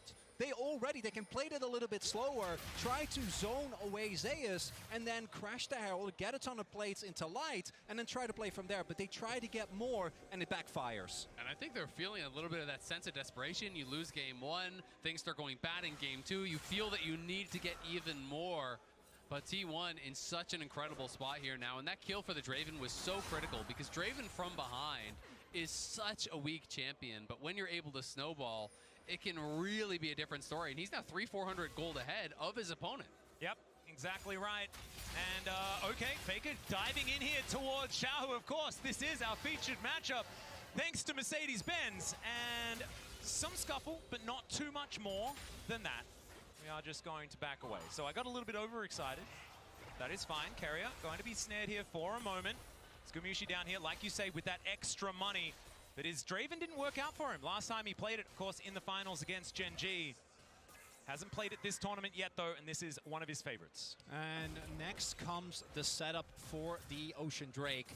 Weibo already picked one up early, and with the Kalista, I really want to try and opt into this. We haven't really talked about the scaling aspect between these two teams. I think that both teams have some parts that feel like they scale really well, particularly the Senna, and I think that Maokai remains very high in value just by the virtue of his ultimate. But on the flip side, particularly with Zeus already getting ahead and Owner starting to stack his ultimate Hunter, if Weibo don't snowball objectives early, I think it's going to be such a nightmare trying to play into this T1, because they can get so much in the side, and collapsing becomes really hard because of the Nocturne. And the build from Xiaohu, I'm finding a little bit confusing, because he did start with the Kerchi Shard, and now he's going into what looks like a Leandry's here. So it looked like instead we've backed off like 5 patches or something. I think we've seen this before. It reminds me of like a Leandry's here. So it looked like instead we've backed off like 5 patches or something. I think we've seen this before. It reminds me of what Showmaker used to do. I think it was LeBlanc. It might have been Ari versus Galio, where you go fleet and early AD just to have an extra edge in lane. Yeah. But it is a lot of gold that you invest, and as we can see, Faker, not even taking into account first strike gold, has been able to stay on parity on the Sylas. Absolutely, and it's going to make it that much more difficult when you're talking about in the 5v5s, dealing with Guma and dealing with some of these champions in the backline that he's going to be trying to burst down. That job becomes that much harder when you don't have the extra electrocute damage, when you don't have that early mythic completion. But it is going to be Weibo taking the second dragon here. We know it's not going to be a Chemtech Soul, so it should be a good one. Yeah, and it's also going to be a teleport in T1, not wanting to give this one up as Faker turns up. Nature's Grasp going to guarantee the dragon, the hostile takeover, chasing Weiwei, but just dissipates before it gets there. Once again, it's going to be a Cloud Soul. Love to see it. I could imagine that Weiwei is pretty upset about that. But remember, we're taking the Drake for Water's sake. And there's a fight towards this top side. The Shy taken down to about 50% health. He's trying to avoid the potential needlework. There were none more remaining, and Zeus is going to back away. But remember, we've teamed up with Amazon Web Services for a new campaign called Take the Drake for Water's Sake. For every Ocean Drake taken, AWS will make a donation to water.org. That Drake was the 47th Ocean Drake slain since Worlds 2023 Swiss stage. And we can have it both ways. We get the Ocean Drake and still a Cloud Soul. I know, isn't it glorious? It's beautiful. It's absolutely fantastic. We've washed off the Chemtech with the ocean, and then it's now windy. Now we're enjoying ourselves in the breeze. Oh, it's just fantastic. Well, and Zeus from this far ahead of the Shy, Cloud Soul would be terrifying if he's going to be able to get that. It's actually so good on Gwen. Weibo are pushing heavily on bot side. If the Shy walks up, he could just be dead again. Everfrost gets the slow. Chainlash is going to come down as well. Faker doing a fair bit of damage. Did invest his stolen ultimate there. I believe it was probably timing out relatively soon. Trying to get some value as in goes Ona. Finds the paranoia, but you can see the Shy is going to be all right. He even gets a cheeky little shield there with the Dawning Shadow. Light not wanting to leave it up to chance. I mean, this Aatrox is going to have such a tough time. He is going for the lethality build, and he's doing it from very far behind. Closing in on 40 CS deficit. He is going to be obviously able to pick up some of this to even that out a little bit, but the additional kill is also in Zeus' pocket. And this is a matchup where, as the Gwen, when you get through those earlier stages, you can outscale. When you're getting towards multiple items, it just kind of gets better for you. So the Shy is going to have to turn in an incredible performance, and we can see it in the MasterCard lane economy snapshot. It is heavily favored towards Zeus, who had a really good game 1 and is set up for success here in game 2. And I tell you what, if you're a Zeus fan, you're feeling absolutely fantastic that he's having this kind of performance in a final, because these have been the times where he has crumbled in the past, and so far it's been back-to-back games where he is the guy. And this has been the story for this T1 roster. You know, they have been so close so many times. 4 times they have lost in an international game 5 and not been able to claim that big title they've been chasing, but Zeus showing up so far. Yep, another teleport to come in here as they do manage to secure this Rift Herald. We'll see whether Weibo can get themselves out of here. Light going to be hostile takeovered, but he's the only one, and now Zeus looking for the target. Faker dives in though as well. He's going to collect the first with the help of Owner. The Shy goes down, the rest of Weibo will scatter, but they do get the objective and only lose 1 for now. And Weibo gonna be happy that they, at the very least, they did get the Herald, but they did have to invest a lot. Teleport used by T1, but outside of that, and Gumayusi's plans not too much look on the other ends. No flash for Weiwei, no flash for Light. Those are going to be big cooldowns in the possible fight for Soul Point that I think Weibo was going to be looking for in about 2 minutes. That stolen Maokai ult from Faker got incredible value. Weibo was kind of panicking. They had to make a run for it here. And Weibo are able to secure it, but it's Faker on such a good angle, coming in from the top of your screen, able to find this stolen Maokai ult. Weiwei uses his to just try to disengage the hostile takeover, but look at the angle here from Faker. Everyone from Weibo sent packing. They're trying to line up to avoid it, but the flashes have to be used. And that is with Zhao, who doing so much heavy lifting. Keeps Keria and Guma out of the fight. Keria was also unable to hit anyone, and he's giving me really big barrel energy with the amount of things that haven't been able to hit. But even with that, because Zeus is already accelerated and Owner and Faker are there with him, T1 is still able to push their lead aggressively and get more gold onto their carries. And similar to how we saw last game, Zay is building, he's building more towards that side lane. He's going to be going for Nasher's second. It's not going to be Cosmic. It's not going to be Zonia. It's about that 5v5 straight up. So this is going to give him so much power in those side lanes. They have Owner behind him, and they're going to continue pressuring these side lanes constantly. When you're winning that 1v1 heavily, as long as Owner is there to back you up, you're never going to lose the 2v2. Oh, this is so difficult. Dustbringer is going to connect. They do have to use the ulti, and that is going to do it. Dawning Shadow does fly forward there as well. And once again, they just have to get out. And I believe, did Owner even use the ultimate? No, and that's going to be the fight for T1 looking way better, right? 25 seconds till the Drake spawns, and now Crisp doesn't have his ultimate, and neither does Xiaohu. It's going to be really tough, and the flashes aren't going to be up either. You look at Light, he's not going to have his flash. He doesn't even have his cleanse yet. This feels like a really tough one for them to fight, and Zeus is going to be able to knock down this turret on the bot side to get even more gold in their pockets prior to it. Snip, snip, snip, and down goes the turret. That is the first one of the game. He is looking completely unanswerable. He is so far ahead in the majority of metrics right now, as the Rift Herald is going to park itself in the mid lane. Immediately, that turret bot lane should be answered, and there goes the charge. So T1 are going to lose one, and the more important one, you'd have to say. But still, I mean, who's going to do stuff about this? The lady with the scissors. It's also Zeus getting the nice first turret, which would be some much-needed gold for Weibo. Now they're going to try and contest the Drake with very little vision. Well, Zeus on a flank angle here as well. Crisp going to be spotted, but he does put that ward down. That is going to get there. The Drake going down very, very low, and now the paranoia comes in. Faker looks for the Spirit Rush, and he does find it. The hostile takeover is massive, as they get rid of Light immediately. Weiwei taken down for the double kill for Owner. Xiaohu now trying to get some damage in the back end. It does take down the Nocturne, but it's Chris fighting on the bottom side of the map, and Gumayusi is going to cash in once again, and T1 wipe the fight. And it's T1 winning everywhere. The fight breaks down into multiple skirmishes, and they outplay, they outfight, they get all the kills. It is 7-1. They're going to take the dragon, the only thing that was working for Weibo in this game. And it's, again, I think that sense of desperation. They don't have a great vision set up. They don't know from which angles T1 are going to be coming, and Owner has his ultimate available, and there are a couple of key ultimates that aren't there, right? You don't have the Maokai ult, rather the Senna ult, and that's such a big defensive cooldown. And again, look how they orchestrate this. Faker comes in from the top. Owner turns off the light. The hostile takeover comes across everything all at once, and it's so difficult for Weibo to be able to effectively communicate how to play out this team fight. So everyone scatters. They're all flashing, every man for themselves. And when you go into that kind of fight against T1 with this composition, you are sure to always lose. And I tell you what, I'm really enjoying the use of the paranoia as well as the hostile takeover, because something that has been difficult for a lot of our Renata players to deal with is getting in the right positions to get that ultimate off without as much notice, right? Because it's relatively telegraphed. But if the lights are all off and then this wave comes across you, it's not a lot of reaction time to deal with that if everything else is going on as well. Additionally, Guma was able to pick up another kill. So this Draven is by no means the main carry of T1, but now Zeus is fed, Guma is fed, and Owner is fed. So they might get a catch here, not going to find carry-up, but there's so much that you need to deal with. Exactly right. And just quickly, win probability powered by AWS definitely starting to trend towards T1 in this game. 7-1 in kills, but at the beginning of the game, you could see there on the graph, Weibo was certainly getting themselves into decent positions. We'll see whether they can claw some of that back. It is only a 4,000 gold lead here for T1 so far. Definitely surmountable.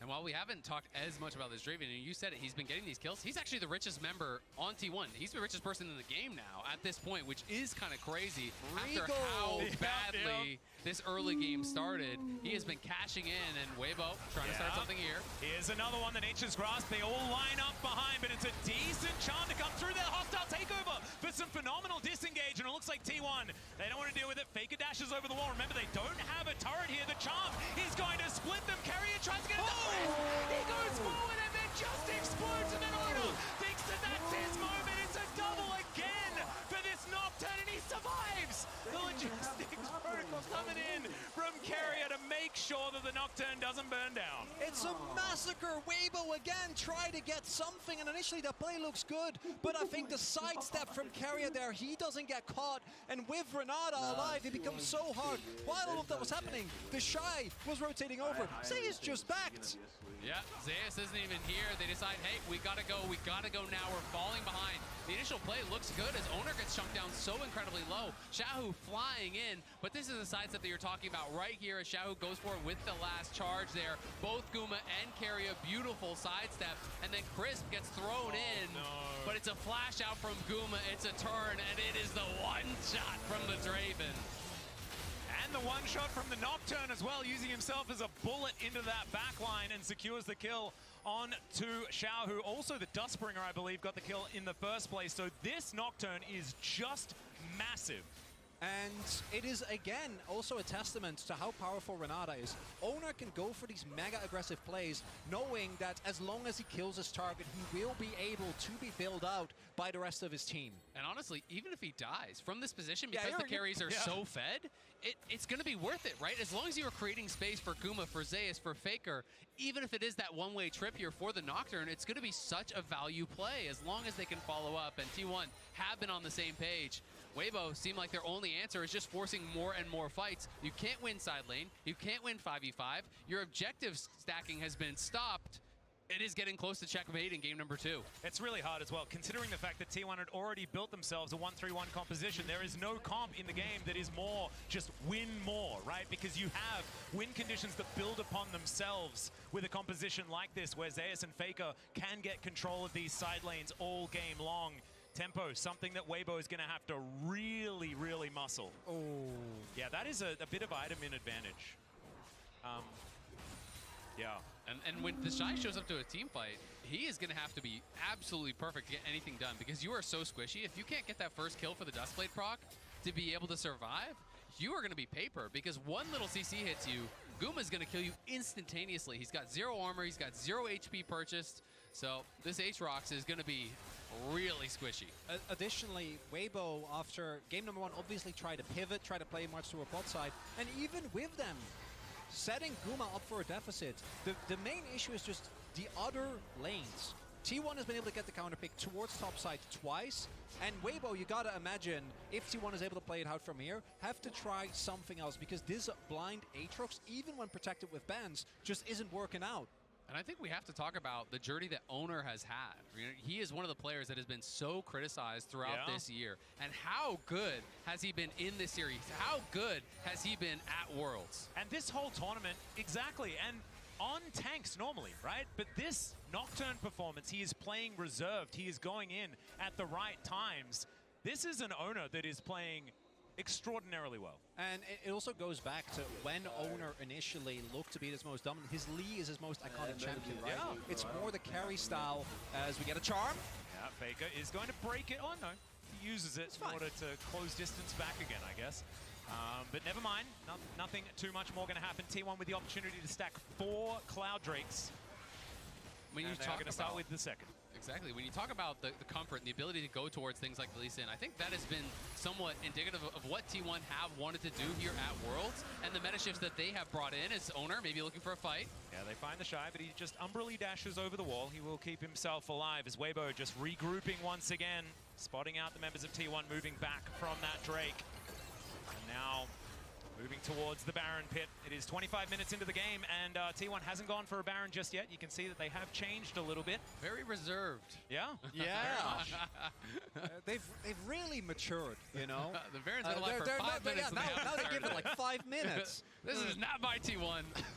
I think because they were near the Baron pit, though, they have remembered. So I imagine we're going to be playing around that now. Oh, okay. I thought you were going to say it counts as them starting and you're just walking by, saying hi to an old friend. No, I don't think that that's necessarily how it works. But it's just been so fun to watch T1 because they have been on the forefront of these meta shifts, right? You know, Keria, when it was this double AD carry meta in the bot lane, he was incredible. Being able to bring that back, being able to have Owner on Lee Sin, Guma here on this Draven, being able to see these iconic picks and their comfort is working out so well. Paranoia comes in once again as the flash out from the Shy may not be enough. They're under the turret.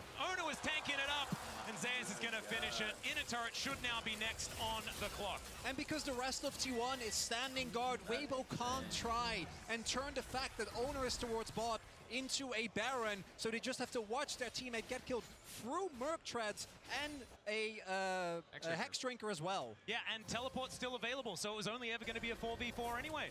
It is a 4,000 gold lead in top lane. Almost 4,500 gold in top lane. That is just ridiculous now at this point. This lead for Zayas is becoming just a nightmare for them to deal with. He has the Cosmic Drive finish now. He's so far ahead of the pace of this game that no one can answer him, and it just felt bad for Crisp. Every time he's popping a Senna ult, it's just been to watch his teammate die.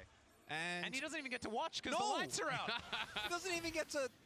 that's why would you have to remind me? I know, it's very cruel. That's painful. I'm still remembering back to the Shy outplaying a 1v2. And then, walking back into the 1v1.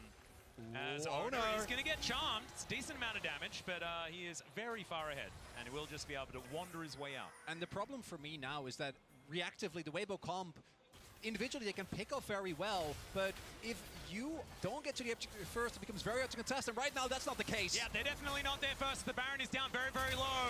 There's the Paranoia as they look to try and burst down the Baron. They do collect it, and now the hijacked ultimate comes through from Faker. Now Zayas dives in. He's taken matters into his own hands. He hasn't taken any damage. Weiwei has to run away. He gets thrown back by the Bramble Smash, but the damage is already being done. Faker goes golden, does have to flash as Light's doing a fair bit of work with these Rens into the back line. But T1 just took a Baron, they got 5 out. And Gwen truly is immune. Zayas doesn't care, dives into multiple people and uses his lead very aggressively. And this is where I think you really see the goal difference. Weibo get close in a couple of situations, get some health bars low, and if they had items that might have been enough, but instead they just have to watch T1 walk it off. The only thing invested is a flash and a stopwatch from Faker.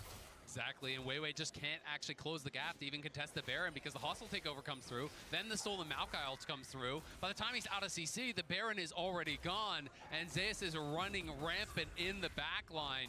T1 just getting further and further ahead. Guma still doesn't even have boots, by the way, but he does have a Bloodthirster and 3 items. Okay, yep, Kamushi just having a good time, and he knows that he is not the main character necessarily. He's just been able to sit back. And it's because of the Cloud Drakes! And, it doesn't need boots! Oh, that is true! Everyone's Cassiopeia on T1 now. Be prepared. Everybody else actually bought boots, though, which is a little bit of a shame, not making up for it. The Rebel Baron power play already at 2-2, 2-2. That's actually cool that I looked up at the top there when it was a whole lot of twos. Nice. And 1 minute until a potential soul point for both teams. T1 at a 10,000 gold lead though, or at least very, very close. Should be able to grab advantage and secure that for themselves. And this is the problem. Once you fall behind against a 1-for-1 comp with a Nocturne, like, what do?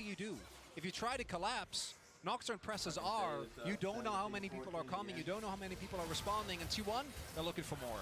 Yep, Shahu already taking a bit of poke damage. Light will turn up. As 4 members are here, teleport event not available for the Shiva. They dive in, the turret goes down, the needlework just rips the center to shreds. Zeus just by himself destroying everyone. Hostile takeover comes in, Light has the cleanse, but you can't cleanse death. It's a triple kill for Zeus, and they'll get to work on the inhibitor. It might just be the game right here. Zeus playing like his namesake, a god. This guy is going crazy in the finals. Just extraordinary as Zeus helps clear up this second Nexus turret, and T1 at match point already. And by the end of that game, the kill score is 1-14. That was a little bit even more one-sided than the last game. And T1 really on the back of Zeus, the man who had been performing less good, we should say, in some of these finals in the past, really showing up here today. This is exactly what we've been touting for this guy for so long. But T1 are 1 game away from clinching their 4th Worlds title. But before we get into break, let's have a look at some of the amazing behind-the-scenes footage of the finals tease, thanks to the Oppo Cam.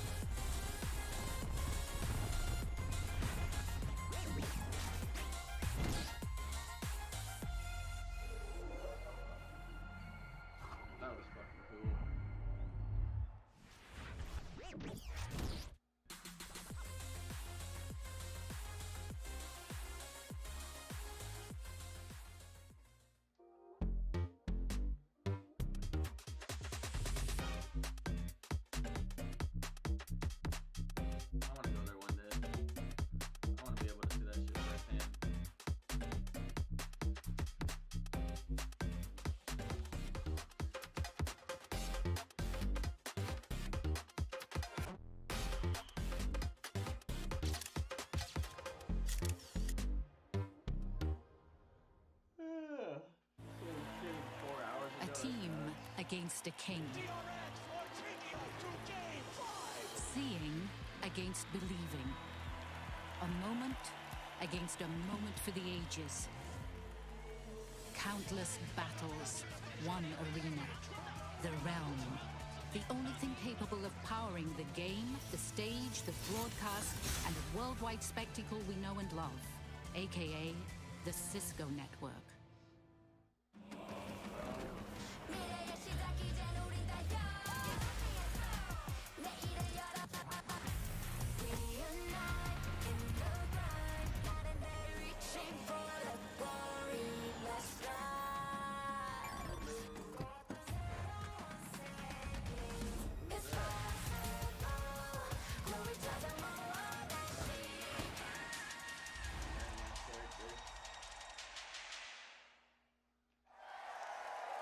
Come on, T1.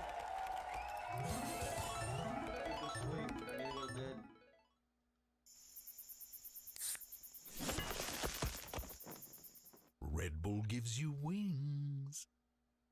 Bringing in a new roommate to save money, is that the plan? Say hi to Glenn from work. Yeah, I think I have a much better plan. We switched to my plan from Verizon. That is a good plan. Glenn. Get my plan starting at just $25 when you bring your own phones. Plus, save when you add perks like the Disney Bundle. It's your Verizon.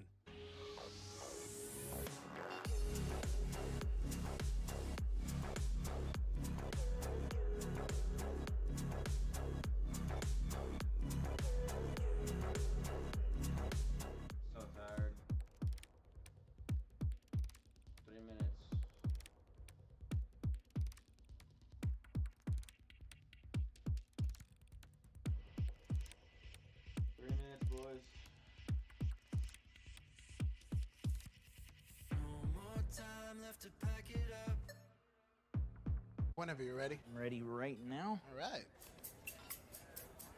Key card from the... I can come back. Nope, we are good to go. That is not it. You ready? How we doing up here?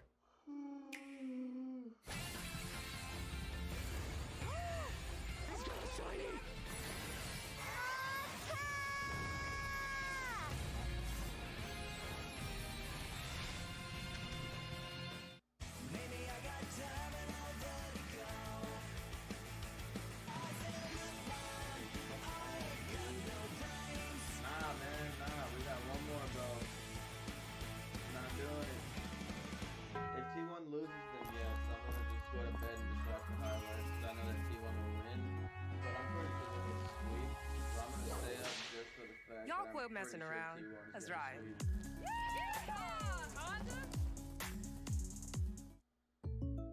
Just get good, bro. Just get good. I game like I have plus 50 toughness, but really, I'm plus 100 or free.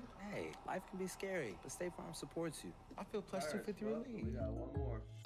We got one more game. I work hard and I want my money to work hard too. So I use my Freedom Unlimited card. Earning on my favorite soup. Got it. Earn big with Chase Freedom Unlimited. How do you cash back? Chase, make more of what's yours.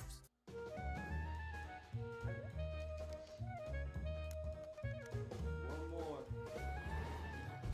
It's gonna be a sweep. It has to be. Rated E to M. Come on, guys, it's time! Booyah! I have procured my learner's permit. Who is adulting McMahon face? The better question is, are you a narc?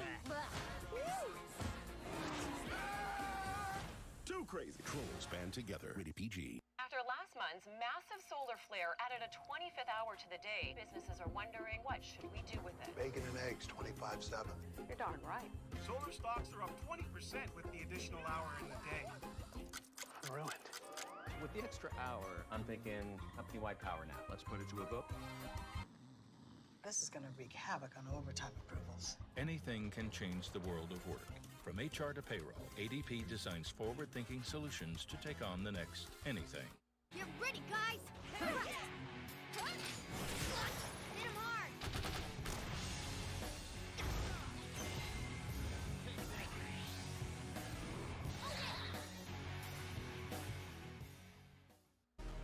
Welcome back, everyone, to Seoul, where T1 is already on match point. That was quick. Yeah.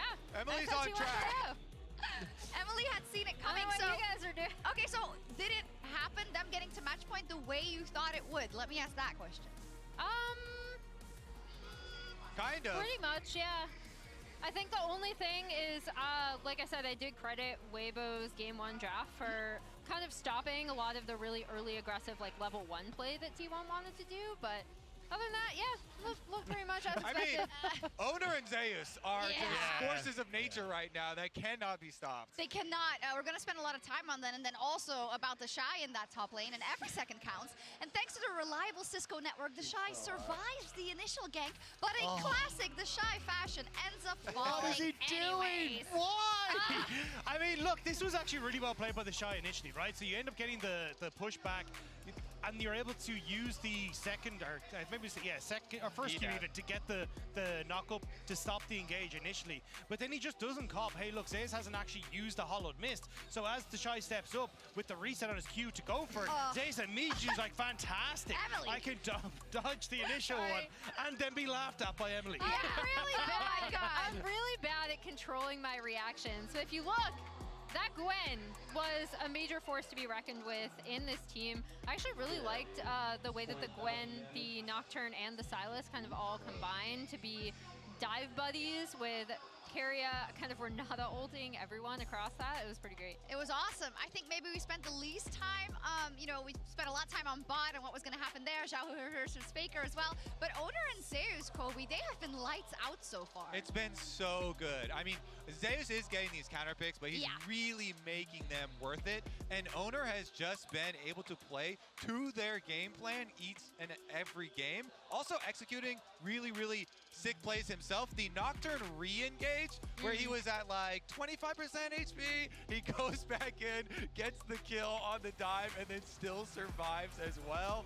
Massive stuff. This is just going to be a collection of the highlight reel from both of these players so far. And they feel so well prepared. I mean, Zeus has the Yone for game number 1 as an answer to the Aatrox, and then you see the ban come through for the Yone, and Weber are like, we got them in the corner, and then the Gwen comes out and they kind of slaps them straight back into that corner. So it kind of feels like for T1, they've come very well prepared, and Zeus is now benefiting off the fact that he's had a phenomenal series on champions that can do so well into what the Shy is trying to do.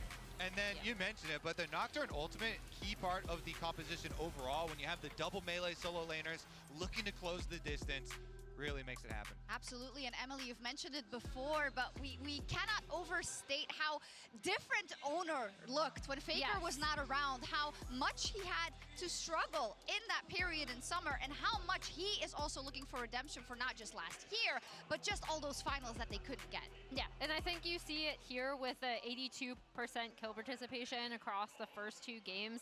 He's been such an instrumental part at this World Championship, not only of the level 1s that we've kind of been highlighting throughout the tournament, but then also all of their early gameplays and their setup for team fights as well. If you see it there, the hallway that the players get on stage with, it has all the teams that have won Worlds and their members engraved on the wall. And I think that's such a beautiful shot, because as Weibo, you're walking past there thinking, am I ever going to be in this position again? All these heroes have before. And in the same vein, for T1, some of their names are already up there. I was going to say, I mean, there's 3 champions that are up there, but it's one person that you want to focus on. It's Faker, who's having a fantastic series. And coming into this now, you can see that for T1, it has been a bit of a heartbreaking story, as 1 out of the last 7 finals they've been able to pick up. Spring 2021 versus Gen G. But this is now the moment where this finally gets to solidify for this roster, if they can take this next game and push themselves into one of those moments where they become the great teams in the history of League of Legends. Yeah, and I can't get over how perfect that would be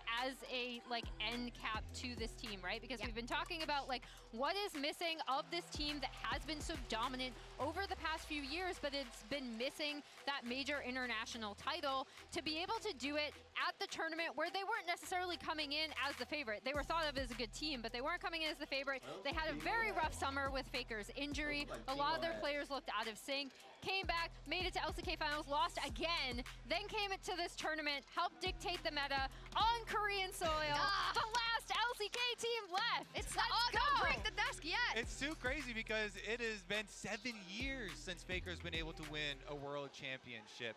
And all of these players on this team have been that heartbreak team that gets so much criticism for choking in finals, and especially Zeus. So I'm most happy for these players to really finally be able to break that and have this full comeback mode. That's why there's so much pressure behind all of these players, because this is truly them putting in so much work, and it's after they have tasted loss and tasted heartbreak that it will taste so sweet if they can complete it. Faker said this fourth one would be for my teammates, and I feel like the teammates have said the same about him because they're playing out of their minds. The question is, can they finish it right now, right here? Back to our casters.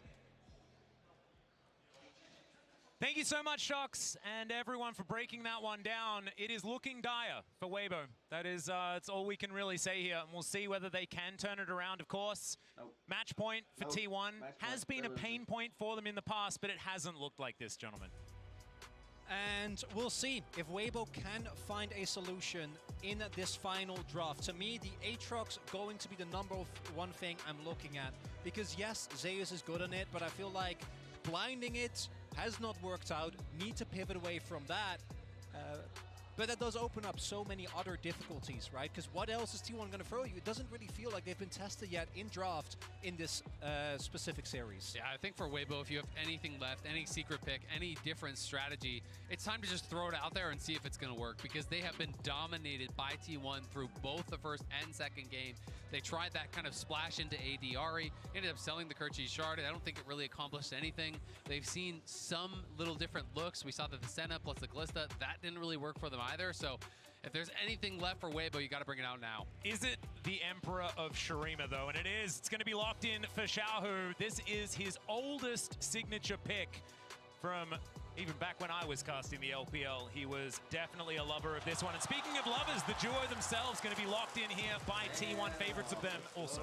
Really big pivot here coming out from T1. I was actually thinking about the Kalista. That to me seemed like a pickup that could come through, but with the Renata gone, doesn't look like they want to prioritize it quite the same way. I would love the Poppy. I think that Poppy Azir specifically is a really strong combo, and it's also one of Weiwei's best champions. We'll see what owner ends up picking up into it, but I do think that Weibo are kind of forced to pick up a bot lane here to prevent getting banned out. Yeah, and they're clearly not sure if they want to go for Poppy here, so they're just buying themselves a little bit more time.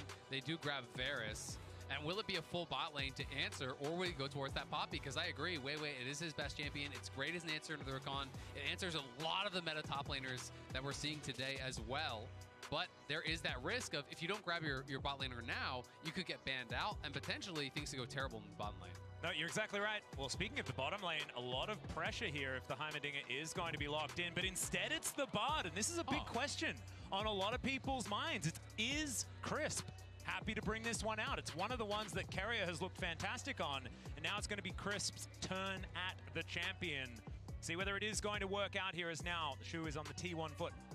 It is an interesting pick, but generally I like Bard as the later pick in the draft. When you have multiple immobile carries, I think it's really strong. But now T1 can just go champions that have dashes, that have the ability to actually avoid this ultimate. And already you have a call. You can dodge it with your R, you can dodge it with your E, you can have the speed up from your W to move out of it. So there's a lot of ways already there. Plus Xayah can ult for ult. That's not the best trade, but this is not like an Ashe Orianna type team that Bard I think is going to have an incredible amount of success into. So even if Crisp has a good game, I don't think that really guarantees you anything with the pick from this angle.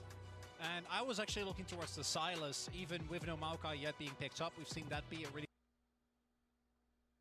Come on, I don't have time for this shit.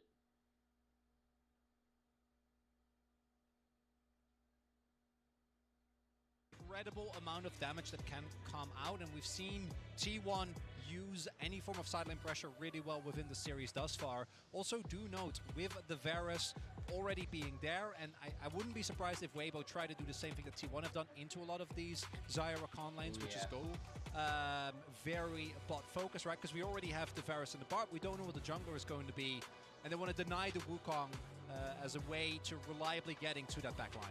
And if the Poppy is banned away, which is the champion that's most fun to play, it is going to be the Lee Sin. And once again, owner is going to be on his signature pick. And now, with counter pick going towards either technically, you know, Zeus or Faker, but probably Zeus. A difficult choice now for the Shy. Does he run it back? Belveth. Third time in a row. Belveth going to be locked in here. The Shy thinking about the electric rat, and it is going to be the cannon locked in. Now, what is the answer from Zeus? It could just be something like a Gnar if he wants to play it a little bit more safe. I do think you want to be pretty careful about what you're playing into a Kennen plus a Belveth. A lot of times we've seen it heavy on the invades, heavy on that top side pressure. Something like a Gnar, would keep you relatively safe, but the Aatrox, this is a confident pick. I feel like if he's going Aatrox into the Kennen Belveth, that is some scary stuff, but Zeus has been playing out of his mind this entire series, and we'll have to see if it's going to work for them. But I respect Weibo taking a big pivot here, right? They go towards Comfort with the Azir. They go towards something very different on the top side with the Kennen Belveth. They go towards Bard. They can move around the map. They can set up fights. They can be able to try to potentially, group up around this Belveth, invade Owner heavily, and see if they can find a way into this series. And in the previous games, and in a lot of the games where T1 have looked as dominant as they did, it's all about the lane prio. Do they have early laning leads? Can they push those to the furthest? When I look at the lanes here, that's not going to be the case. Even if Zeus and Faker play the matchup extremely well, for the first 6 levels at the very least, barring any major owner or carrier interference, you're not going to have the best of times. Same for bot lane, Varus, Bard, going to be really tough to deal with. So I do think that Weibo have a lot of prio setup, and compare that or add the Belveth to that, might be their opportunity to find their way back into the series. No, I agree. I think pivoting away from these Maokai drafts that we've seen over and over again is going to be a breath of fresh air for this team, and that's precisely what they need with their backs this far against the wall in the World Final. I think more than anything, they need a good start, right? They need a confidence booster. They need something to go right for them early here that they can rally around, that they can build that confidence in, and really just try to get into a comfort zone, because they have looked nervous, they have looked uncomfortable. T1, from the time they walked out on the stage, looked cool, calm, collected, and it has showed in their play. It absolutely has, and I just want to see some play that is going to show me why Danny had such a huge grin on his face when he was walking back from the coach's booth with the team. And here we are to find out on to the Rift for game number 3. Match point for T1 as they are up 2-0 in this series.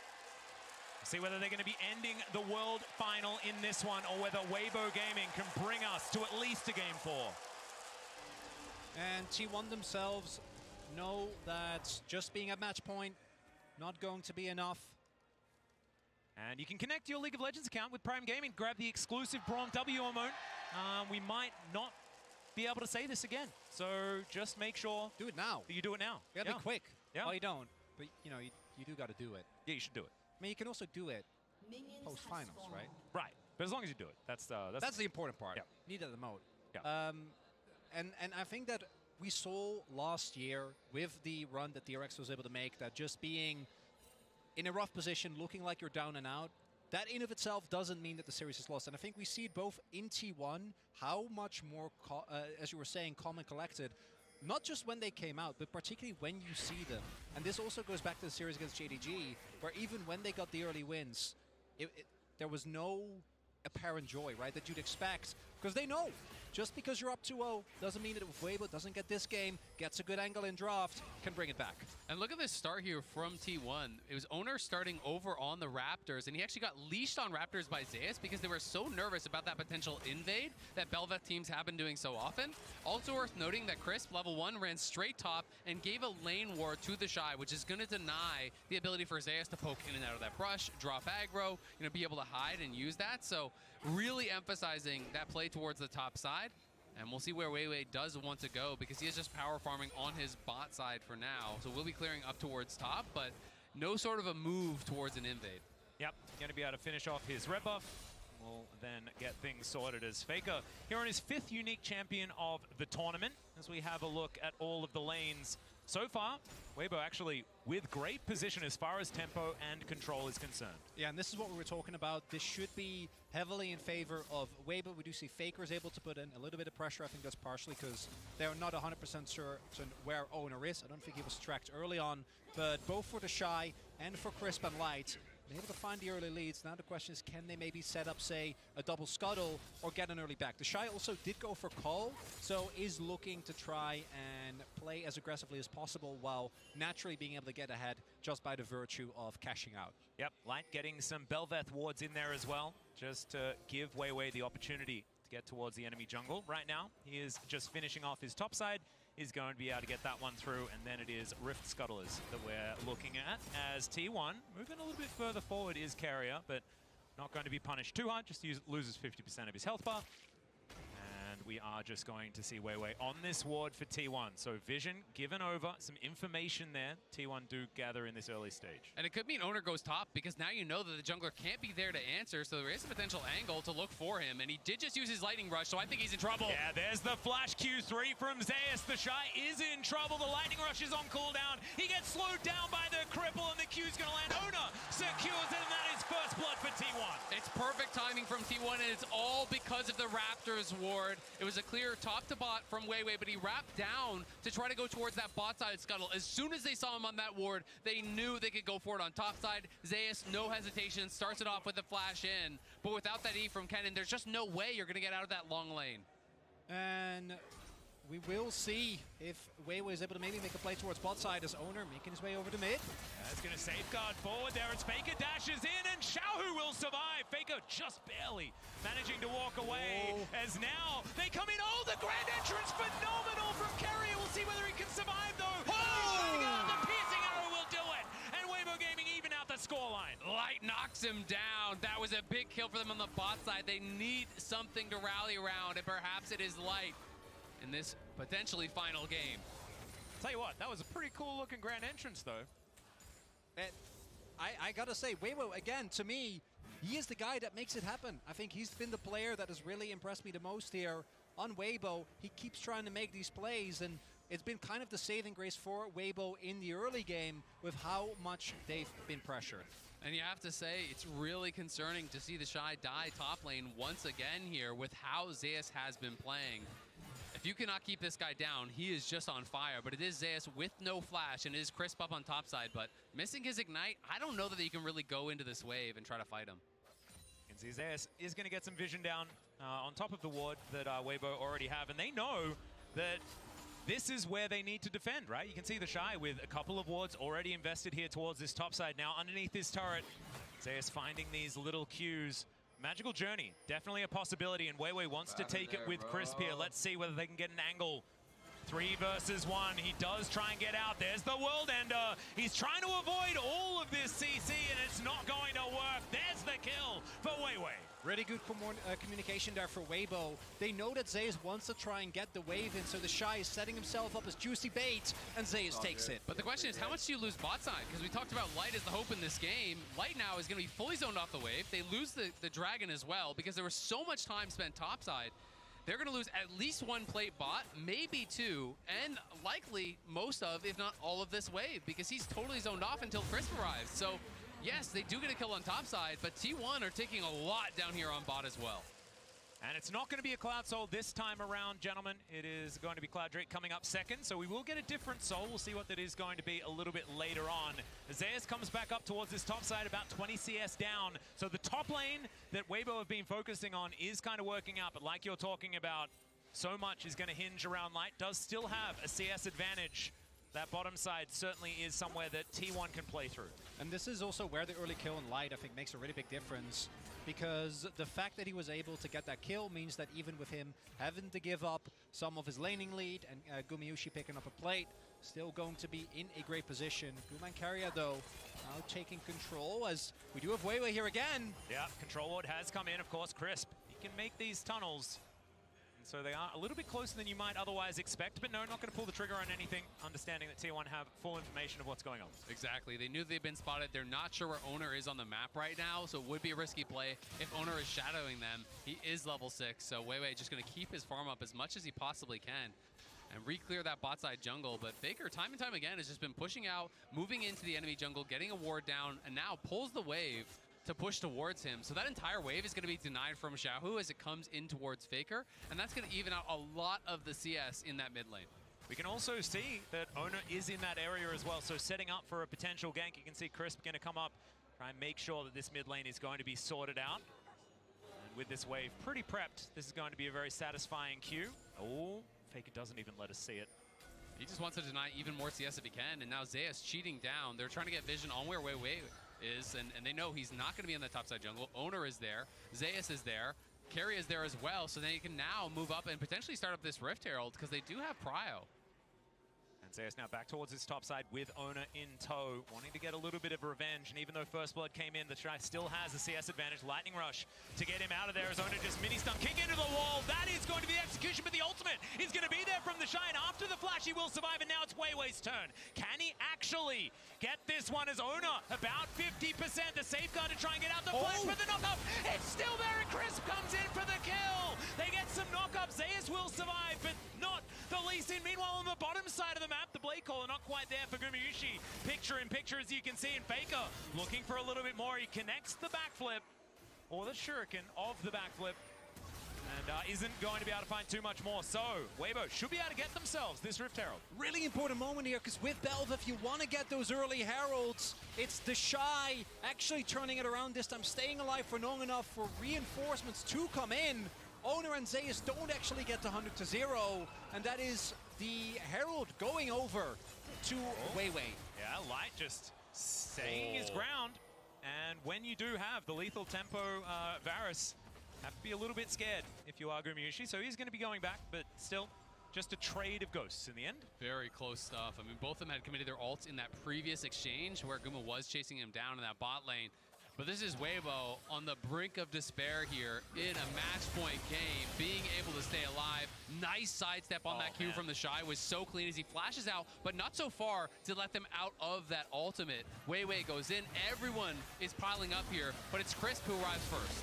And it's the failed flash from Owner, right? Just on the edge, sets it up easily for Crisp. Even if he does hit that, I don't know if he gets out because he still has to walk past the wall. Chris might have been able to clip him with how well he has been playing in this game. And a really big win for Weibo because they're already ahead in gold, but the fact that they will be able to utilize this Herald for a really big gain in the side lane with the pressure that it gives the Belva, going to be a really big win.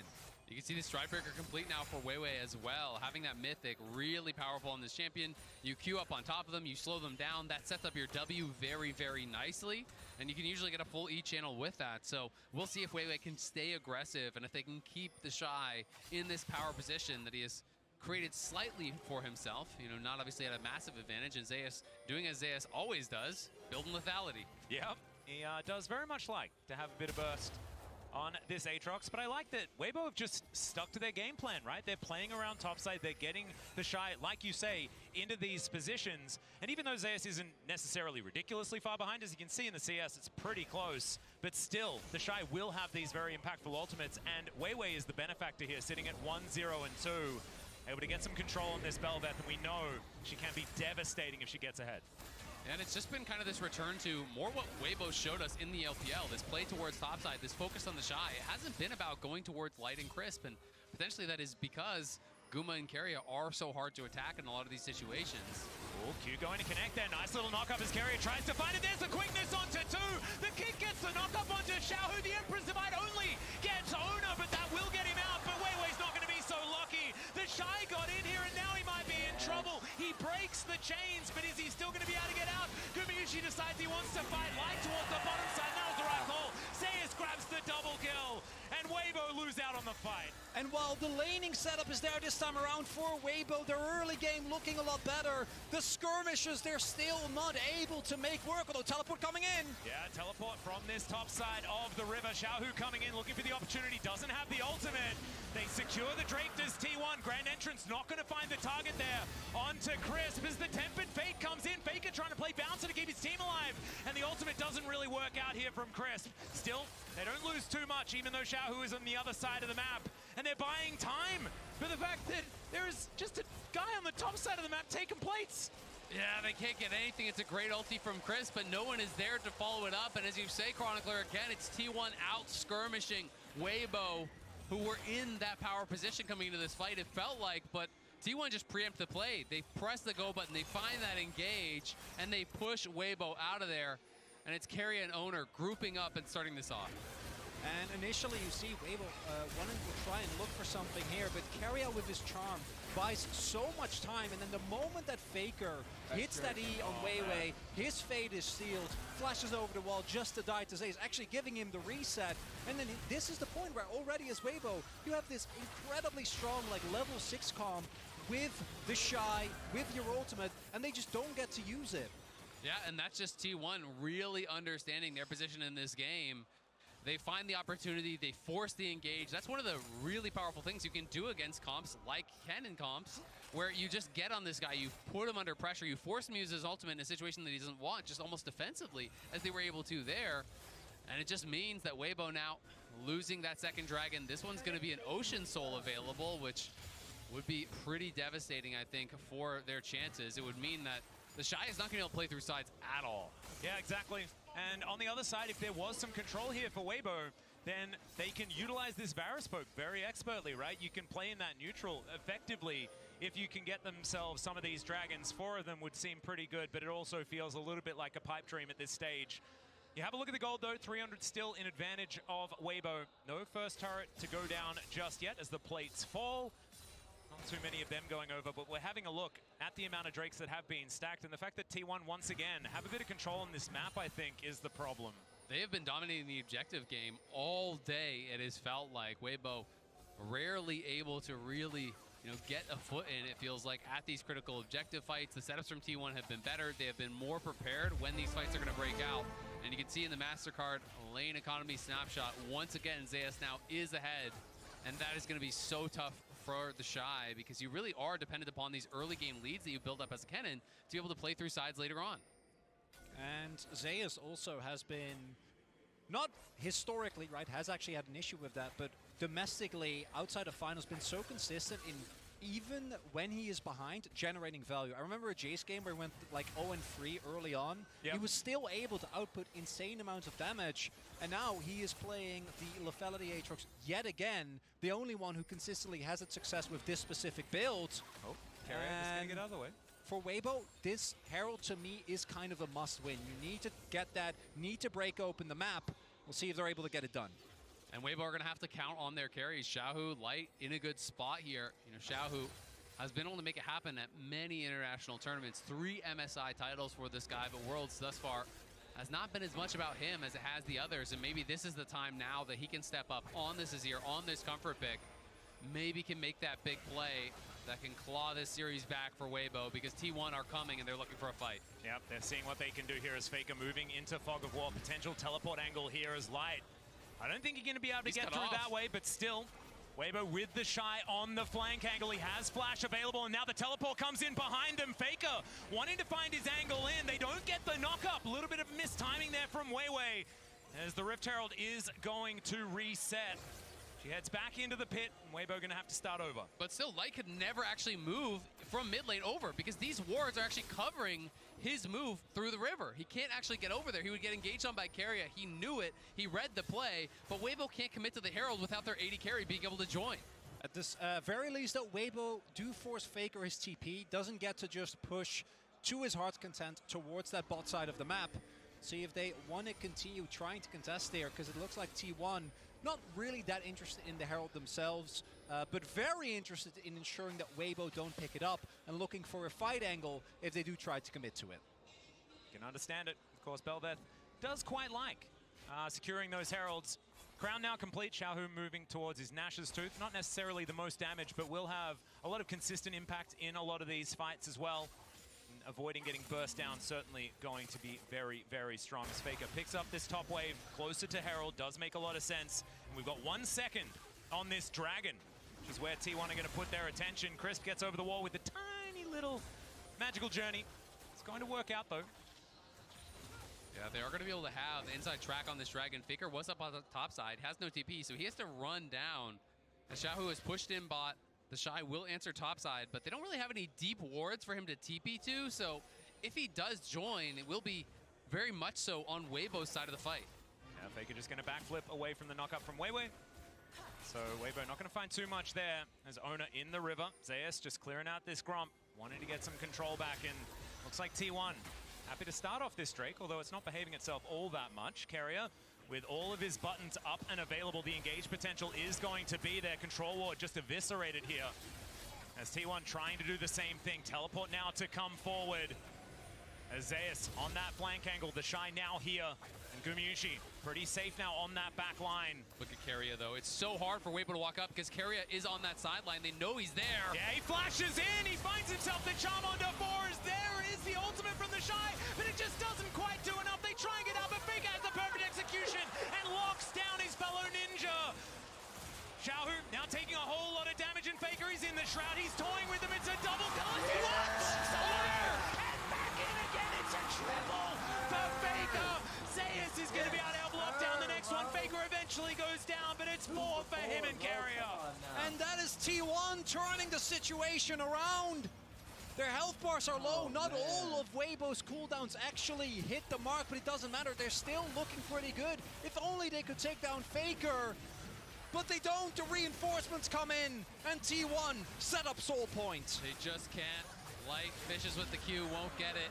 It's T1, one game from the World Championship. It's T1, one dragon from Soul. And Keria gets spotted. He says, great, I'm going to engage. Both your Soul leaders are stacked up. Keria goes right in, knocks them both up.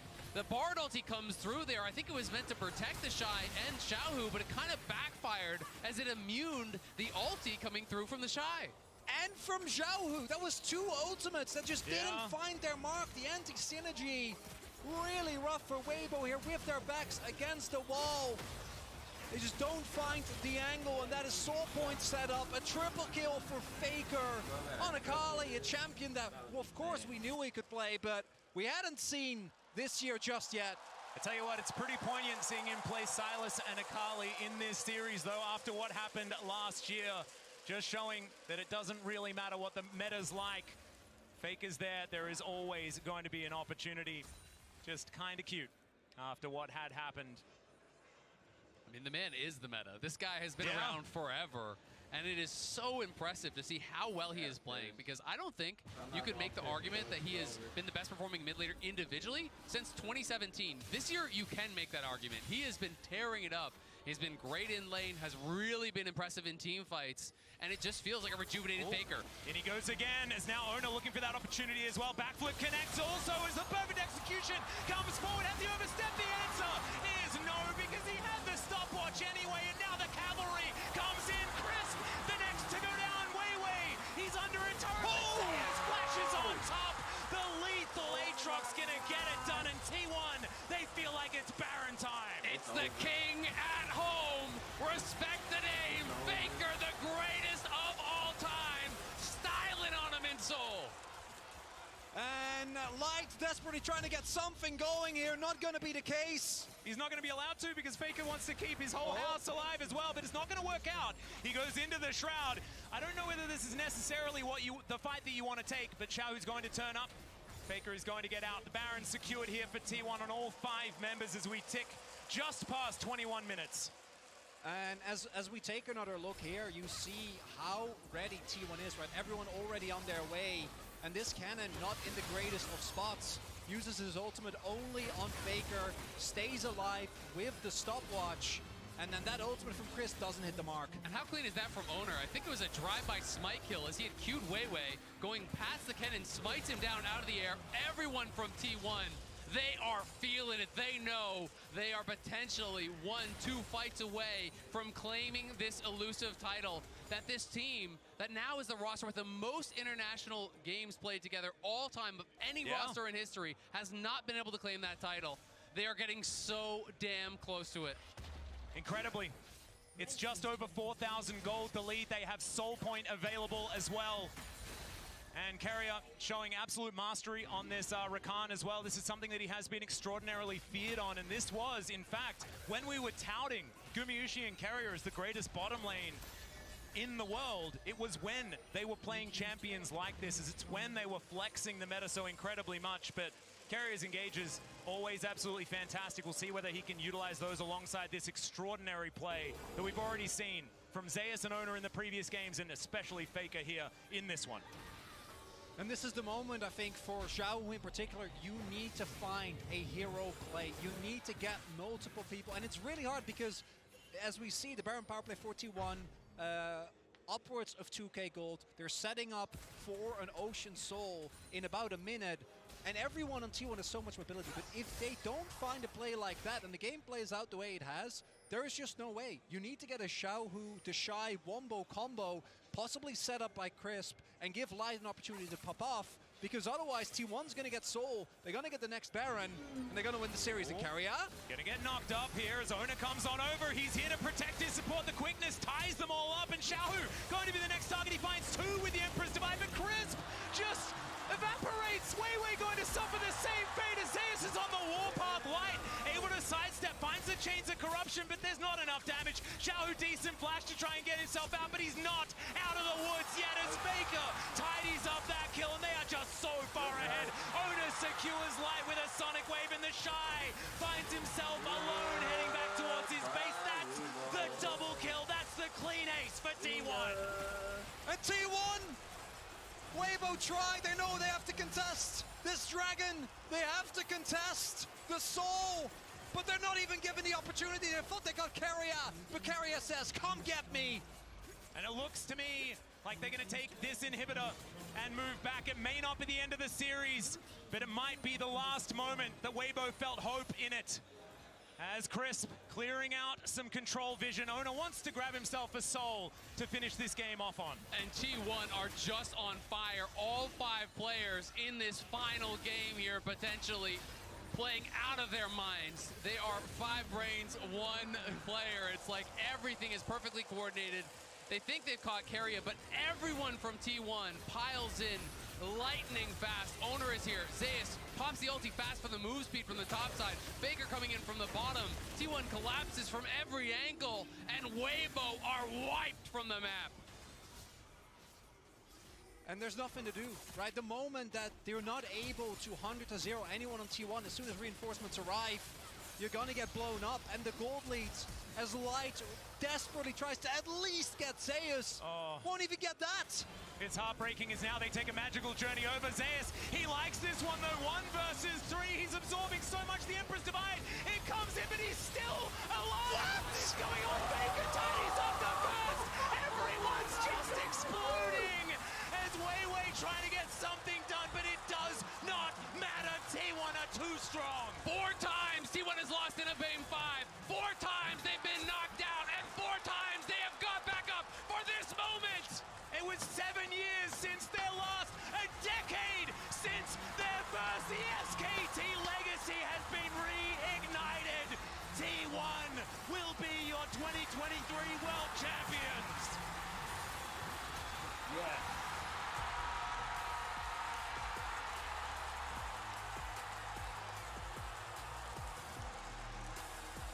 Fuck yeah, dude, I knew it.